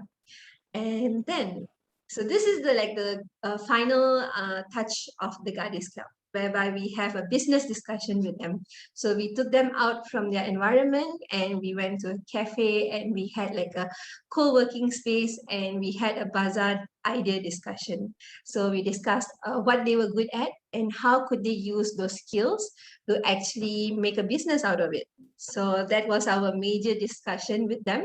And this is what the process was. So they decided to bake, they decided to sew, and all the products were sold at this bazaar with Art for Grabs. So for those who don't know, Art for Grabs is actually an art and activism bazaar, and they would actually sponsor NGOs that are doing programs. So they will sponsor the booth for you, and you can actually sell your products, or you can actually advocate your cause. So we had the opportunity to actually sell our products at the bazaar. So the girls actually came up with the ideas, and they were the entrepreneurs for the day, and they were literally the star of the day. So these are all their ideas for that particular bazaar, and this is them in action on that day, selling their products, telling their stories, sharing their experiences, and putting their skills into action and meeting people. So they were not just selling their ideas, but also learning to communicate and see a world outside their homes, in their community. So yeah, so this was actually a very happy moment for all of us for this project, and being part of the community was something very impactful. And so yeah, that was the Goddess Club, and we are actually going to replicate the same program for the same PPR next year. So hopefully that goes on well. And also, like recently, we collaborated with Majlis Belia Malaysia to distribute hygiene kits for the community. So a lot of people were distributing food and necessities, but we forgot about the girls, we forgot about the women. So this is what we came up with. A hygiene kit for them with sanitary pads, basic hygiene needs, and then chocolates to make them happy, deodorants and razors, and so on and so forth. So this is a project that's still ongoing with Majlis Belia Malaysia, and yeah, so this is one of the projects that's going on. So as for schools, we do one-day projects, one-day workshops with them, and we are still doing it. And nowadays we collaborate a lot with the Girl Guides Association of Malaysia to do the projects. And if we succeed in empowering girls, we'll definitely succeed in everything else. And it's something that we truly believe personally. And yes, so with that, I would like to say thank you. So if you have any questions, you can ask. If not, I will pass it on to the host of it. Yeah, if there's any question, perhaps you can post it in the chat box and I would be happy to read. But Miss Aliza, thank you so much. I think you're doing great. There's lots of messages of indicating that you're doing great job. I mean, you Thank can you. read them in the chat box. All right, thank you so much. Thank you, Miss Aliza. So if there's any other further questions, maybe you can post in the chat box and I think Miss Aliza will definitely get back to you. So once again, thank you so much, Miss Aliza, for the inspiring session. All right, next, representing EWRF Subang Jaya, we have Miss Noor Farahin Arifin and Telaga Ganesan to talk about their experience. Thank you so much, Ms. Sharmila. Hello, everyone. Sorry, just bear with my voice. Yeah. A very good afternoon to Datin Azimah, Dato Satinah, and Dr. Jayanti, the organizers, and to the CSI team. Thank you for giving me this opportunity to talk. My name is Noor Farahin. I was a CSI facilitator since last year. I had 4 students under me. Actually, I personally feel that this 20 weeks program that CSI is running is a very good program because it actually develops students' self-confidence and also their skills in themselves. Some students, they might not know the skills that they have in themselves. So I personally brush them up and I actually taught them on how to actually be brave and how to be confident. And I would also like to share on the program that we did last year. This program actually made a huge difference in my students' career and also their life, which is entrepreneurship program. Why this entrepreneurship program is important is because we do think only adults have this mindset of selling things, right? But it's actually, we have to give a try to kids to sell products. So what we CSI team did was, they actually gave the facilitators jewelries, okay? And we actually passed the jewelries to the students. And I would really proud to say this, that actually 2 of my students managed to sell all their earrings and they actually earned hundreds. Okay, and this actually made them feel very happy because they do not know the skills that they have. Can I sell this? Maybe some people say that, do you able to do this? So why not we try? Okay, so we gave this try to the students and they actually managed it. My students who are going to present later, Tilaga, she is one of the role model, I would say, to her other friends, because she actually, through this entrepreneurship program that we had, she actually started her own business. Okay, now she's selling biscuits and he's doing surprise delivery. And another student of mine, she's actually selling cakes now. And for this year's program, one of the topics that really interests me was setting up online business. Why? I personally do feel that students should be involved in entrepreneurship activity. Okay, and my student actually, she managed and they were very happy actually because no one gave them this chance to actually go out and sell things. My student actually, she never went very far, just her neighbors and also her relative, and she managed to sell everything. So some students may feel shy and they won't feel comfortable to talk to others because they feel that no one is there to support them. And if we give them the guidance and the support that they actually need, they will actually grow up and they will definitely do better than all of us, because they are also someone who need to grow up. Although they are from families where they're having difficulties, by selling these small things, make them feel different and make their family also happy, because they actually see themselves, see their children grow up. So what I personally did to my students is that I actually guide them, and also they actually came to me and asked on how do actually to start online business, what they should do, whom they should approach, and what marketing things that they should actually market to promote their business. So I personally actually advise them social medias. Only through social medias they can actually build their self-confidence, and people will just come in after, like if they think this kind of things getting viral, they will just come in and buy. And my student, she actually managed to do a lot of surprise delivery before the pandemic, and she personally came to me and she thanked me so much because of the guidance that I gave her. So people who are watching, give this opportunity to your own child, because we won't know their capacity and we won't know their skills that they have in themselves. So thank you so much, CSI, for giving me this opportunity, and to my students, this opportunity to actually show themselves up. Thank you so much.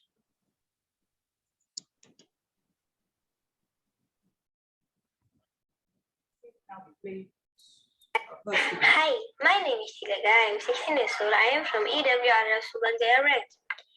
Thank you so much for giving me this such a talk. CSI has taught me so much on how to improve my self-confidence. The topic I've learned during these 20 weeks have given me a lot of knowledge. The topic that I like most is setting up online business, which is under financial literacy topic. This topic taught me on how to do business. I've started small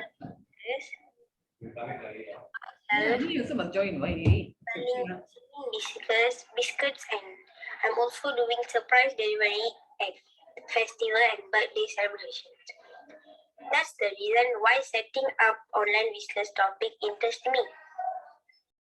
My facilitator, Miss Farah, have guided me so much during the CSI program. She's also encouraged me to start business on myself. I'm really thankful for that. Thank you so much, Miss Farah and CSI team. Thank you. Thank you, Ms. Farahin and Talaga. We present to you next Mr. Harish Kumar and Kritika Saravanan from EWRF Kluang.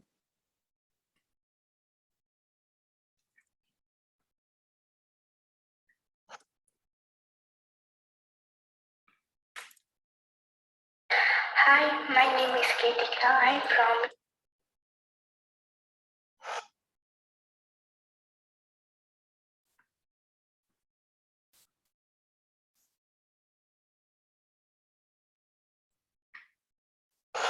A warmest welcome to everyone. Let me introduce myself. I'm from a beautiful town called Kluang in Johor. I am Harish Kumar Silvarajo from EWRF Kluang. Our branch has been operating since 2015. Many batches of students have benefited from education programs and various activities throughout years until now. Here comes review. One of the topic was really challenging for me, which one of the students in my team. The topic was all about the human bonding and relationship. During this lesson, I observed our teammate Kritika. She is a shy person. She is also hot-tempered girl. For anything that she thinks she can tolerate, she will show her face immediately without delay. Even during group meetings, she will get disappointment very fast if she was not attend. Few weeks later, the program, she called me to discuss about the problem she had faced among her siblings and friends. Knowing her character, she came forward to talk openly she gained trust on me during the house visit section. After I had diagnosed with her the problem, I had given her some tips to handle that.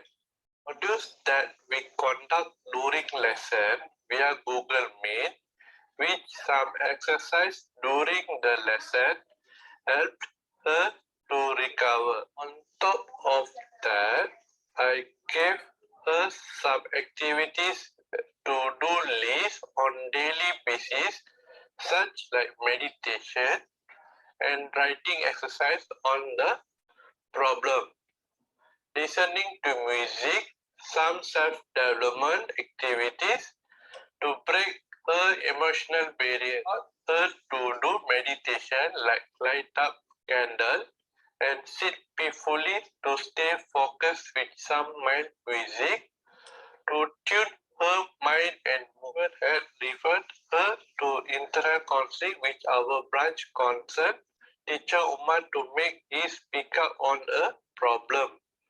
We got good result on the counseling session, which teacher Umar and Kritika become very friendly. After that, we got good outcome on a counseling. Then during my house visiting, I observed the change on her attitude. Kritika's mother also commented on her changes. She was glad to see the change on her daughter's attitude and complimented good view and opinion about the opportunity and given to her daughter to enroll in this CSI program past 2 years. The finally part of the ECSI program is house visiting. This house visiting not only helping the student via this program, but we try to understand the family situation of the student from B40 category. We also get a chance to help the family to overcome their financial situation and honor them with some surgeries from their daily routine during this pandemic of COVID-19.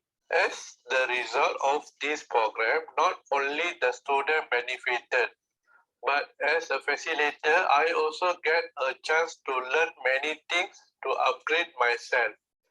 Thank you very much.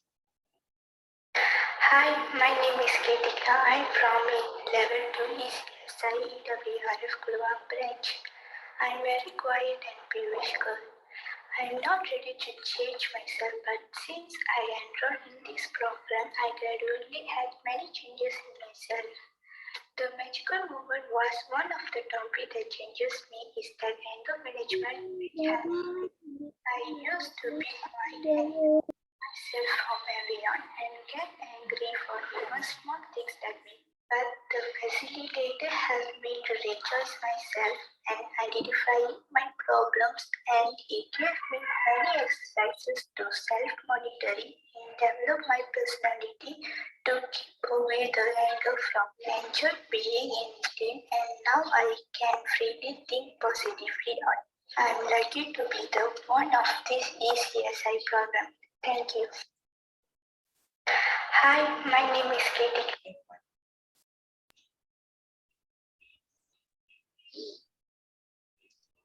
Thank you, Mr. Harish and Kritika. Last but not least, we have Pavitran Loganathan from EWRF Hulu Selangor to come on board to share their success story. Pavitran.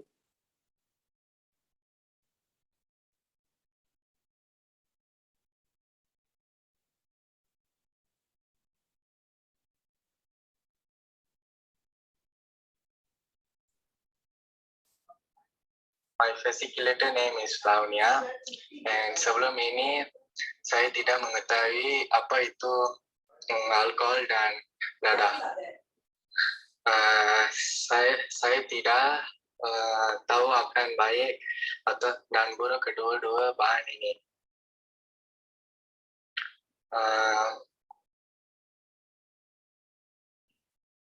Tetapi apabila saya berada di kelas, Miss Launia telah mengajar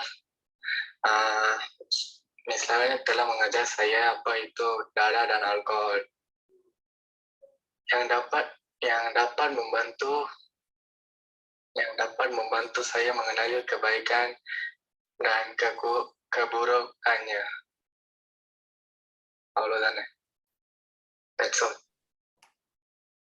Thank you, Sia program and Miss Lavanya. Thank you, Pavitran. That was a very good attempt.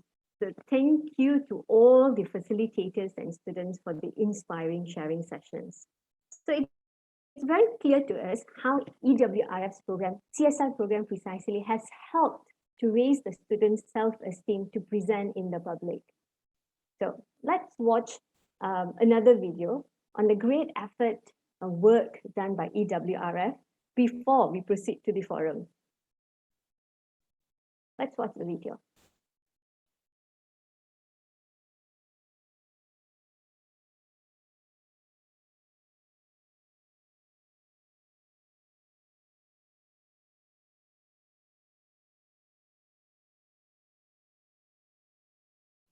Thank you.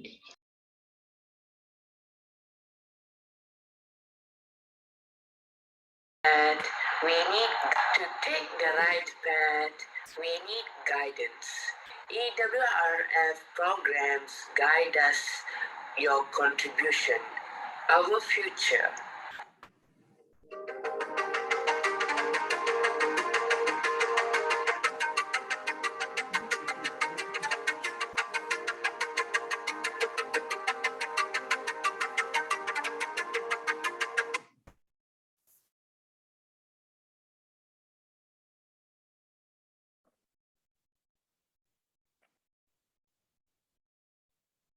Okay, now let's invite Keisha, our MC for today, to narrate and share her experience with us today.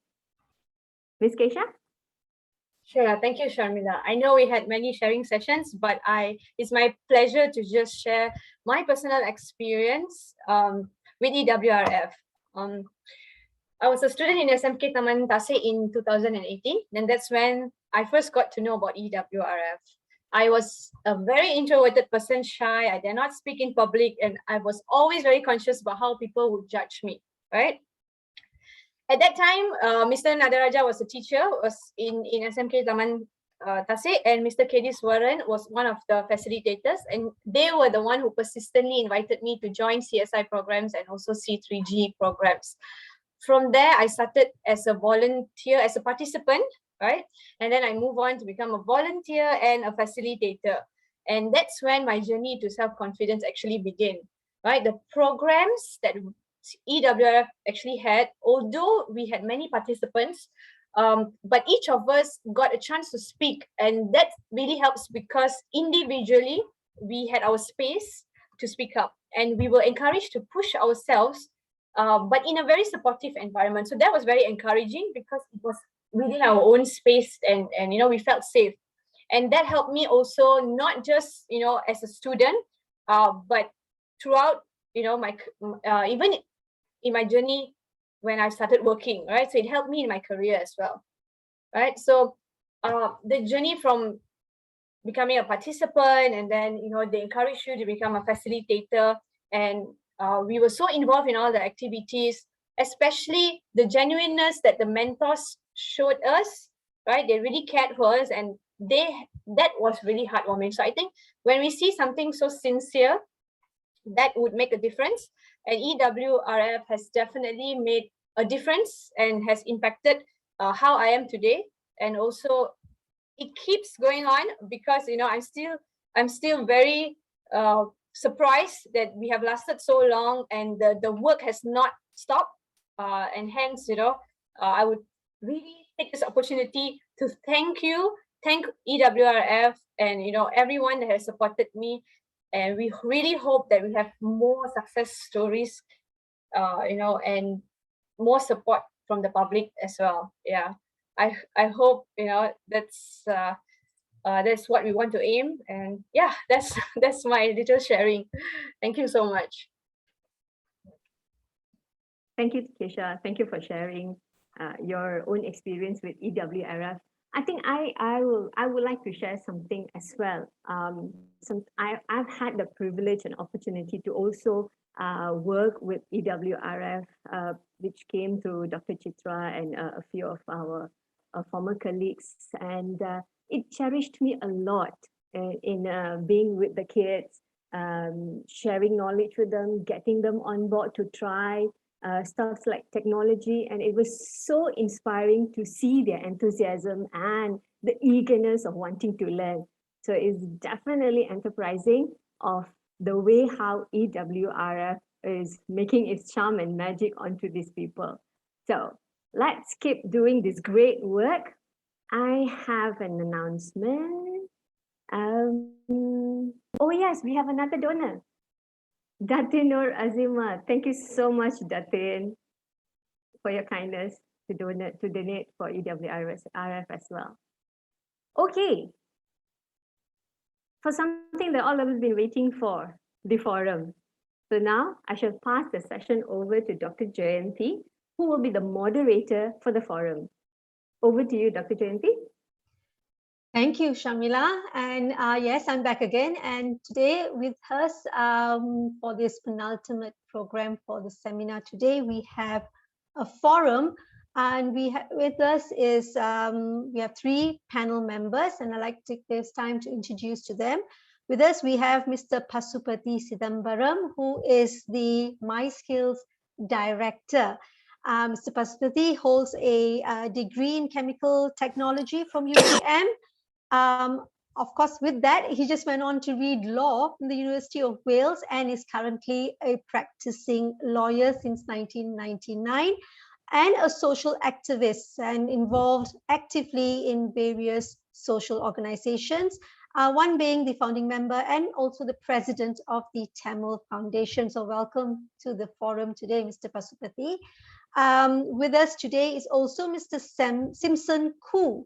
Mr. Simpson Khoo has 2 master's degrees, one in psychology of education from the University of Manchester, and also a master's in clinical psychology from the University of Cyberjaya, Malaysia, a registered clinical psychologist with the Malaysian Society of Clinical Psychology, and also a member of the British Psychological Society.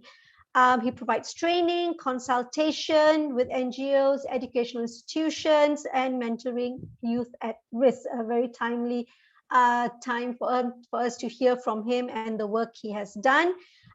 He has also organized community-based educational intervention programs, and we have seen students that he has helped from poor communities who have excelled and completed their tertiary education. He volunteers with different NGOs, and currently he has also helped with the mental health helpline during the COVID-19 in collaboration with the Ministry of Health. He's an adjunct lecturer as well. So welcome to the forum, Mr. Simpson Khoo. Glad to have you with us. And our third member today is Mr. Raj Suryan Pillai. He's a criminal law practitioner. Also the managing partner of Messiah Suryan. He's a criminal law practitioner who has represented clients ranging from high-profile individuals and activists. He's also an elected member of the Kuala Lumpur Bar Committee and chairs its pupils subcommittee. So welcome, Mr. Raj Suryan, to the forum today and to our 3 distinguished members who come from very different backgrounds, but I believe have the common aim of helping communities and our children who are at risk. So to begin the forum today, I would like to invite Mr. Simpson. So if you could tell us, in your experience as a clinical psychologist, what are some of the ways of strategies that you may have used in helping youths at risk today in achieving social competence and reducing problematic behaviors? Sorry, Mr. Simpson, we can't hear you. Hi, can you hear me now? Yeah, a bit soft. Could we give it more loud? Yeah, great. So yeah, good afternoon, everyone. Thank you for the questions and thank you for having me here for this afternoon forum. Actually, I am kind of privileged that I came from the B40 background as well, and I was very lucky that I met some of the very dedicated teachers during my primary and secondary school day. Considering actually I myself, I how to say, I kind of pick up my academically quite late in my journey. That like imagine for the first 3 years of my primary school life, like I was the kid that always being caned by the teacher and always being asked to stand up, being punished, or being get out of the class and just being punished, like, okay, can you get out of the class and just stand on the corridor for the rest of the periods and whatnot. So that was my journey, and then long story short, I met very dedicated teachers and who have changed my life, and that's where am I today. I really owe a big thank you to all my teachers. So actually, what we have done, you can use all the theories that we want to talk about, but just that I think one thing is very important is about the time that we share with them, that we share our life, we build their life, and we impact their life. I think that is very important. Although I think most of the people since morning until now, the different panelists have shared what we can do, right, through different programs, through different intervention. Perhaps I can give a perspective is that the important thing is really looking about spending time with them to get to know them, get to know their parents, and building up the resilience. The reason being is that it's quite hard, right, for our youth at risk to change the family environment, to change, the circumstances they are in, but they themselves have to be resilient, right? So whatever happens, come across their journey, it's important to learn how to be resilient. That's one. The other thing is so that they were able to stand strong and able to face the challenges in their journey. The other one is really about spending time and journeying with them. Some of the programs that we have heard this morning, we have all the wonderful students who are the active participants of E4J or CSI.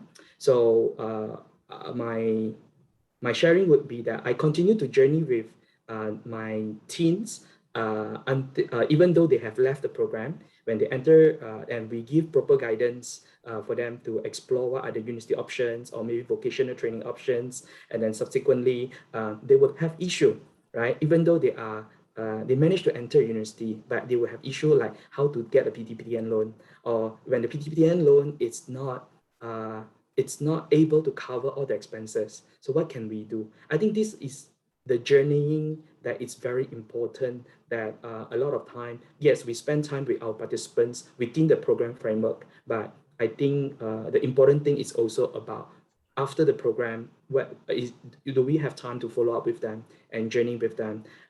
After the university program, the next thing will be internship, preparation for interviews, vetting their resume. So it's not something very complicated, like very psychological or whatnot, because I think those things you can just search online, you can get all the theories out there. But the main important thing is that can we being there with them one life at a time to journey with them to see it through. When they're in uni or maybe when they're in vocational training, they still face all the challenges as well. When they're in new environment, adjustment issue and this and that. So I think being there with them and letting them know that you are there to help them through, I think that would be the very basic and easy thing that I believe all of us can do. All right, thank you. So one thing we kind of find out that you coming from a background and understanding what it is to be from a B40 family, and probably, sorry to say that you spend most of your time in the corridor, but all right. So from there, looking at how you kind of like brought forth two main important points, building resilience and for people to actually spend time. So coming from there, the time and building resilience, Mr. Pasupathi, maybe you can tell us how can we ensure that there is always this time and consistent and continuous involvement and giving our time to our children and providing them and to avoid them from being youth at risks. Good afternoon, Dr. Jayanti, Simpson, and the other participants and the members. It's a great morning and afternoon. And I think there are a lot of ways, the root cause of the students becoming at risk and a troublesome student. There are a lot of reasons. I think all these reasons have got to do with a lot of policy changes. I've been in legal practice for 30 years. And the first 20 years, I've done about 200 cases, pro bono cases. It means I don't charge any fees. Out of the 200 cases, because of the participation of these individuals in crime is about 60-70% Indians, another 30% Malays, another 10% Chinese. So my ratio has been something like that. And what I've studied is these students come from dysfunctional families, they drop out before PMR, and the environment is very toxic. They come from a toxic environment. There's a lot of research that shows if you take a bad family, put in a good environment, let's say you take a family from Desamentari, put them in Damansara Heights, and just after 10 years, that family will transform into a good family. But take a family from Damansara Heights, put them in Desamentari, where there are about 4,000 4,000 B40 people are there. Eventually, after 10 years, you'll find the family from Damansara Heights will become a family in Desamentari family. So ample research shows. So because the role models, when they come out of the flats, they eventually meet a gang leader, a drug pusher, they just came out of the prison. So there are a lot of things that not within our control. But what we can do is, I think, the intervention program. So after my 20 years of practice, the first legal aid client I represented, one guy called Jagadisan, was for a petty theft, representing him for a petty theft. Then he became, he broke into a house. Then he was smoking drugs, taking drugs, pushing drugs. And now he has become a full-fledged drug addict, drug pusher. And he spent half his life in prison. So nothing could be done. So that's how we realized. And when I was in EWRF, we set up this MySkills Foundation. I think first thing is recognizing such a problem exists in the community and recognizing different set of solutions are needed for these people. We cannot apply the classroom system for these students. We got to take them out of the classroom. If a student at 13 years old says, I don't like to study, then you have to find a different avenue for him to excel in skills or any other things. So I think the community, first of all, community got to recognize the existence of such problems within the community. Even the word address students, address youths was something that was very alien to the Malaysian, in Malaysian context. And it was only around 2012 or 2013 that when we were lobbying with the Prime Minister's Department, we introduced this particular term. Even that we didn't know that this particular word existed, but we going to the Google and all that, we found out the problem that exists in Malaysia is same as that exists in UK, Brixton, the same as in Queens and New York in America. So I think the active community participation, first recognize such a problem exists. They must participate, like what Simpson said. You get to connect to these people. They are nobody has ever bothered about them. So we got to first bother about them. Get connected to them, and of course, this problem is solvable as long as these youths don't become criminals. So the minute once they are charged in court, they spend their time in prison. They get the best tutors, lecturers in the prison who will teach them how to commit a crime and escape without being caught. So I think the community need to be more proactive in understanding the problem of this at-risk youth and break away from the traditional thinking. I would say boldly, even if a standard, 12 years, 13 years, is a boy, the student is not interested in studies, he's interested in skill, you must be bold enough to send him to a specialized skills training.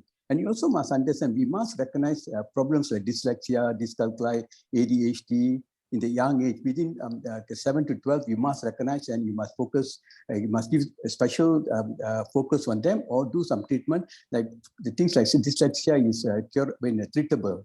A lot of studies show about 20 to 30% of the prisoners are dyslexic. They were dyslexic students once. So I think these are the fundamental things that we got to understand and we debate, dialogue, and put it into practice. Thanks.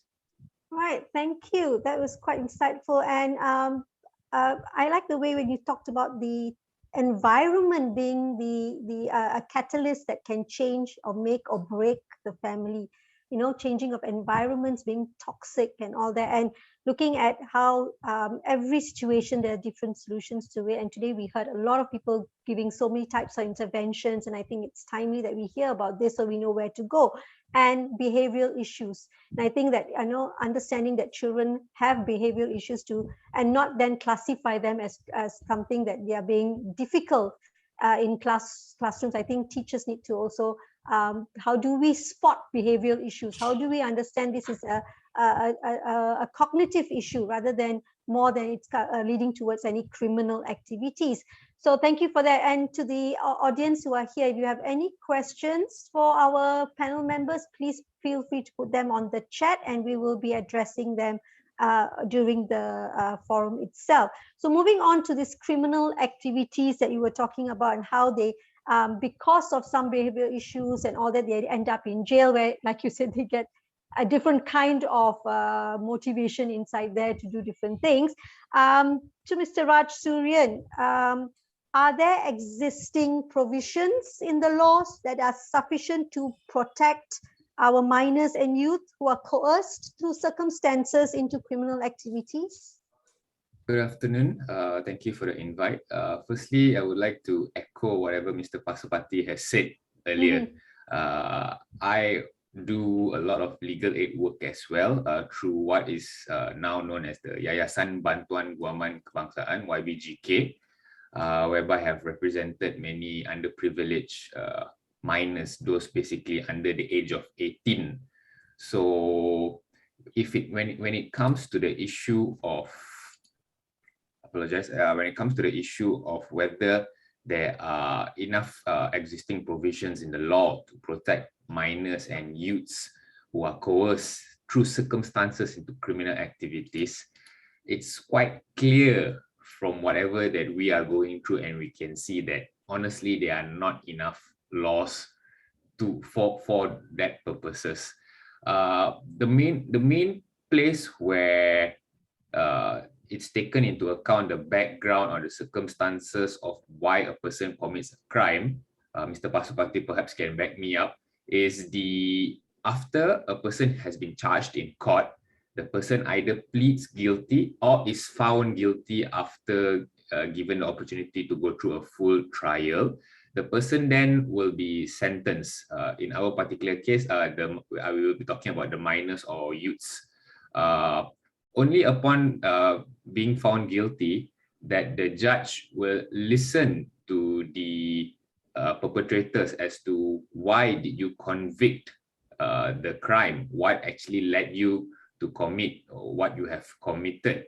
And then in addition to that, the JKM, Jabatan Kebajikan, also will prepare a report for the benefit of the court to look into their background and all the circumstances that has led to that particular moment. So basically the courts will look for what we call mitigation factors, factors that the judge should take into account before passing a sentence towards the minors.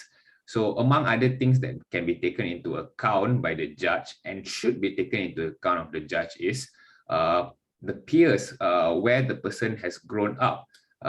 Many times you will find that the minors who commit such crimes come from the lower economical backgrounds. Cases such as fighting, drugs, gang-related crimes, what petty theft as mentioned earlier, motor theft is another issue.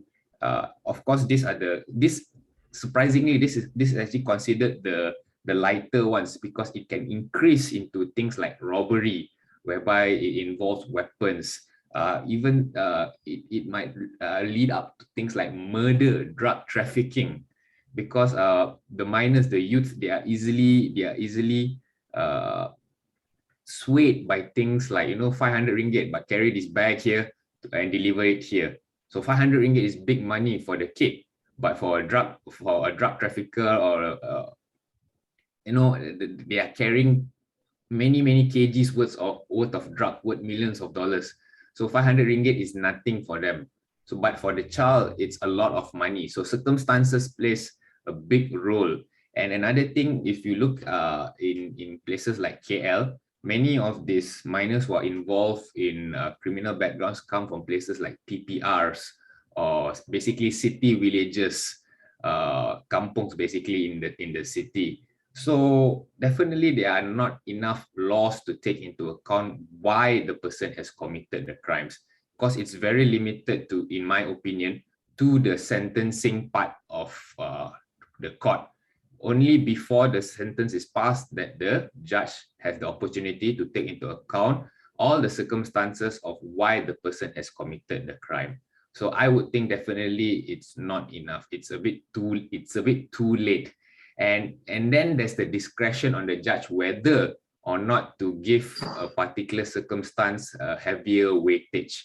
The reason being, the judge, she might look at it as this is merely an excuse. Everybody coming through is going to use the same excuse. So it's really upon the judge whether she wants to believe all the factors that are presented before her in court, as well as by the JKM, which is why JKM plays a very important role, because the JKM will send counselors in order to give advice to the judge as to what sentence should be passed towards the minors. So definitely not enough laws. We always can work to better ourselves. It seems like it's not a priority for the government, in the current government. At the meantime, you can see where their priorities are. Okay, perhaps our minister should be pushed more for all these children in conflict situations, conflict with laws, and definitely we can improve ourselves. I think we are far from reaching what the developed countries have achieved in treating their minors when it comes to criminal offenses. Yeah. Right, thank you. I think that's the realities of the ground, isn't it? That you're talking about, that there are not enough laws and the mitigating factors, and how much it rests on the judgment of the judge before sentencing. And of course, coming up with this, are we sufficiently resourced at Jabatan Kebajikan? Are there enough counselors to go around? And we have school counselors, but do we actually know what's happening? I think we need to find out more on that and see. And then I believe that what the organizations are doing, like EWRF, White Lily, and MySkills, what they are doing need to work hand in hand to fill in those gaps. So yeah, that's one way to look at it. So thank you for sharing that, the stark reality of where our system is at this point.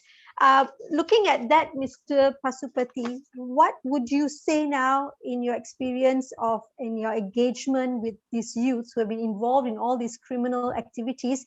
Could you provide us some insights on why and how they have got involved in these crimes, and what else can we do before they actually end up in courts? I think it starts from the family. You know, there's very little parental care, and the families have become very dysfunctional. Now, those were the days when we used to hear father leaving their family, but now we also hear mother leaving their family, and the children being looked after by the grandparents who don't have the proper tools to do the right parenting. And schools, they also neglected in schools because our academic system is so focused on producing results, 4As and 5As and 10As and all. So these students are automatically neglected from the school system. So I think that the education ministry itself should change its thinking. Not all the students are academically inclined. They should be streamlined so that they can go into skills and other areas. And I mean, skills means not necessarily they must become apprentice in wiring, air conditioning, and all that. If they're good in coding and all that, we can take them into those kind of areas where the students really like. So that we need to change our way of thinking. Third, I think overseas, like in America and all, you have foster homes. The students or children got involved in crime, and the youthful offenders aged below 18. Until they reach 18, they can be put in a foster home. In Malaysia, we don't have a foster home system. We only have Surrender Boys Home and Henry Gurney School. But the minute the employer knows this student has come out of Henry Gurney or Surrender Boys Home, he's already looked at it in a very suspicious manner. This boy, so the coming out from these institutions carries a stigma. Even with MySkills, and then we try our level best to say, it's a kind of transformation center. And now you don't even tell them at risk, as long as you drop out from the school, you don't like academy, you can come and join. And I think that Montfort Boys Home had the same issue. In fact, originally it was called as Naughty Boys School and all that, but now they after but exists for 60 years now they're changing the perspective, how to. So I think all these affects the student. I think as a community, we are a wealthy community. Malaysian community is a very wealthy community. I mean, government is one side. I think for the government to change policy decisions, we have been working with the government for very actively for past 20 years. I know the hurdles we face. It's very, very difficult, but I think while we're working with policymakers, I think that must be one of the ways we must constantly pressure and constantly engage them.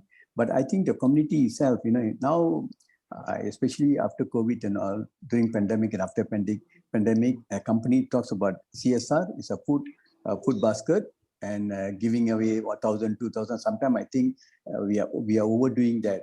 I think the time has come for them these companies to also support private skills training institutes, like those run by non-profit organizations like MySkills, EWRF, and so, including Montfort Boys Town, so that there'll be a safety net for these students. You see, also we have to talk about safety nets. And assuming the boy tops up the age of 13, see, in Malaysia, education is compulsory from standard 1 to standard 6. Education is free from standard 1 to Form 5. But education is not compulsory from remote class Form 1 to Form 5. So the ministry, we have signed so many protocols with overseas, international treaties. We must make it compulsory, but we shouldn't make education compulsory. The education meaning it could be skills education, not academic education. You saw at the age of 13, a boy chooses to become a mason or wants to become a wireman, then we must provide a proper opportunity so that there's a proper apprentice scheme. So within 5 years, become a good technician. See, one of the reasons why we face a lot of shortage of skilled personnel is not unlike Bangladesh, Thailand, and Indonesia, where they stream the student at the age of 13, 14 to go into specialized skills training. We don't do that. So I think this the change in thinking must take place within the community. I think these are the only ways we can move forward. So that when you talk about at-risk youth, eventually it is not a racial issue. Although we talk about Indian students being dropped out the highest number, Indians and getting involved in criminal activities and all, soon it is already a national issue. So what we need is a national solution, not a racial solution, a national solution. So I think we got to think out of the box and make sure that the policymakers understand the gravity of the problem. It's just not Indian youth, Chinese, also Malay youth, and passionately come out with a solution. There must be passion. Don't just based on research and come out with some solution. Passionately go to the grassroots, find out what is the problem in Dasamantari, where about 4,000 over families live in a 600 square feet space apartment. And when they come out, what they see is all the criminal activities. I think a lot of this kind of thinking process should go on, and we should have dialogue both with the private sector and with the government. Thank you. Thank you. So what I'm getting from you is, yes, community involvement is necessary, parental engagement is necessary. We talk about providing them safety nets so that when they drop out of school, but at the same time, when they do go in for these kinds of help and all that, they come up with a stigma. So we kind of have to balance where they need to go and get those skills, at the same time giving them that they don't live with the stigma of coming from organizations that provide them those skills and help. So that's kind of a balance I think we need to play. But before I go to you, Mr. Simpson, I just want to get back now the role of community and parents, and what is there? This is to Mr. Raj Suryan. So if we need involvement from parents and community, why is there any law, or as far as you know, that can focus punishment on negligent and irresponsible adults who have youth in their care and caregivers who do not play their part? So what are we telling parents and caregivers? Hi, can you hear me? Yes. Yeah, okay.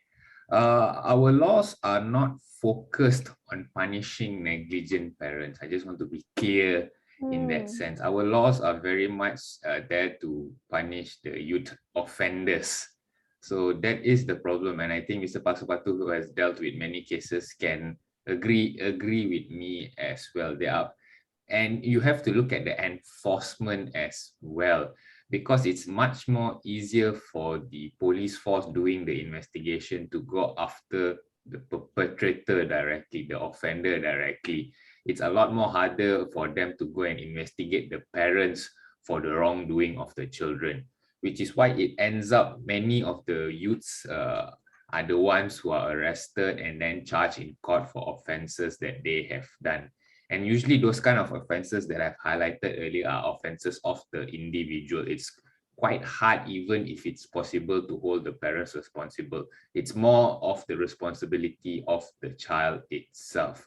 So it ends up being an issue of what then do we do with the child who has been found guilty of those kind of crimes. Of course, the main purpose in the eyes of the court and the eyes of the law should be rehabilitation of that offender. So that number one, as Mr. Pasupathi put it earlier, so you should not send them to prison, because when they go to prison, they get educated by teachers who are, teachers in the sense that, people who can teach you how to commit a crime and not get caught.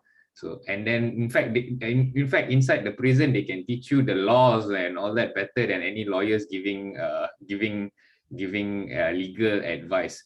Because if you send a person to prison, by the time they come out of prison, they can tell you, oh, these are the drug offenses, these are the ones. So you must carry how much of drugs, when you commit a crime, say like you want to do a robbery, how to avoid CCTV, how to wear a mask, how to wear dark clothing so that it's harder to be highlighted. So all these kind of things are taught on the inside. And of course, if you send people to places including Henry Gurney School and all that, you're putting them with other high-risk students, and they would want to fit in. That's the issue. Even if they want to rehabilitate themselves, they want to be better, because of peer pressure and because of the other people that they hang out with, they tend to be forced into a particular behavior. Okay, so the only time that I see parents are involved is because if a person who is under the age of 18 is charged with a crime in court, the court will compel the parents to attend court with their children. So basically, the parents will have to stand by the side of their child upon the charge being read, before sentencing, and throughout the whole process. So most of the time, our courts, our children's courts, they tend not to want to send the child to Henry Gurney School or give any detention order as far as possible. Let's face it, the schools are also full. They are so packed. So if the courts always seek to give the child a second chance, sometimes even a third chance, especially if the offenses are not big offenses like murder and all that. There are offenses like, fighting, perhaps urine positive for drugs. Basically, it's taking drugs, possession of minor amounts of drugs, motor theft. So all those kind of things, the judges, in passing their sentence, they will require the parents to be along with the child in court. And there will be a stern warning given to the parents in order, basically it's a warning in the sense that this is your child. The background of how you brought up the child has been brought forward by JKM. So there are certain things that are lacking, such as the love of a father or mother, the child's education, the lacking of skills if the person does not go beyond Form 3 or Form 5, for example. Sometimes are not even beyond UPSR. So they will be lectured by the JKM officers as well as the judges, that they have to take responsibility. And most of the time, they'll be given a good behavior bail bond. Basically, it's a slap on the wrist, basically giving you a warning. But of course, this depends on the crime. The lower type of crimes, the not so serious crimes, definitely, preferably, they will give the child a warning along with the parents, and the parents are supposed to sign basically a bond stating that they are going to take care of the child properly for the next 2 years. And it's sort of a promise to court that they have to take care of the child, because that is what the parents' duty is, to take care of the child. As long as the child is a minor, they actually fall under the responsibility of the parents. So oftentimes, if you look at the reason, look at the background of the child, the parents have already neglected the child to a certain extent, because it could be because even the parents themselves are not educated, or the parents perhaps are busy at work, or just for whatever reason. Different people have different circumstances in life, so I'm not here to judge them. So oftentimes, if the child, as pointed out earlier, who they are perhaps not interested in schooling, our normal standard schooling, our standard 6 or standard 5, and then they are not sent to any skill-based schooling, or they are not, or they don't take up a job, or they are mixing with so many different kind of people within the same background. So they tend to, spend their days with their friends, their peers, and if their friends say, let's take drugs, let's experiment with drugs, they will do it as well. If our friends say, okay, let's make some quick money, let's go rompak the 7-Eleven, they will join along as well. They will just think this is a normal gang activity without much thought to it. So it's for the parents to sit down and guide the children, to tell them what is right, what is wrong. But of course, parenting itself is a skill, and perhaps not everybody looks at it in that way, because we think parenting is something that comes normal upon having a child. So apparently it's not so. So perhaps NGOs or even the government can concentrate on teaching these parents certain parenting skills, how to deal with higher risk children, children who are more adverse towards certain kind of backgrounds. But as I mentioned earlier, the law, when it comes to criminal law, is mainly focused, unfortunately, on the child offender and how to punish the child. Punish, including rehabilitation. So a slap on the wrist, a warning to them is always preferred. Only if they are repeat offenders, 2-3 times they have committed and they have appeared in court again, that the court will consider sending them to Henry Gurney at the advice of JKM as well.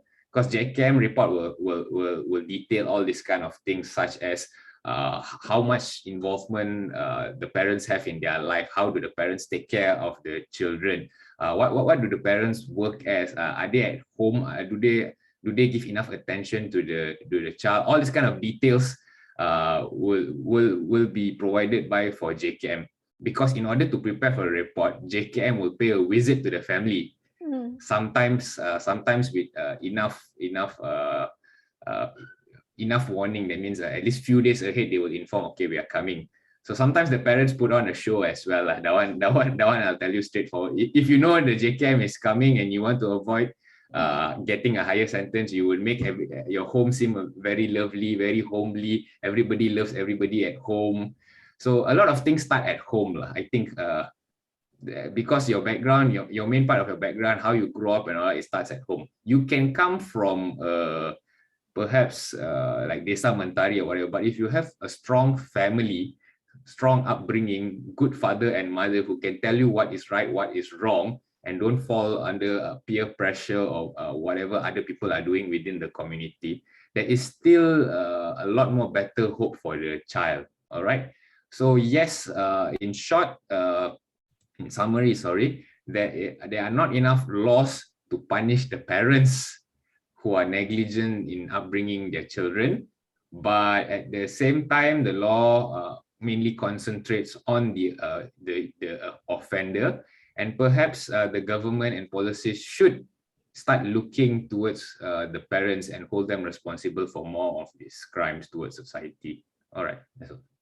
Right. Thank you, Mr. Rajsuri. And I think looking towards more accountability of adults in guiding their children. And I think we see a lot of comments here. We have one from Sarina who says, recognizing a child's potential is crucial. Guiding and supporting them through an appropriate pathway is our duty. And I think that's the duty that we want to see. And we have from Mr.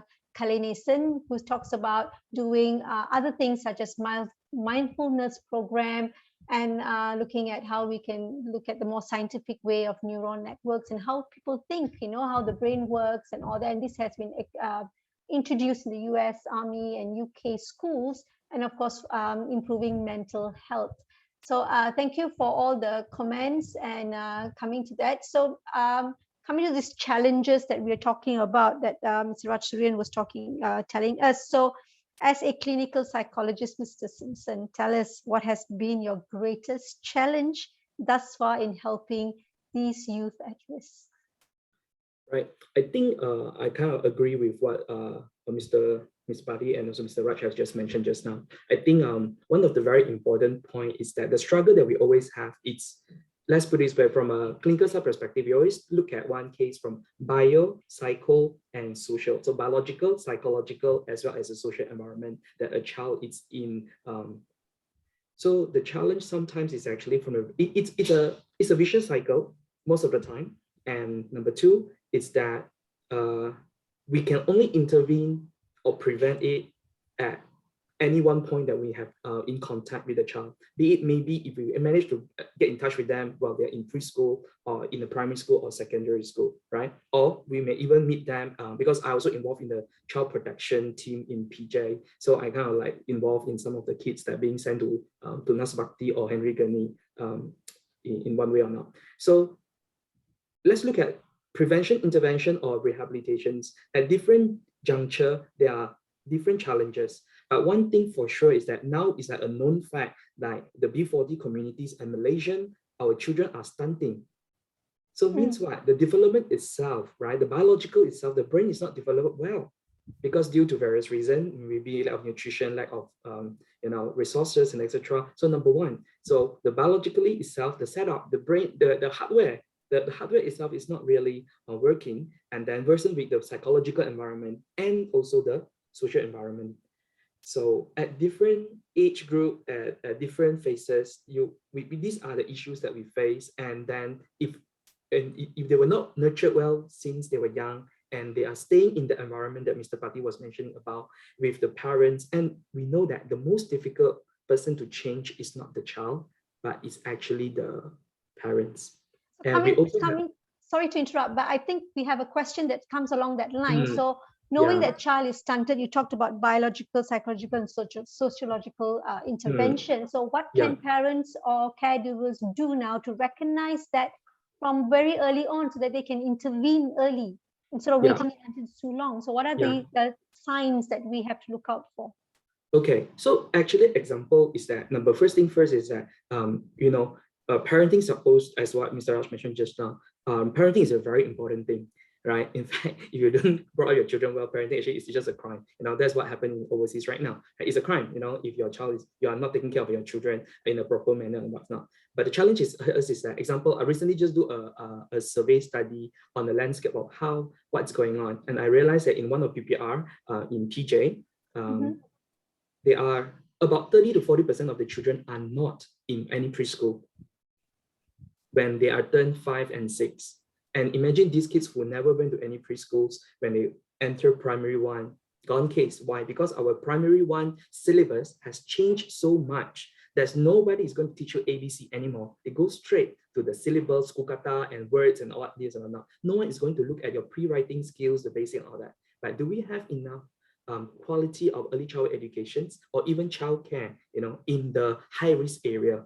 I think this is one thing, okay? That if the parents are not aware, can we blame them? If the parents, they themselves brought up in that environment, can we blame them? So exposure to the right way, to doing the right thing, it's one way, but sometimes they also will tell you that sending my kids to the preschool, it needs money. It needs like 100 ringgit and what this and that, and I don't have money for all this. And yes, even my kid go to the school, is the quality good or not? I think that's one thing. And I also encounter children that drop out from primary school because during the MCO, you need laptops, you need data for online classes, and they don't have that. So we're going to have a generations with all the literacy, they have delay because these 2 years they have missed all the precious time for their basic literacy, and they move on to standard 3 next year, example. So this would be the groups that we're talking about, a generation that lost due to COVID, right? So we need interventions to look at the foundations, right? Foundation at different age groups, and we do have interventions that probably take 1 year to 2 years or 3 years perhaps to really need to recover or maybe pick up one thing it's very important is not about having a standardized program. It sounds easier like to have a standardized program and you just roll out a tuition program and whatnot. I think what is more important is the individualized or targeted program that you really maybe just pick one or two very simple literacy subject that you want to focus on. You go in, you do the assessment, you know where the kids are at the baseline, and you do something about it. I think that is very, very important at this juncture, and it's perhaps it's really one of the dire needs, right, for our communities out there that we have. Can we have more people to go in and look at the basic fundamental skills? And of course, somebody talking about psychological and social. So there's no good role model, there is no good psychological supports. And we know that Malaysians' mental health, it's at the alarming stage right now. So when the parents are very stressed, will they let out of their stress onto the children? And I saw somebody is asking this question about the Child Act. Isn't the Child Act, somebody is asking that, isn't the child, yes, we have the Child Act to protect the children's right, that is supposed to be, but we only talk about Child Act when we have abuse cases, right? Even though there is a negligence clause there, you know, that we can punish the adults, you know, for neglecting their children or that, but often than not, it's not easy to establish the situations and using that to charge against the adults or the parents as well. So that is the reality that we talk about. And do we have a targeted interventions? Because the problem is too complex, but there is always, we just may have to have different people and more people to come in at different juncture and different phases, right? Maybe somebody look at the preschool, someone look into the primary school, or maybe there's an organization that can look into these two, and then those kids who are really not academically inclined, when they turn teenagers, no point to spend their time in school. Someone actually asked me, are we fix compulsory 12 years of education? The answer is yes and no. Yes is that yes, they should be educated, but they may not necessarily follow the typical school syllabus that is academic inclined, that talk about math, science, and this and that. They can talk about skills-based training. That's where MySkills will come in very filling the perfect role. Now, can we have more MySkills, or can MySkills expand to take in more teenagers? Like, can we recognize roles that played by NGI and NGOs in taking in the children from 13 onwards for vocational training? So I think these are the different piecemeals that have to come together to prevent. And definitely special needs.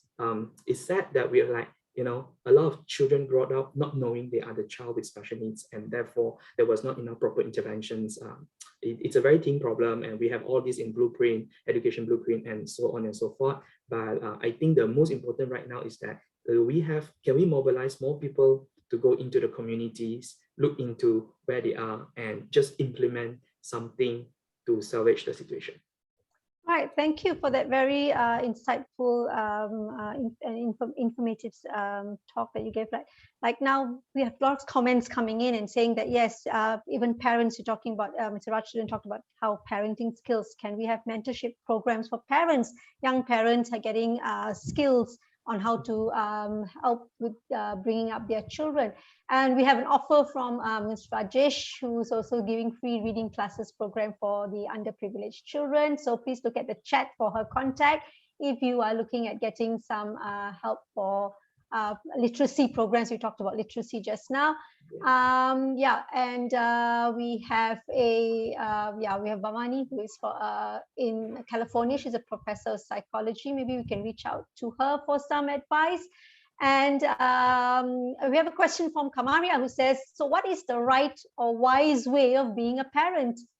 Culture, value, environment also needs to be considered. So parenting skills are different as well. What works for one parent may not work for another, because children are different as well. So a lot of things to consider in those kinds of things. So thank you all for that. But just before we leave, maybe we can ask everyone here, our panel members. So just to ask you about, before we wrap up, so what would be, from your own professional and personal experience and from your expertise that you have, what would be your advice to the people out there on the value and benefits of providing assistance and help to our children? What would be your single most advice to them?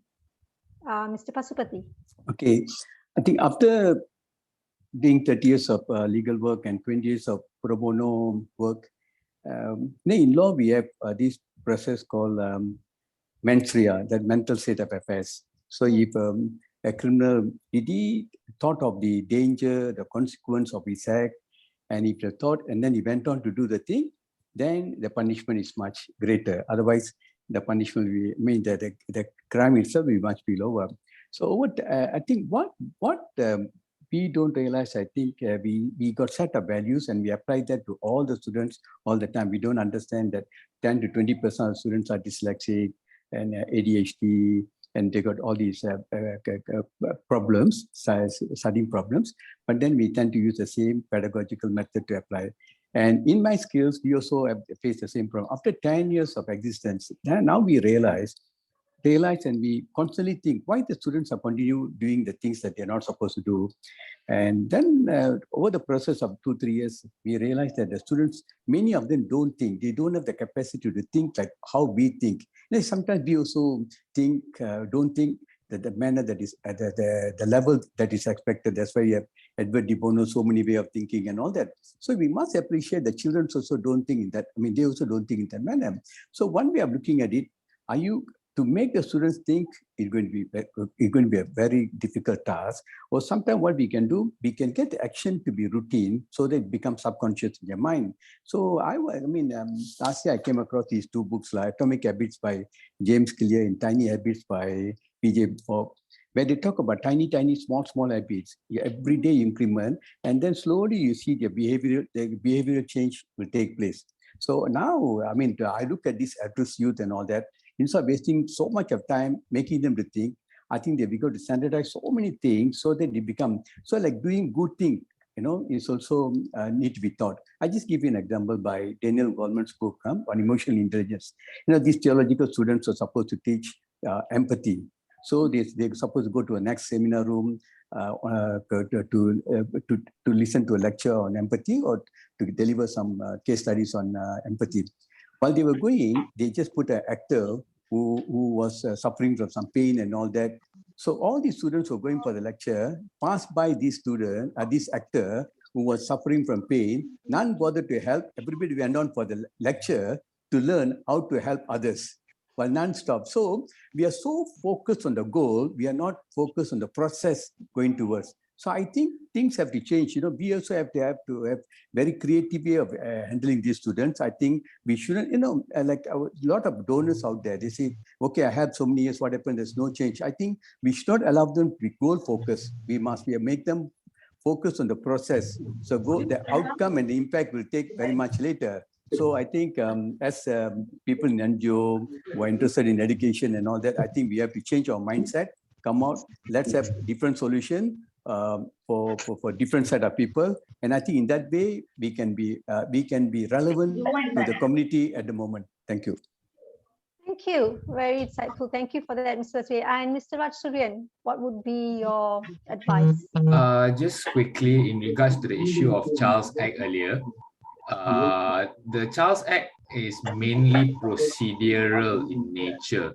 Only very few sections create any offenses in regards to the parents, which Mr. Simpson Khoo has already pointed out in regards to their neglect.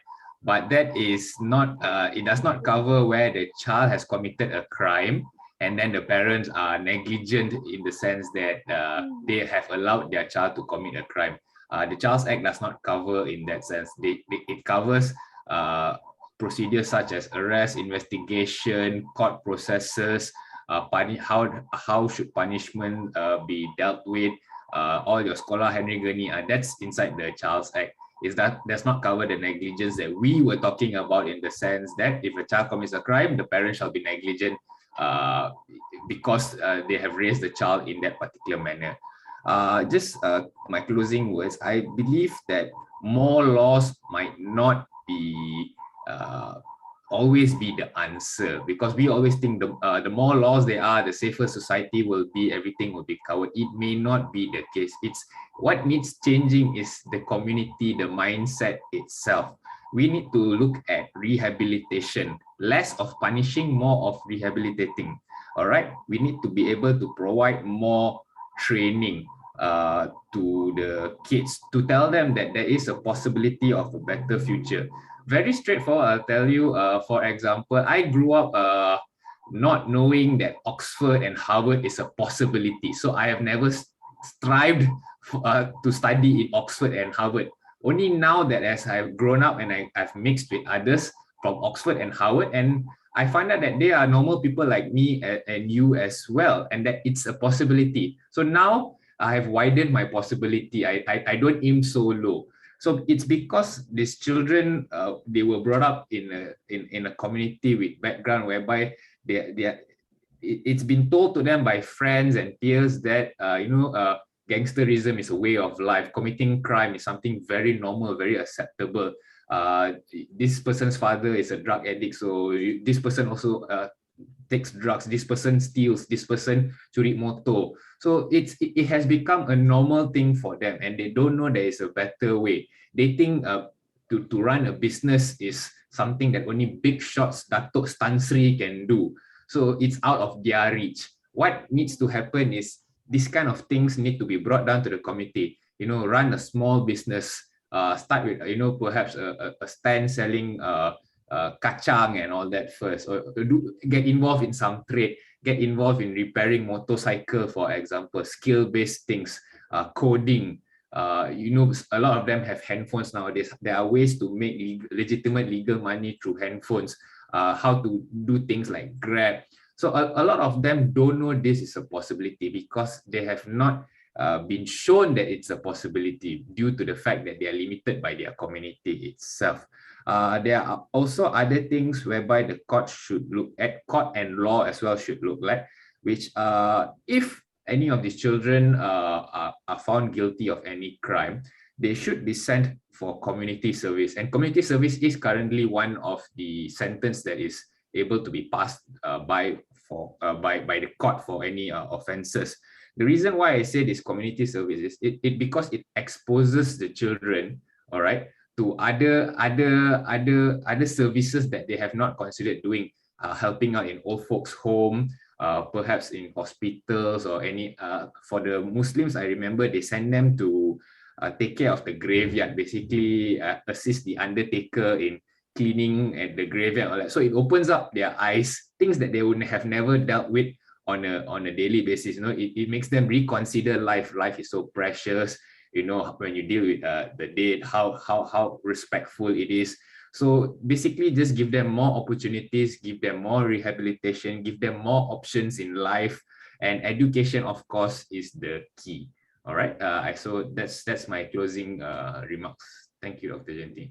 Thank you, Mr. Rajendran. I think apart from all those things that you talked about, I think messaging and giving them clear messages of what they have and the opportunities they have must be spelled out to them, without them thinking that, when Mr. Jeyakumar said earlier, they probably think, oh, I can't do it, why should I even try, and that kind of thing.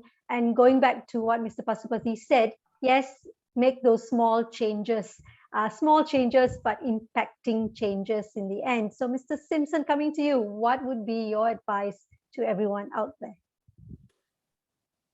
Coming from a child who failed everything and can't speak English until 15 years old, I learned how to speak in a proper sentence when I was 15 years old. So where am I today? I put it the summary for my past 10 years experience mentoring the youth is from E to A, from failed grade of E to B, grade A is let's plant the seed of exposure, experience, and enrichment. Quite echo what Mr. Raj was just sharing just now, is that the child need to be exposed. Most of my kids, their parents are cleaners, lorry driver, drug addicts, and this and that. They never know that beyond KFC, there is a place called university. They didn't know that there is a place called corporate, that there's a unit, I can earn a degree and I can work in corporate. I can have a different life that totally different from where the community are. The kids grown up in the community, the school is just a stone throw away that they walk to the school, they hang out with the same people as their neighbors in school and come back to their community. By giving them exposure, going out to know the different potentials, expose them and give them a good experience, knowing that if I have a little change in my life, I can have this type of experience and that will end. If they want, then we can put in the enrichment like with all the CSI, E4J, and all the programs that we go in. Because if there's no intrinsic motivations in them to change their heart, there is no capacity to change their head. When the eyes are closed, the ears are shut, you have to speak to their heart first. So from exposure, experience, and enrichment, that is where we can harvest the aspiration, attitude, and attainment. That is how my kids from Prima Selayang, a low-cost community, that today I have one of them who is working in Bank Negara as an IT support boy. One of them is working for a semiconductor company in Malacca that I didn't spend a single cent on him because he got into the apprentice program that he earned 1,200 every month while he's taking his diploma and advanced diploma program in vocational training that was sponsored by the company. And today he's earning 1,800, more than both of his parents' combined income. And one of them is on the right path right now, and he may be my future clinic partner because he's on speech language pathologist in National University of Malaysia, UKM. And I heard from his professor, he's one of the rare gem because for the past 10 years, we don't have an Indian boy who is aspired, the one to become a speech language pathologist to help his community, who can speak Tamil well and can do speech rehabilitation for the Indian community and as a male figure. I think that is what we need. So long story short, how can we do that? Very simple. Meet the basic needs. Do they have food for the table? Do they have a proper shelter? Do they have a proper clothing? Because having a dirty clothes going to school, actually it diminishes their self-esteem, right? Yeah, and from the basic needs to the basic education, yes, education, getting A is not important, but able to articulate and share and speak confidently, that is a basic education. They need to know how to write basic literacy, right? So these are all very important so that they don't simply sign the forms and documents and become a victim of along. This is very important and real. So that with basic educations and basic needs, then we talk about life skills, right? The way to think, sex education, so that they don't become father at 18 years old and reinvent and start the vicious cycle again. So these are all very important things, and don't be a victim of cyber security, or cyberbullying, etc. And don't commit suicide at the age of 17 or 18, or run away with another man at the age of 16. So these are all the very real. So from E to A, from exposure, enrichment, and giving a good experience, I hope we can harvest aspirations, attitude change, and attainment for the better of their future. Right, thank you so much. Yeah, we're just coming to the closing of this forum. So in parting, I'd like to say thank you very much to all our 3 forum members for bringing their expertise to the floor and sharing their insights and experiences. And I'm sure all of this will help us now to help our youth and our children.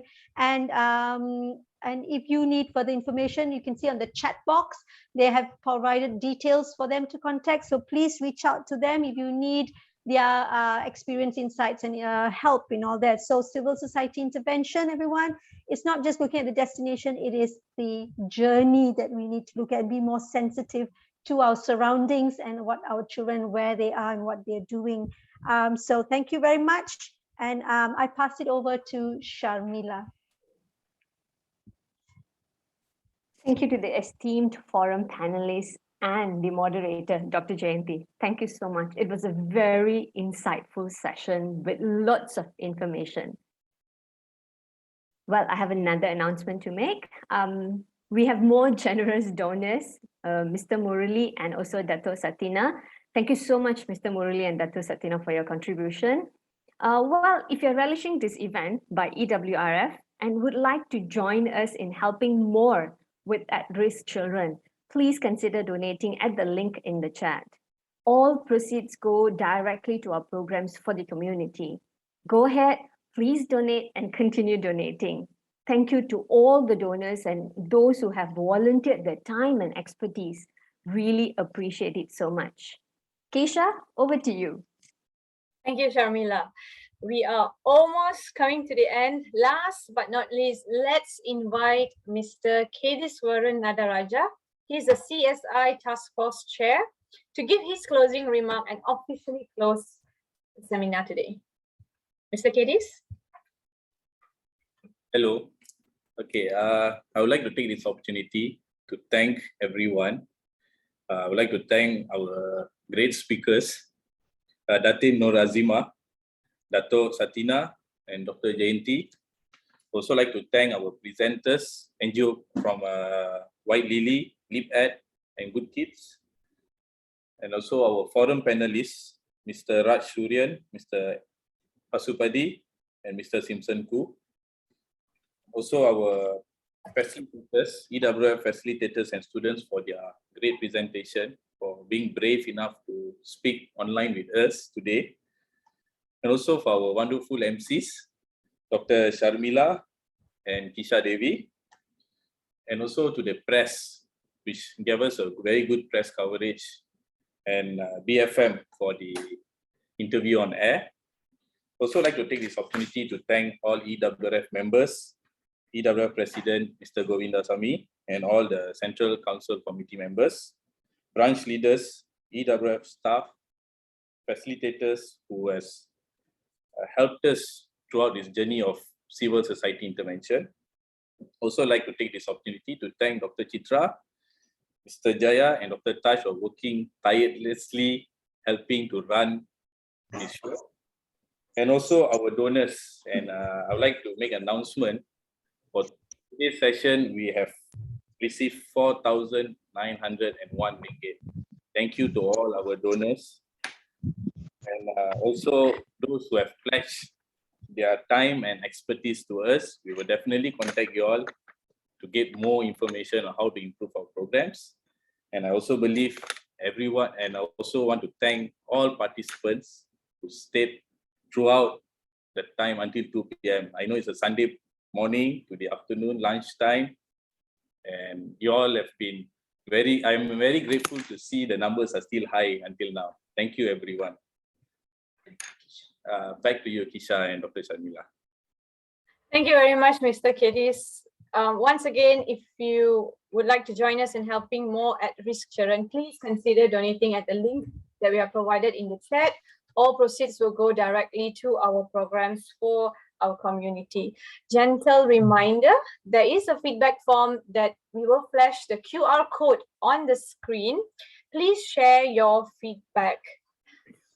And once again, we would like to extend a huge thank you to every one of you who are here being part of this seminar. Thank you, distinguished guests, speakers, donors, and participants. We do hope that you had a great time. Hope the seminar has been fruitful and beneficial to all of you. So, can I add one point? I'm speaking from Sydney. I have to add something to this conference. May I? Just not even more than 2-3 minutes, you know? Right, please go ahead. First of all, I'd like to thank you all. It's a great seminar to bring the issues up front, you know. Quickly, I made some points, you know, how we can solve this problem. We know the issues, what the issues are. The issues are, we have average number of dropouts, 10,000 of them. You know? So if you turn that into a prison population, you're talking about 30,000 prison population. So there's a correlation between the dropouts and the people who are going to land in prison. So this is not an Indian problem. This is a Malaysian problem. So how to reduce this crime? Now look at the expenditure side of it. You have prisoners, you know, a lot of government expenditure going for that. I just put 50 million. Now we are opening up the borders now, and you're going to lure tourism into the country. Klang is #1, you know, listed as the cities of the highest crime rate, and KL #3. So where are you going to get the tourists coming there? So you can put another figure of 200 million for that. Now, what are the people who are already landed in the prisons? You're losing a couple of lawyers, couple of doctors, couple of good employees. We are losing all that. I put another 250 million. These are just figures to give an idea. You know? So we know the problems, but we have not found a solution in this dialogue. My solution is very simple. You look at how the Bhumis managed to manage this problem. Most of them came from kampong areas. They had hostels set. And this is going back to my experience. I'm from an estate background. And same problems, whatever you all discuss. I know that because in a family, we had 2 or 3 guys who was involved in crime. At the age of about 14, 15, when I was Form 3, I had to go to the prison, not to prison, the police station. So I know the problems. So some of you are saying, okay, the parents are responsible, parents are not, they can't even think. When I went to school, the teacher asked me, you don't have any common sense. So I was thinking, what is common sense? I don't know what is common sense. So what I'm trying to say that if you get, this is the problem area, Form 1 to Form 5. If you can get these students from the poor background to keep them in a hostel like what the Burmese students had, because when I was in the estate, there were a lot of Burmese students coming from the kampong areas, very far and wide, and they got good education and they went to universities and they're all doing well. Now take my case. I'm from an estate background and I'm proud of that. But the opportunities given for the others are so limited that this is the problem which is we are facing now. Now, what the government has to do, it is definitely, the government is not taking concrete actions. I mean, I'm thankful for Puan Azimah, Puan Satinah to come and join this conference. It's great. We need more people like that to come and share. If people like them, they don't come here, this information will never get to the other side, the politicians. Now, the politicians have set up a budget, 2020, they had Bhumi 11.4 billion, whereas ex-Bhumis are only getting 300 billion. They just have to top up another 200 billion and build some hostels for the students from the poor background. And that will solve the problem as they solve the Bhumi population. I went from the estate background because my family was disarranged. Lucky I had somebody, a chief clerk in the estate, gave me shelter in the house to study. Then I went to England, I did my nursing, I did my chartered accountancy, I came back to Malaysia, I worked in Bank Negara, and now I'm in Australia. I did my master's in tax. I just finished my PhD when I'm 73 years. I don't regret. We all can do it. Everybody can do it. Please give that opportunities to these poor children, because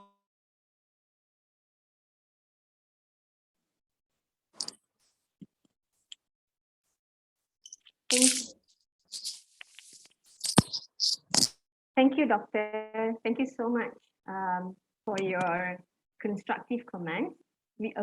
Dr. Apadu Nair, thank you so much for your suggestions and comments. I'm just sorry, due to time constraint, we would really appreciate if you could directly contact the office and then convey more, and we would love to have more chats with you. Thank you so much for your suggestions and comments. Really appreciate it. Kesha, over to you once again. Yeah, definitely we will have more sessions like this in the future. Everyone has been so supportive and we have initiated a lot of conversations going on. So on behalf of EWRF, Sharmila and I would like to thank everyone. Do have a great day ahead. Thank you, and we shall meet again.